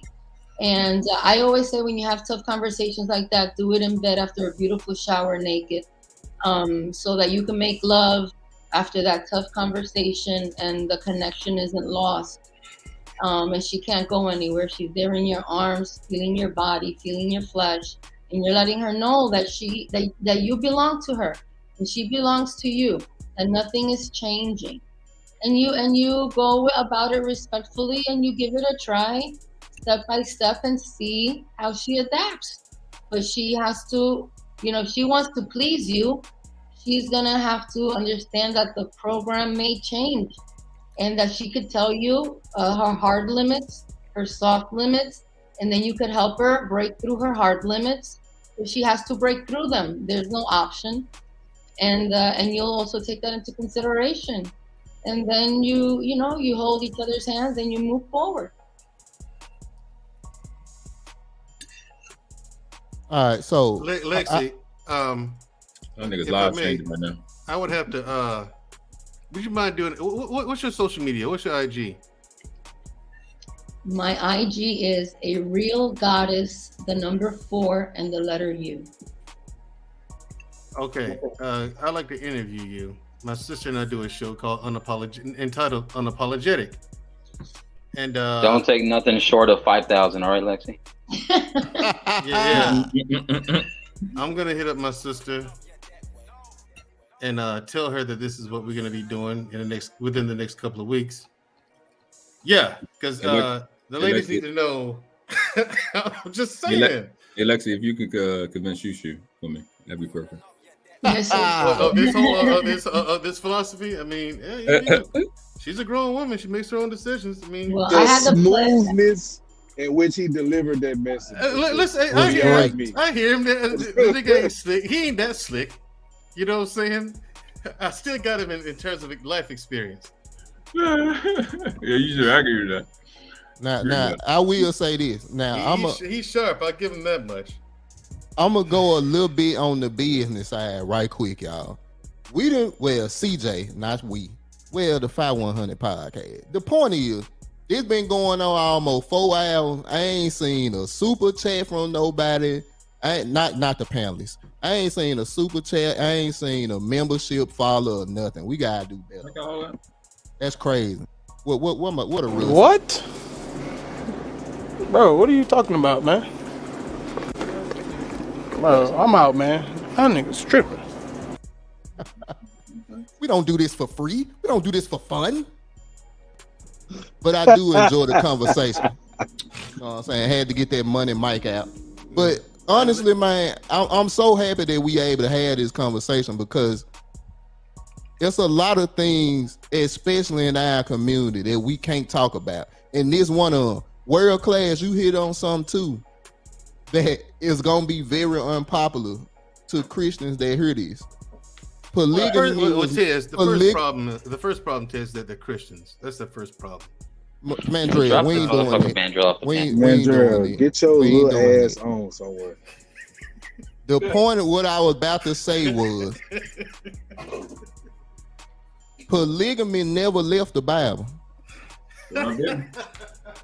See, and this is the thing that, once again, these are things that aren't talked about because we have been so conditioned to do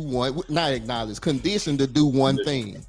Polygamy never left. It was in the Old Testament as well as the New. So when you talk about marriage, you talking about a brand of marriage, which is one wife, one woman, or polygamy. But the point, I'm making that point because it just depends on what you want. It depends on what you want to do, and what you agree with. So I'm with you. You got to be upfront, honest with a woman. And a lot of people have not had that conversation with their wife or with their girl. So I'm with you 100%, bro. Like, hey, could I do this? Yes, sir. So let me break down what monogamy actually means. Mono in Latin means one or once. Gami means to marry. Monogamy means to marry once in a lifetime. Now, what does marry mean? Marry means to give offspring. So monogamy really means to give offspring once in a lifetime. There's next to nobody that you know that qualifies for that. So what it really is two virgins coming together and making one virgin. So what that really is cutting the population in half every generation. What that really is genocide. That's what monogamy actually is. Started in the 1610s. Oh, great. Let's do a little history lesson. When did Christopher Columbus get sent here? In 1492, which came before the 1610s. So it's interesting. Monogamy started when slavery started. What was going on? So somehow through all of that shit that we lost, being slaughtered, genocide in the Americas, everything was declined, but somehow through the magic of Disney, we upgraded in our relationship style. Really? Yeah. Monogamy is genocide. But see, world class, the reason why what you're saying is so crazy or would even be considered conspiracy theorist is because for generations, that's what we was taught. And look, brother, you talking to a man that's married and ain't trying to step out. So I done been indoctrinated as well. But the point of these conversations are to show people that it's different ways to milk a cow. You feel me? Like, you just got to understand the environment that you are in and set those boundaries. Just like what Lexi said. If she tells her man or her man tells her what the rules are, Lexi says, yes, daddy, and keeps going. But our women have been conditioned to argue and fight, and they want to make the rules. But that's generational. That's like, I'm not saying that it can't be broken, but it's a lot different from you trying to break it to mama, grandmama, great grandma. That's completely different because they didn't already drill this into this woman's mind that you don't take no man back if he step out on you one time. Right. You don't take no man back if he lie to you. And it's like, goddamn, Jesus said a man can fall 70 times, 7 times, but a woman said you fall twice and you out. And then keep in mind this also, Tez. I venture to say that most men, regardless of race, most men today would have no clue what to do with Lexi. Oh, they would be lost. Like, and she gave you the answer. Like, tell me what to do, and that's literally what you have to do. Tell her what to do. Yep. She wants to be commanded. She wants a leader. Yep. And it takes a leader to handle a woman like Lexi. It ain't hard. You know what I'm saying? It's just you tell her what it is, and that's what it's gonna be. But the thing is, relationships in this country are so fucked up that she's the weird shit. Yep. When the woman like her is what all women should be by default. Welcome.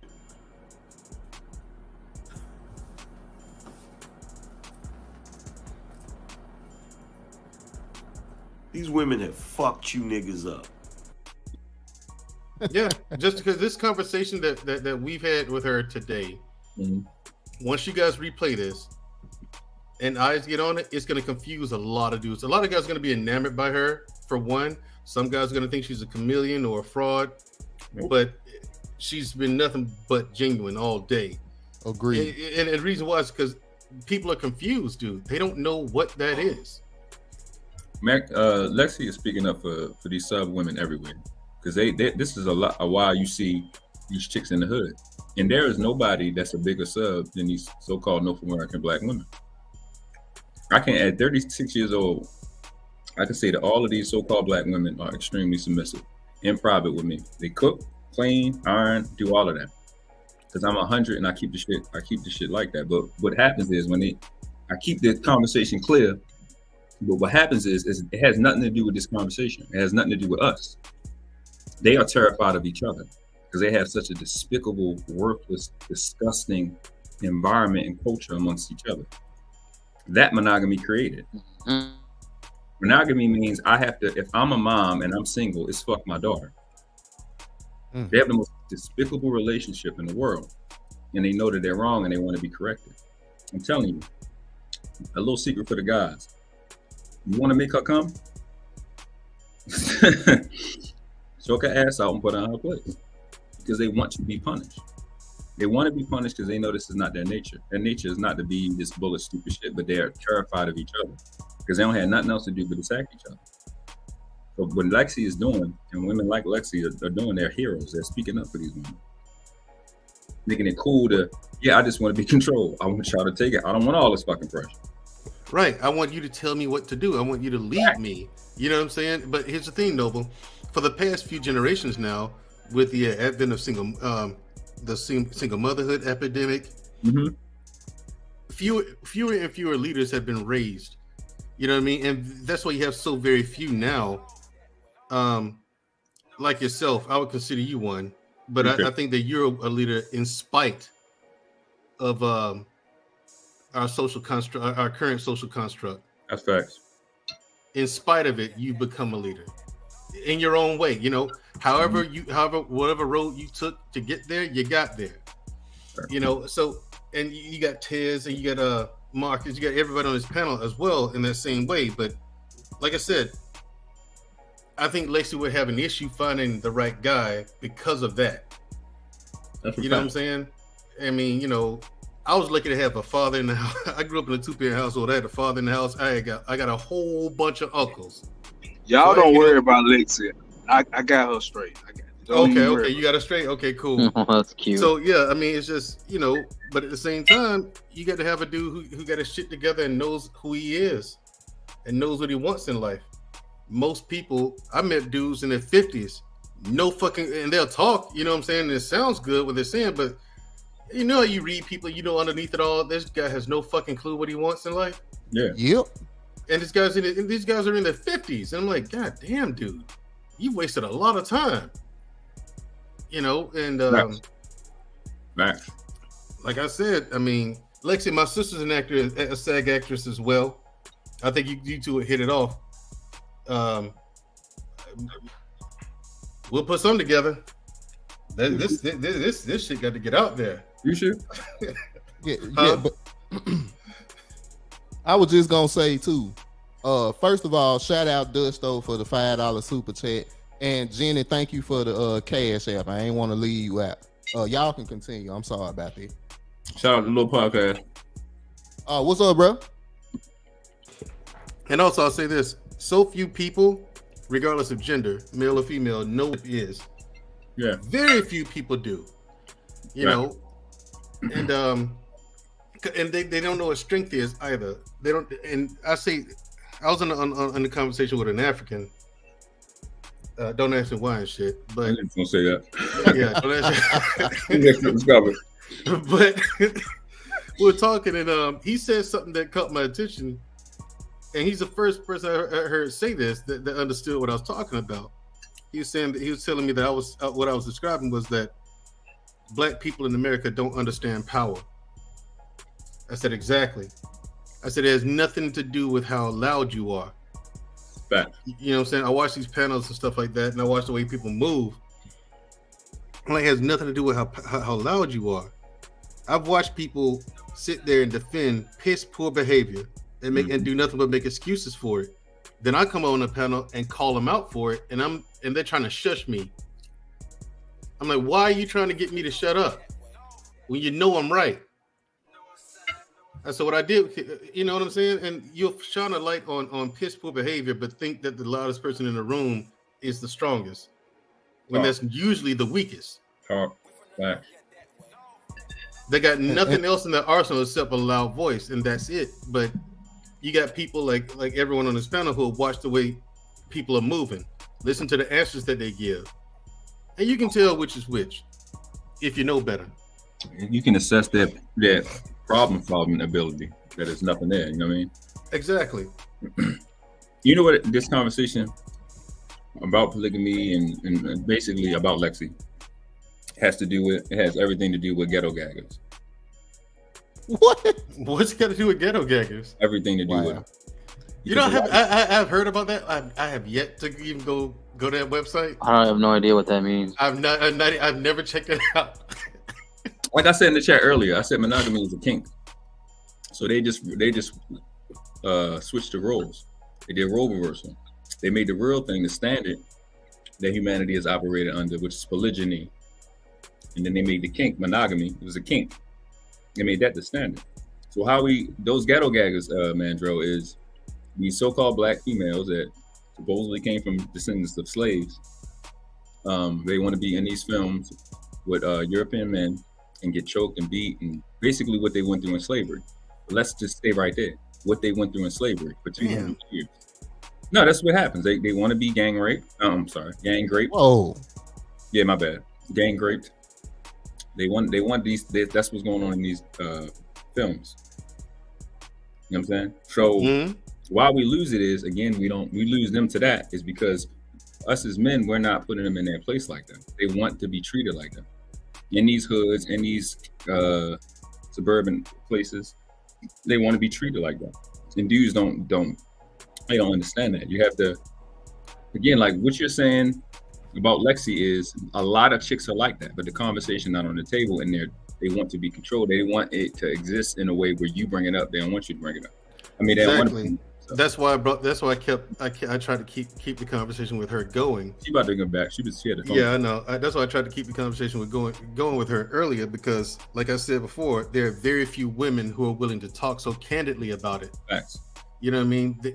Women have this desire, just like you said. They'll have this desire, but they don't want to talk about it because for some reason they feel shame. Facts. Because they know society frowns upon it. And the reason why our men don't do this, don't treat our women like this, is because we're trained not to. Think of all the boys grew up in single mother households, and what did the mothers teach them? Be nice to women, bring them flowers, everything's sweet and nice, but they don't. Those boys have no frame of reference in regards to the other side because the father ain't around to teach them that. You know what I'm saying? And the father would teach you how to treat a woman like that, give that to a woman without being fucked up about it. Yep. And to make it safe, the choking and the pulling of the hair, and you know what I'm saying? And he'll teach you to do these things while at the same time letting that woman also feel safe. Yes, you know what I'm saying? That's precisely it. That's they don't feel safe unless that happens like that. So through epigenetics, they're used to that treatment over 200 something years. That's what they have to be treated like that at this point. But you're not doing it, but the so-called European guy is doing it. And they feel guilty. They need to be treated. So you have to establish that submissive dominant relationship. Like the women I talk, like my last two exes, I have to just stop talking to them because they're not going to stop reaching out. They're not going to stop. Like even to the last week, they've been, that inbox me, hey, what's going on? I love you. Da, da, da, da. Because the conversation is, and I'll give this, I'll ask them throughout the day, not just when we intimate or whatever. Who owns you? Who owns you? Who do you belong to? I grab them pull them by the throat. It's just complete domination. They don't want love. They've proven that they don't want love. They want to be dominated and they want respect. They want you to be respectful. That's it. They don't want love. Love is for children. It's just that simple. Who do you belong to? Who own you? You. They're not going nowhere. Just type in ghettogaggers.com. Listen, when you hear what I just said, and you go watch Ghetto Gaggers, and you actually watch this. Like, yo, this is what's going on. This is what he's talking about. What's going on in there? And then you have other guys who've been washed out, as I call it, and they'll look at that behavior. Look at this woman with this debauchery. This is why I say Christianity, there's a big problem with it. Okay. Look at this debauchery. Look at how she's behaving. No one's asking why are these women behaving that way.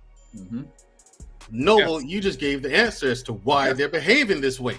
Yes. And the reason why I don't talk about epigenetics, because 99% of the people out there don't know what the fuck that is. Right. Okay. When I first heard you say it, I was like that's one of the things that made my ears perk up when I heard you say that. I was like, wait, what? He knows about that? You're like, yeah, see, because of epigenetics, and you went on to explain what you were explaining at the time. I was like, okay, here's one that's different, and I like that you continue to bring that up to illustrate your point. You know what I'm saying, and to answer questions, because that has to be included into your answer as to why our community is the way it is and why we behave the way that we do. Epigenetics is a huge factor, because again, I see it. But I say it in a different way. When you hear me say things like we're on autopilot, facts. You've heard me say this a lot of times, right? Yep. We oppress ourselves. Yep. You hear me say things like that. I'm talking about epigenetics. Mm-hmm. Mm-hmm. And I think through epigenetics, which is gene expression, not to be confused with the actual gene. The gene doesn't change; just how the gene expressed through methylation. That causes a gene to quote unquote go on, or turn off. So if she has been hurt, not only you got to look at it like that's the biggest kink. It's like trying to get your mind around what she went through and what we went through too. It's not to dismiss what we went through too, because we got the same type of stuff. She had to show him she enjoyed it. That was a part of it. So she actually had to manipulate herself into liking it, and then it just kind of stopped Like what we call slavery just kind of stopped around the 50s, 60s. I give it the 70s. 70s, right? Yeah, So I say I give. Yeah, I say it. What we call slavery really just stopped in like the mid 70s. I say about 74, 75, honestly. right, what we are compartmentalizing to be, people holding it, especially in the Midwest and over in the Mississippi over there. That's less than maybe 2 generations ago. So they still have this in their system, and they don't know. Right, because in the early 2000s, they were in Mississippi. There were schools there still having black proms and white proms in the early 2000s, dude. Wow. No, not even really early 2000s. It was like 2008 or 2009. It was sometime around there. They're still having black proms and white proms. Right. So again, that's not too off. That's not too far from where we are right now. So the young lady, whoever she may be, she'll be in a situation where I can't say this, or I'm gonna get shamed. I can't say I'm okay with my man. That's when I've seen so many women say, "I don't care about no other chick. I just want him to love me and treat me right." Mm-hmm. I've seen it so many. All right. So my experience is definitely different because I was I got around a lot of guys that was running the streets, but one of the guys was a DJ, very popular DJ. It was the first time in my life I seen this girl. She was like the prettiest girl I've ever seen in my life at that time. And she was like, listen, I know he deal with other chicks, but when he with me, he with me. And you taught as a young dude, you supposed to just worship these chicks because you got your mom is, she's one of those buck breakers. You supposed to worship. And I'm looking at her like, what? And she's fine with it. It's a lot of them that's fine, but she'll get attacked. And that's the only reason they be in that position, because they know they'll get attacked. Right. And the thing is, take me for example, right? You guys hear me up here talking the way I do. You know what I'm saying? And unfortunately, but it needs to be said all the same, Marcus. But the thing is, with my lady, I'm still like, if I'm with somebody, I'm still just as direct as I am that you see. I'm still me. Right. Period. You know what I'm saying? But I'm not as big an asshole with the chick I'm dating as I am here. Of course. Unless I have to be.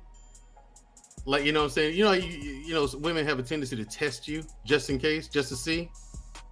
Yeah, when I'm tested, then the shit comes out for real.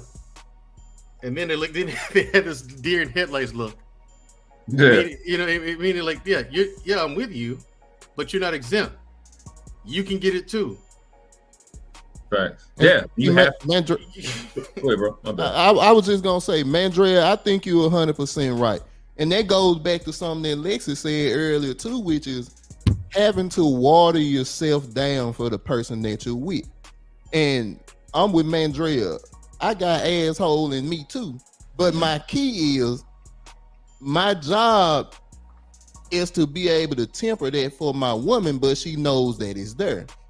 Lexi took it to a sexual standpoint, where it's the kinks that you have and the things that you like that you would sneak off into a corner and do. Your woman should know about, because she either might be into it or she might be willing to help you get to that point to where you might not have to go outside of the home to do those things. And but y'all both go ahead, man. And she even said she's willing to do that for him because that's what will please him. If you have, that's what she said earlier. If you have a kink, bring it to me. If you have troubles, bring it to me. You having a bad day, bring that to me. Bring all of that, all of you to me, and I will fix it for you. I will please you. You know what I'm saying? And the thing is, if a woman does that for a guy, that's how you create women. That's not how you create kings. That's how you create emperors. Listen, y'all better understand. You ever seen those Indian god like statues and depictions where it's I think like the elephant, it's like 1,000,000 hands. Yeah. Oh yeah. In the Middle East, right? In India. Yeah, that's what the representation is. That's a part of the representation. That's what she can be with you. She's supposed to like one of the words that I like to substitute feelings and emotions with, because both of them fake, is with the word resonance. So you're supposed to only deal with a chick that you have that resonance with. That resonance has to be based off admiration, respect, and love. Right? You shouldn't be fucking a chick that you don't admire, respect, in love. And love is a verb. It's not like feelings. Okay, I was about to say, let's make that one clear. Yeah, it's stuff that you have to have an actual conversation. And then the admire is, where did she come from? What's her dad pedigree? What has her dad done? What the men in her family done? That's admirable, that you will want to do. That's akin to you. And respect is obvious. Can she keep your attention with what she is and what she does? Mm-hmm. Then if that's not happening, you don't have no resonance with her. You don't need to be dealing with her. So because I know this, I look at so-called black women. And I can explain how they are the most submissive on the planet. And you will go, no, they not. No, you need to stop and think. They fall for everything. That means they're submissive. Yep. They're easy to control. That means they're submissive. They want to have power, right? Yeah. So they submit to the guy with power. It just don't happen to be you right now. They are the most submissive. And world class, you hit on what I was about to say. The problem is when they don't see you with it, they believe that they have it. And see, that goes back into what you said. You have to be the one that starts off, hey, I'm this, you're this, deal with it. And see, world class, the reason I'm happy that we having this conversation, bro, is because everybody on the panel, is because we live in a world, especially in our community, where this has been flipped upside down. And guys like us are the bad guys, but in our circles, the way that we think everybody else crazy. Yeah. Like what Lexi is saying, Jenny, other women would be like, what are they talking about? Like, they crazy, or they thoughts, or they for the streets. It's like them the women that get husbands, like for real. Yeah. What y'all get are guys that come through, do what they do, say they love you, and they out in the streets. Hold on, Scam got a question, y'all. Let me pull that up. Dusto got a question. How long does it take? I have food in my freezer. If I lose power, how long does it take before it gets to room temperature and go bad? It depends on what it is. It depends on what I it agree. is. Right, Yeah, it does. If it's vegetables, it's quite good. Dusto, I think I know why you asking that question. You got that storm. Yeah, the hurricane coming to catch him. What's name? I forgot the name myself. I forgot the name. I ain't know. But it's women like Lexi that keep marriages together. I agree. And see, again, it goes back to when I was talking to that guy and I was saying, black people don't understand power. What you just said there is women like Lacey that keeps marriages together. She understands her power. Even if she don't know it, she's using her power. Mm-hmm. That's how you keep a marriage together. You make them happy. Because it's a fair power exchange. When Right. when you are honest, right? The way that I'm describing, then the power exchange from dominant to submissive, it's a fair power exchange. Right. It's there's nothing to think about. It's all at the level or whatever, how people, I don't know how else to explain it, but the power exchange the dynamic is precisely the way it needs to be because the power exchange is there. Right. And then the thing, you get total transparency and total honesty from your guy. And that takes away worry as well. Yeah, because there's no anxiety. Amongst women, I'm a dominant because I have power. My man gives me power. I know where my man is. I know what he's doing. I know what he's like. When I'm around other women, they're having these other conversations about their men that I can't contribute to because I'm happy over here. I'm happy. And I get to walk the world with that power of knowing that I am adored, loved, protected, and I'm a good girl because I please my man. Mm-hmm. Lexi, I want to ask you a question. Speaking on that, how do you, if you were going to talk to a woman, how do you get her to look at the way that you think of things without getting into her feelings about it? Because that's what throws off a lot of these conversations between men and women is feelings, which is, oh, I'm not enough. or Yes. oh, you must don't love me. And it's like, wait a minute. Yes. In my soliloquy, when did I say those things? Exactly. So facts, man. Can you break down if you were talking to, let's say, a woman with an open mind, how would you break that down to her? Oh my God, that's hard, because that's hard. It's very hard. With an open mind, Lexi. Now, with somebody that's closed-minded, I get you. So is she asking me a question, or is she having troubles in her marriage or something? She's saying, hey, Lexi, my husband of 5 years just said that he wants to have an outside woman from time to time. Mm-hmm. How do you break this down to her and get her to understand it's not a shortness of you. It's not nothing you're doing wrong. That's part of him. How do you break that down to him or to her? I would then ask her if she would be comfortable sharing with me what her fantasies are. And maybe she has a little dark side. And then she might be able to marry her dark side with her husband's dark side, and it could be something they both explore responsibly. If she feels like she doesn't want to know about it, and he might not want her to be a part of it, then what does she need from him in order for him to be able to have that peace, and for her to have that peace too? I mean, it takes a lot of conversation, and it takes kind of her also admitting her own desires, right? Like she has to admit her own desires to him, and understand that there's nothing wrong with that, right? There's nothing wrong with us being married 5 years, exploring different things sexually. And what are your fantasies, babe? And she might be like, oh, I would like it if you were slap me in the face with your dick. And he's like, whoa, like I never thought you'd be that kind of woman. You know what I mean? And then the conversation becomes beyond, I want to go be with another woman. Now you can have real honest conversation. You could really delve deep into that side of your humanity, your dark side. I always tell women, like, if their husbands are having that kind of tendency, or if they see something, to go buy something super sexy, set up a really sexy evening. I always tell women to get a knee pillow, a pillow for their knees. Jenny Morena always hashtags knee pillow because I say that.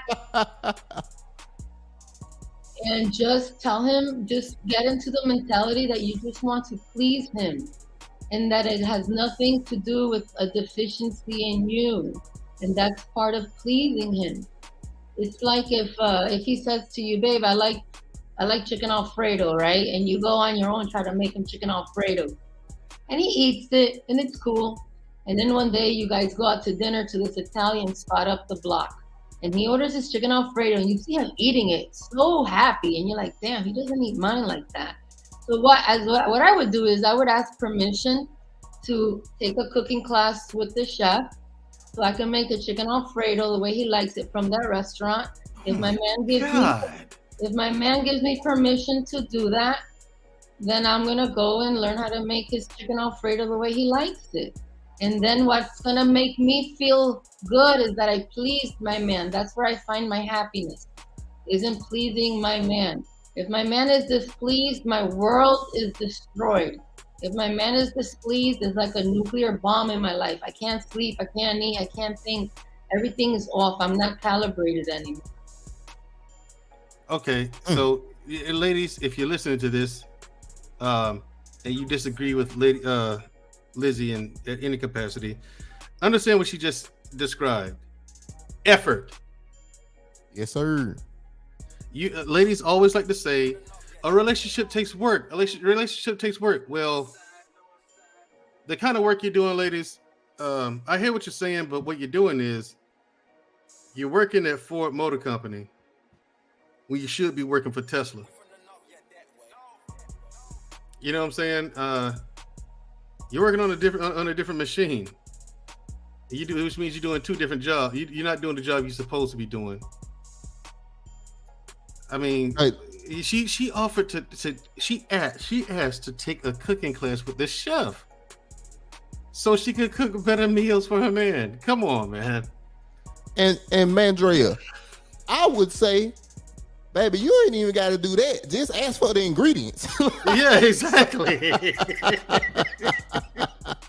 Put a little bit more garlic or something. Like, can I cook chicken Alfredo? Yeah, baby, let me tell you something about YouTube, okay? You can figure out how to cook almost anything on YouTube. Facts. Man, fix brakes on a car, everything. And Tez, check it out. It's all because she saw his reaction in contrast to the way he ate hers. Facts. That's what set it off. She paid attention to him. Yep. I was so first, Lexi, I don't know if you want to respond to D'Souza's statement or question. If not, we can go past it. But I'll say this. Oh, go ahead, Lexi. I'm sorry. What the question is? What about you as a person? You risk to lose yourself in that man. No way. I find myself. I am the masterpiece. He is creating me. He is molding me. I am his muse. I find myself within him. Within him, I am able to liberate myself completely in all ways, from vertical to horizontal, with no shame, no apologetic, no conditions, no inhibitions. I belong to him. I please him. And with him, I find all that I ever needed in my entire life. There's nothing else I need. He's like water. Jesus Christ. I mean, Jesus Christ, man. If I could be his soap, if I could be his soap, I would be his soap. If I could be his towel, I would be his towel. But you got to say that again. Let's start from the beginning, please. That's dope. If I could be his soap, I would be his soap. If I could be the towel that dries him, I would be the towel that dries him. I want to be everything he needs. Every single thing is pleasing. And Lexi, you want to know why that is? Because you recognize your strength comes from his strength. When he is strong and confident, you are strong and confident. See, that's the way that this thing has been created. It was always supposed to be like this. We messed it up, but it was always that way. That's why they say behind every strong man is a good woman. I believe that because we are supposed to balance each other out. It's not that I'm worth more.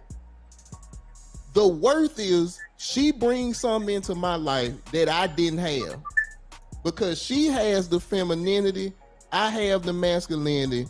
When we bring them two things together, we supposed to be an unstoppable force if it's done correctly.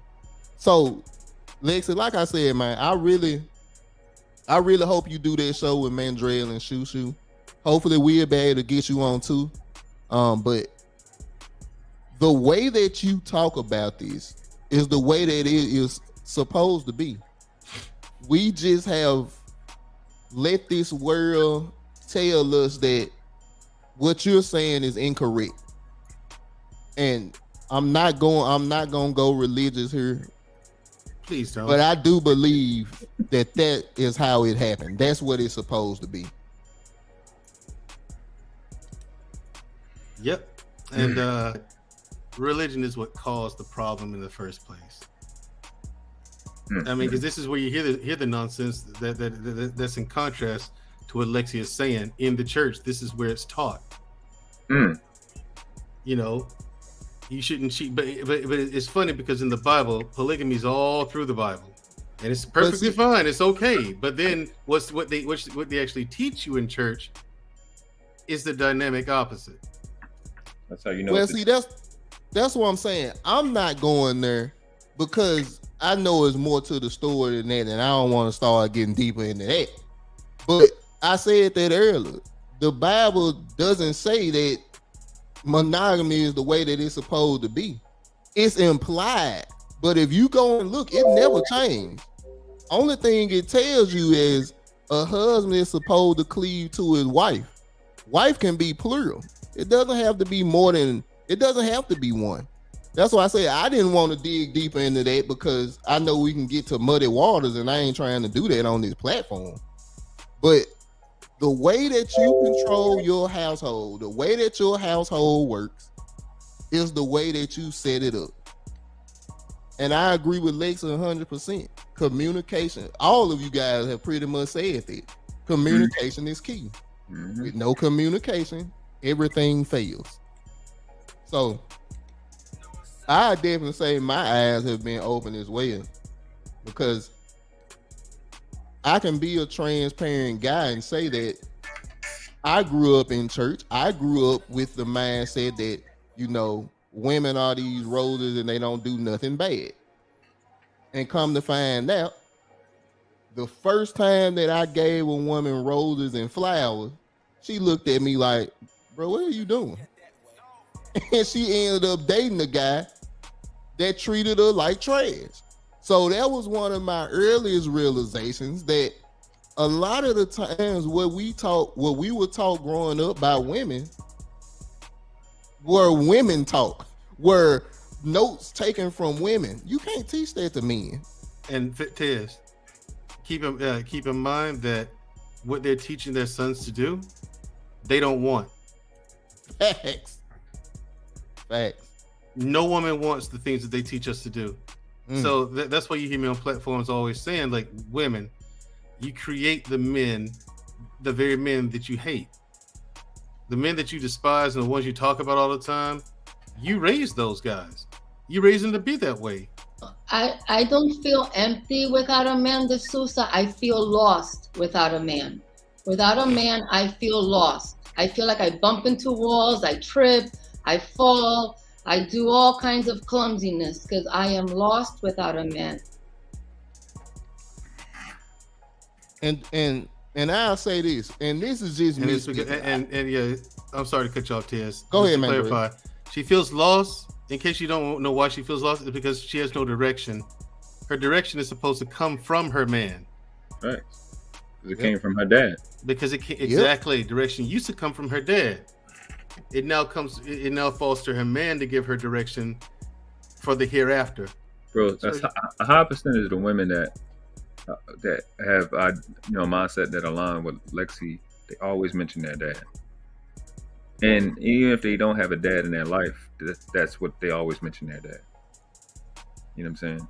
And it's a big part of it, because that's where you really learn. It's where you get submissive. Well, that's where you get all people from. All people come from men. Nobody comes from women. They come through women. Don't come from women. So you want to get these submissive women from men, from dads, right?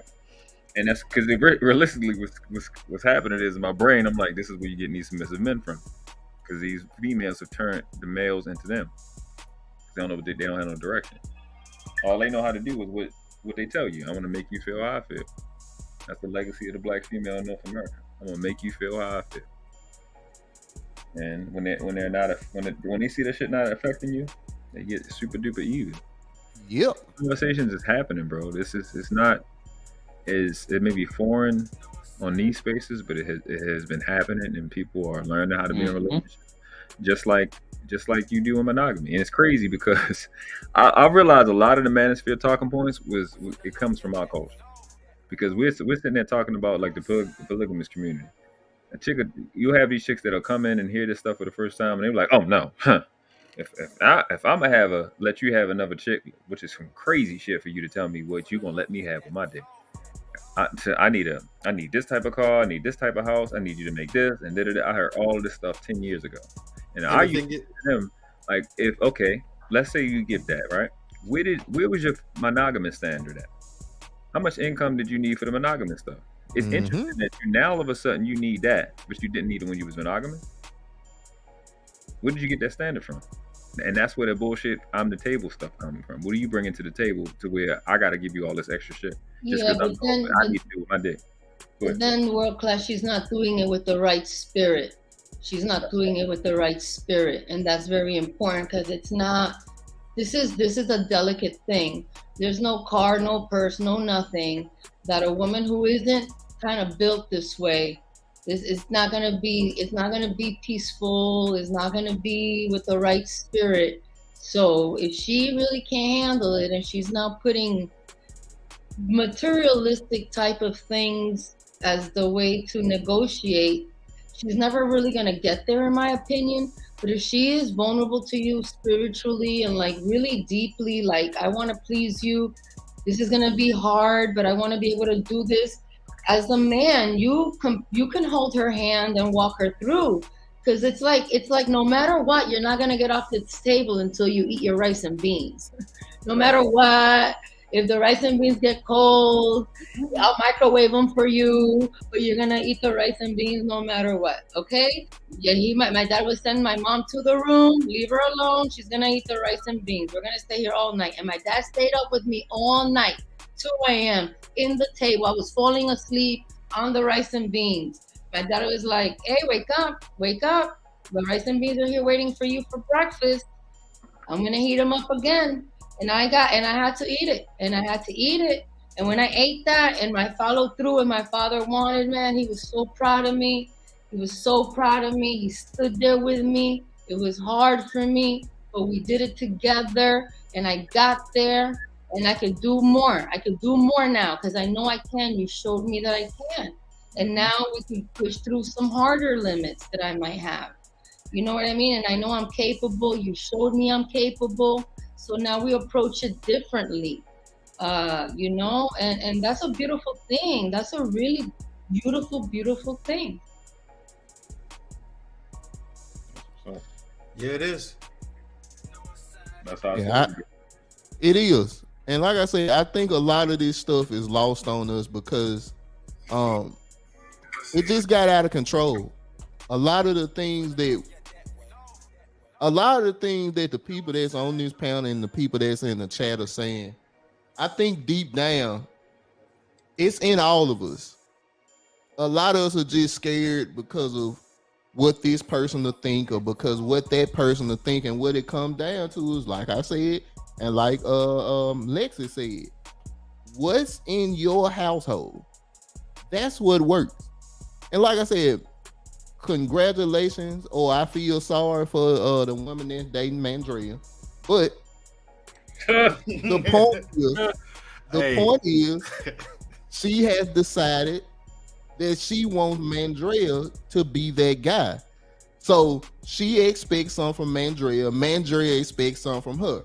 Just like in my marriage, my wife expects something from me. I expect something from her. But we have that conversation in our own damn house, not on the internet. We don't go and ask our parents. We don't go and ask her homegirl or my homeboy. Lexi said it best. Talk this stuff out with your partner. What starts to happen is you hear from your girlfriends that ain't had a man since the Power Rangers was on TV. Are the Power Rangers still on TV? Because they got a lot of series. That might be a bad example.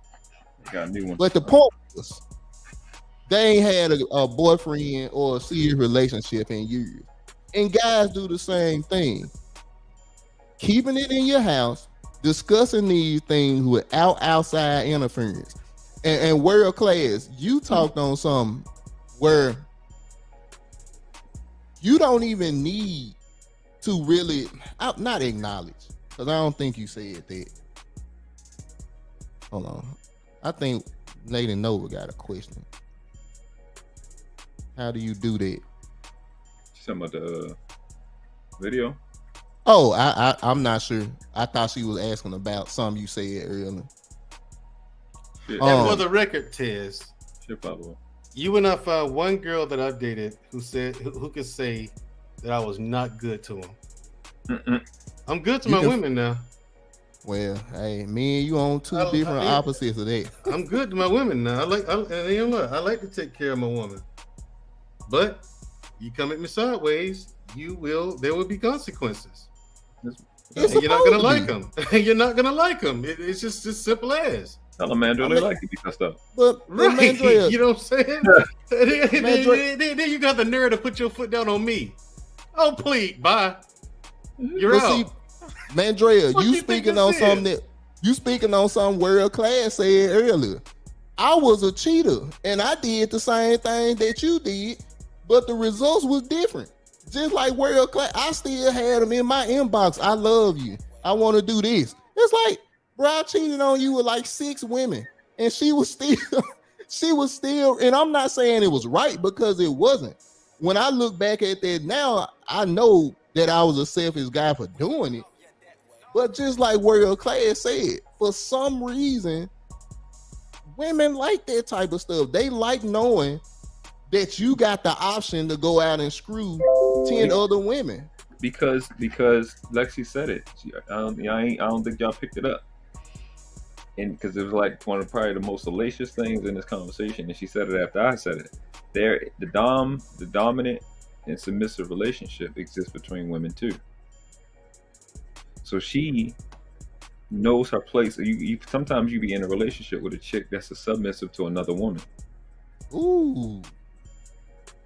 So if she see the quality of women that you be with, it's an honor to her to be able to have a man that a woman that's dominant to her has. So she's gonna keep wanting to have sex with you. She's gonna. Damn. Yeah, it's bro. We so much missing from our relationships. It's crazy. Wait. So once again, and I don't mean sexual. I don't even mean sexual. I know, but a woman that is dominant to her, or she's dominant too. There's a dominant and submissive relationship. Well, I know that, but between women, yeah, I know that. Yeah, I'm talking about. She tries to bring women to him that she's dominant too. Both. Oh, okay. Both, yeah. Yeah, because a woman that is dominant, which is like 10% of them that are actually dominant, like 10% or less. She's gonna, if she can and still will be submissive to her man, but she still got to get her shit off. However, you still have with like the 90% of women, that's all women around the planet, 90% of them are submissive. But even amongst them, it's a dominant submissive relationship. So if you have a woman that's like a true sub, she likes to. It's like if they feel that, like what we call hypergamy is really what I'm talking about. It's not really about even with monogamy. It's not really about the guy as much as it is about other women, because they're around women more than they are men. So they love to stay in their place with other women, and that's why they fight like that, because they don't respect the hierarchy. They know who the dominant woman is in the relationship, in the environment, and they need to be submissive to her. That is how they've been raised. And if she step out of place, because what Lexi just explained, exactly what you explained is exactly that. Right. Like if I'm in a room, I know that I come in as a dom. I already know I'm a dom female. But if there's another dom female in the room, I show her a lot of respect. I watch her. I see how she moves. I respect what she's built. I respect what she has. And that's the type of woman I want to grow up to be when I'm that age. You know what I mean? When I'm her age, that's how I want to roll. I want to learn from her. But then if there's other women in the group that think that they have the kind of game that my dominant puts me onto, I'm going to dominate them.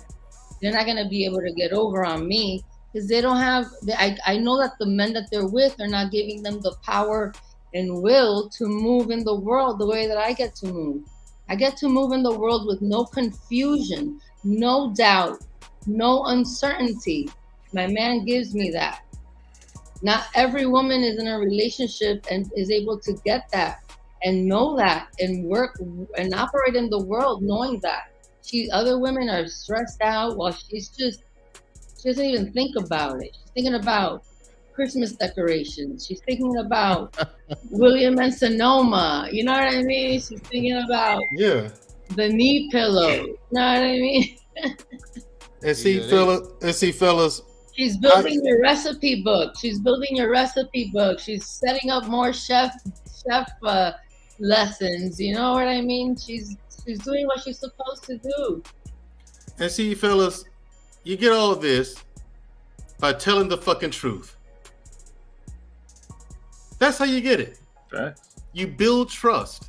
I did an episode titled "The Answer," and in that episode, I told men, I said, "Men, I'm gonna explain to you how to get submission from a woman. You have to do the things that I'm gonna list off here. And so I named something. I would name something and then give a description of it, right? That list was only 4 things. So 4 things on the list, right? Crazy. And I said, and at the end I said, you know what this list does, fellas? It builds trust. And if a woman trusts you, yeah, she'll submit. Mm-hmm. If she's now, you do have women out there who just dumb it, stuck on stupid, and they won't submit to no man, no matter how good he is. They'll just take it to the grave with them. Those women are stuck on stupid, and you leave them right where they are. Well, Mandrell, just to give you even further context with me, when I meet a man and he wants to enter into an exclusive relationship with me, I have a contract that we both built out and go over and both sign and get it notarized, take it to our attorneys, and we both agree that this is what's going to happen in this relationship. It's a contractual agreement, and I sign it and he signs it, and it's the real deal. And what he states in there, I agree to do whatever it is, and I put my things and he agrees to those things, whatever they are, and then we live happily ever after. No, and see, this is why she's single, Noble. Like I said, you got a huge influx of men in this country who don't know what to do with a woman like that. I had a conversation with 2 dudes, right? So my guy, okay, let's talk about it, and his brother, right? So the question was, who controls access to sex and who controls access to relationships? Like the Kevin Samuels question, right? Mm-hmm. And they was asking me, and my answer to both of them is the men. Men control access to sex. Men control access to relationships. They didn't understand that, and I'm like, listen, if I don't open my mouth, it's not gonna happen. If I don't say something, if I don't initiate it, she's not gonna give me pussy nowhere. It's not gonna happen. So I control access to sex because the word is control. It's not who has a vagina and who doesn't. It's who controls access to sex. If I don't be dominant, it's not gonna happen. It starts with me. So to your point, these guys don't know what to do with Lexi because they don't understand who's in control. They want to be controlled. That means you are always in control. It's just that simple. And Lady Navoa says, she says submissive is used only for husband and wives. She says, stop that. You want that, get a ring, put it on her just like that. Just choose wisely and right. Y'all kill me with that, but don't understand it. Don't understand what it is. That's not true. It's not just for husband and wives. Like I was just saying before, submissive and dominant exists between women. Submissive and dominant is social. Submissive and dominant is genetic. It's not just a relationship. Men go through this. You can watch submissive and dominant in the NFL, in the NBA, in the military. That is a fundamental. That's a fundamental thing on earth, period. All animals go through that. It's not limited to kinks. It's not limited to sex. It's not limited to relationships. Dominant and submissive is a foundation of relationship.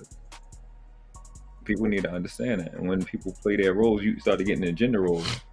The dominant and submissive roles need to be addressed first. Once that's understood, everything else can work. If that's not understood, can't nobody be in bliss because you're going to have people doing stuff they ain't supposed to be doing. And Alexia has explained this, I think, like 15 times. You know what I'm saying? And then not only that, she's categorized what exact sub she is. And then she said, even within that, I'm dominant to this person because, like, I was going to use what? Hey, fellas, I gotta head out. Lexi? Yeah. I will be in contact. Thank for you, sure. Mandrell. No You problem. No problem. And we're gonna have we're gonna have a show about this shit. Hey, and y'all, I was just gonna say, Mandrea, you about to drop down and we about to end the stream. So if you want, if that's your last final word, we're gonna give everybody final words and we're gonna get up final out of thoughts. Yeah. Final thoughts are fellas, be honest. That's literally all you have to do. And if a woman is not with it, she's not with it. Let her go. You're gonna find someone who's okay with that because you're being honest. Honesty makes women feel safe. and secure. That's what women are looking for. So it starts off with that. I mean, if you're lying, you ain't playing the game right. You're trying to cheat, and that's why you always lose. You want to play the game, you got to play by the rules. There ain't no two ways. There ain't no two ways about it. Amen. If you don't, if you want to lie to her about something you're embarrassed about, be a better man. That's all there is to it, man. Just level up in every way possible. But that's too much work. Yeah. Oh yeah, Mandrell, that would take effort on my part. Yeah, you lazy fuck. Of course it does. Everything takes effort. Man won't let me. I'm just saying, this it starts with honesty and ends with honesty. Your relationship may or may not work, but if it doesn't work, at least your lady will respect you. Indeed. There you have it. Mandrell, thank you so much, man. You've been up here longer than I have. So look, No bro, problem. we appreciate you, man, putting in the time, bro. I appreciate you guys, you and CJ having me up here, man. I really do. Like I said, y'all do dope content right here on this channel, man, and I really rock with you guys heavy. You know what I'm saying? So, and like I said, this is one of those shows I really look forward to watching on Saturdays. You know what I mean? We all go live, and we all drop a video. I look forward to watching it. So, and I'm gonna continue to do so. Y'all keep on, man. Y'all on the road to success. Y'all getting shout outs on the radio and stuff like that. And y'all being recognized. Yeah, they getting shout outs on the radio. They being recognized in the streets and stuff. So y'all definitely heading in the right direction. But keep being patient. You know what I'm saying, Tiz? Keep being patient, man, because you see you going in the right direction. You and CJ going in the right direction, and I want to see you guys win. I really do. Man, thank you so much, man, Dre. We appreciate you for being on, bro. No problem. Alexi, I appreciate you, bro. Pleasure talking to you. Thank you, Mandrell. I appreciate you and your questions, and your curiosity is adorable. I'm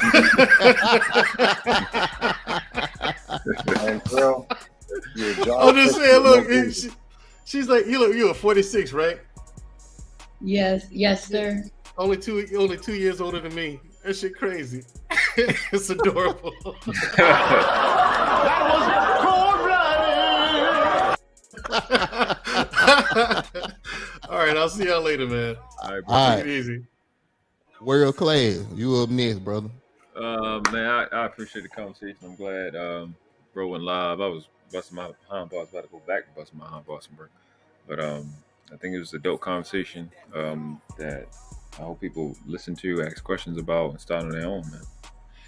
And definitely appreciate you, brothers. I beat through. Yeah, I'm here, man. World class. Once again, brother, I think this is my first time being on a panel with you.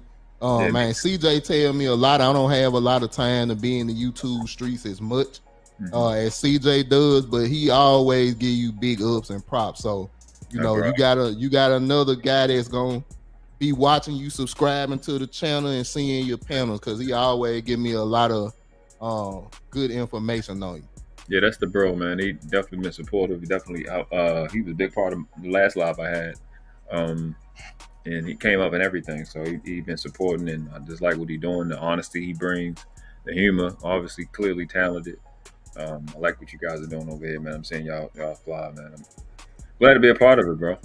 It's dope to see brothers come together like that, man. And yeah, man. We here, man. Like I said, we ready to work. Yes, sir. Appreciate it, World Class. Thank you so much, brother.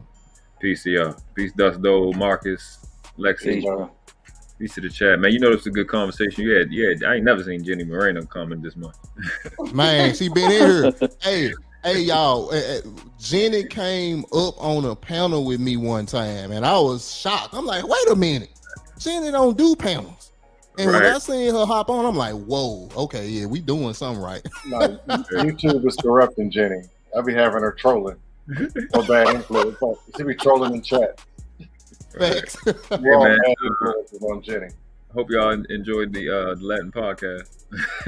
Hey, man. With the El Fuego 100 podcast. All right, Marcus, you next, brother. Last word. Yeah, man. I just appreciate you letting me up on the panel, bro. And Great words from World Class, Mandrell, Lexi. Scam can be a troll, but you know he'll get there. He's a work in progress. But Yeah, he got some knowledge in there somewhere, you know. Yeah, that peanut head, you know, you buffer it, you wax that sucker. You got some up in there. And then I got shout out to Memphis, bro. Big country, house of music, house of barbecue, house of some sports right there. You know what I'm saying? So shout out to Testify and CJ, you know, representing Memphis and all the way from Cali, bro. Much respect. Y mucho gusto para la flor y la mariposa de Lexi. Tú eres muy majo. Gracias, Marco. Muchas gracias, Marco. Sabes, chula. Vete, bella quiera. All right, man. But y'all take care. Y'all be safe. Y'all make sure. And don't listen to Dust, though. He's just bitter. Hey, have a good one, Marcus. Tune in with us Saturday, man. We live every Saturday night at 8 or 8:30. I got you. Shout out to my prima Jenny too in the chat. All right, Ma. Dusto, you up next. Final word. Glad to be here. Thanks, my brothers. Turning the scriptures. No, just clown. No, it's cool setting the tone. Appreciate you coming to set the tone. As a certified troll, even. It's good to be able to come to a space that ain't a bunch of conflict, YouTube politics, beef, and all that extra stuff. Because it should be I control somebody, we clown, or we disagree, and then we had a conversation and we both go out and go eat a sandwich. Agree to disagree. It ain't got to be all this extra stuff. No. Or if there is the extra stuff, there's ways to have a conversation.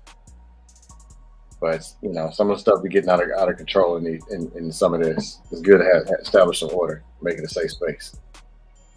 I'm gonna bring about 15 trolls from out the block, and we're gonna have a trollathon. But, hey, as long as they healthy troll, as long as they ain't trying to start no problem, we good. I'm a healthy troll. I got jokes, I clown, but at the end of the day, I got no problems with nobody. If somebody had a problem with me, had a conversation. I mean, it's that simple. I'm not flying in nobody's city. I'm not shooting at nobody, threatening nobody's mouth. It ain't that serious. It's YouTube. It's just conversation. People have some fun, people. Damn. Y'all ain't smiling. I agree. Hey, and Dusto, I know you got a show. Can one of the mods drop Dusto? Wait, you on Black Man, right? Yeah, Black Man Unfiltered. It's gonna be Thursdays, 30 minutes, improv style, the Dustosphere. Because here's the deal. We told the women to get, lose weight and go to the gym and be feminine and stop having kids. They said no. We told the dudes to get on their purpose, stop all the testosterone, anger, come on the outside, blah, blah, blah. We told them to stop, and they just said no. So, Dustosphere, we're just going to troll them. just troll them and get it over with. But it'll be no show this week because I got to evacuate these punk-ass hurricanes. Gotcha. Next week is on. Hey, brother, make Wigs, sure you be feminists, everybody is welcome. Trolls, feminists, wigs, dusties, crusties, everyone is welcome. There's no YouTube beef and no trying to take over the show and everything good. Dusto, thank you so much for being here, brother. I'm definitely gonna come over there for one of them episodes, man. I ain't caught one yet, but since I know the time and the schedule, I'm there. Yeah, Thursday, 7 p.m. Eastern Standard Time. Gotcha. Not this week, but next week. Next week. All right. Appreciate you, Dusto. All right. Peace out. You'll see me in the streets. Yes, sir. Lexi. Shout out to Lexi. Welcome back. Thank you. Thank you, gentlemen.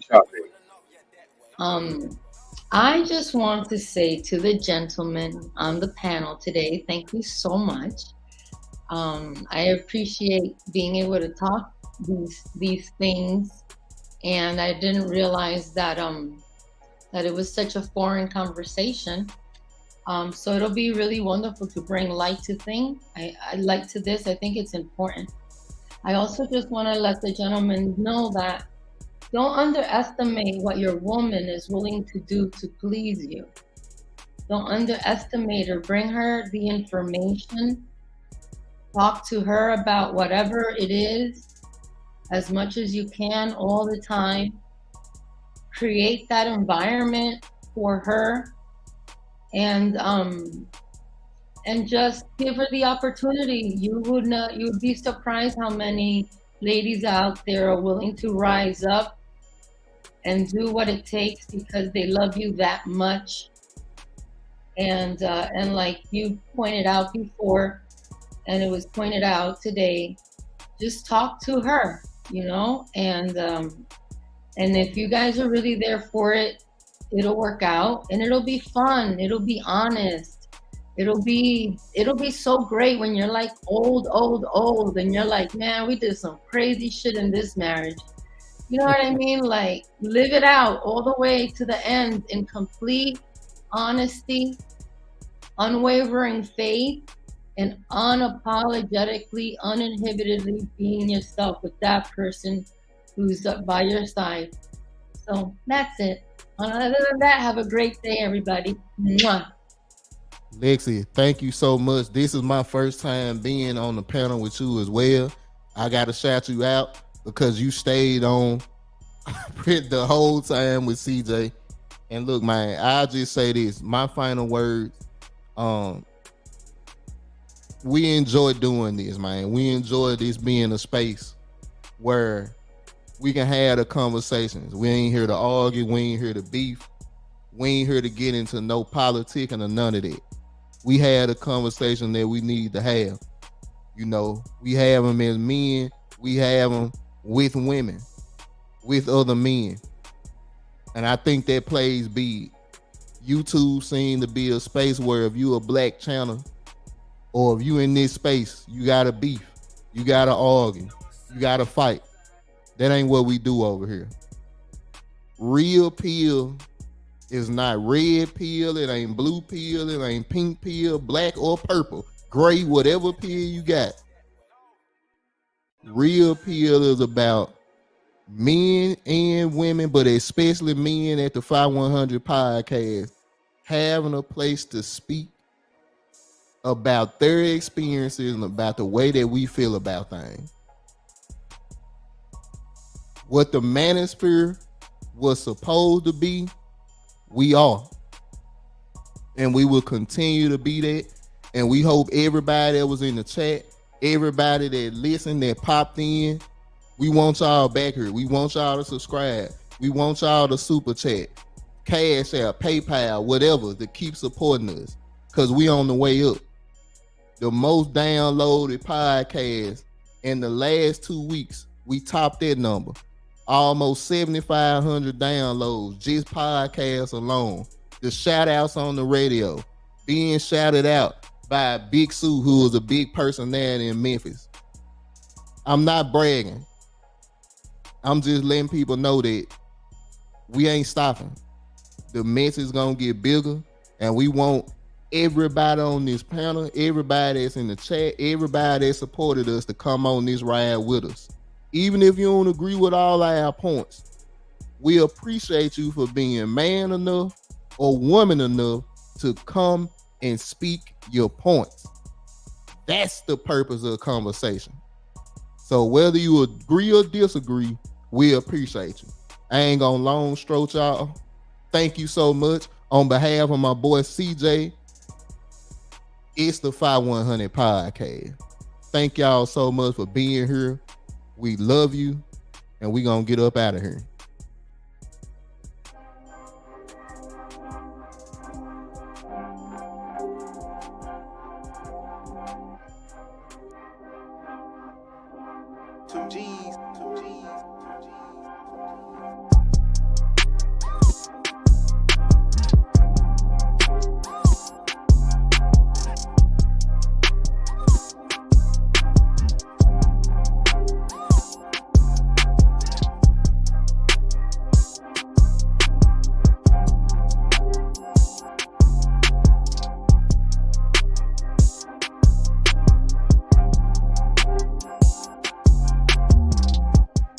Yes, sir.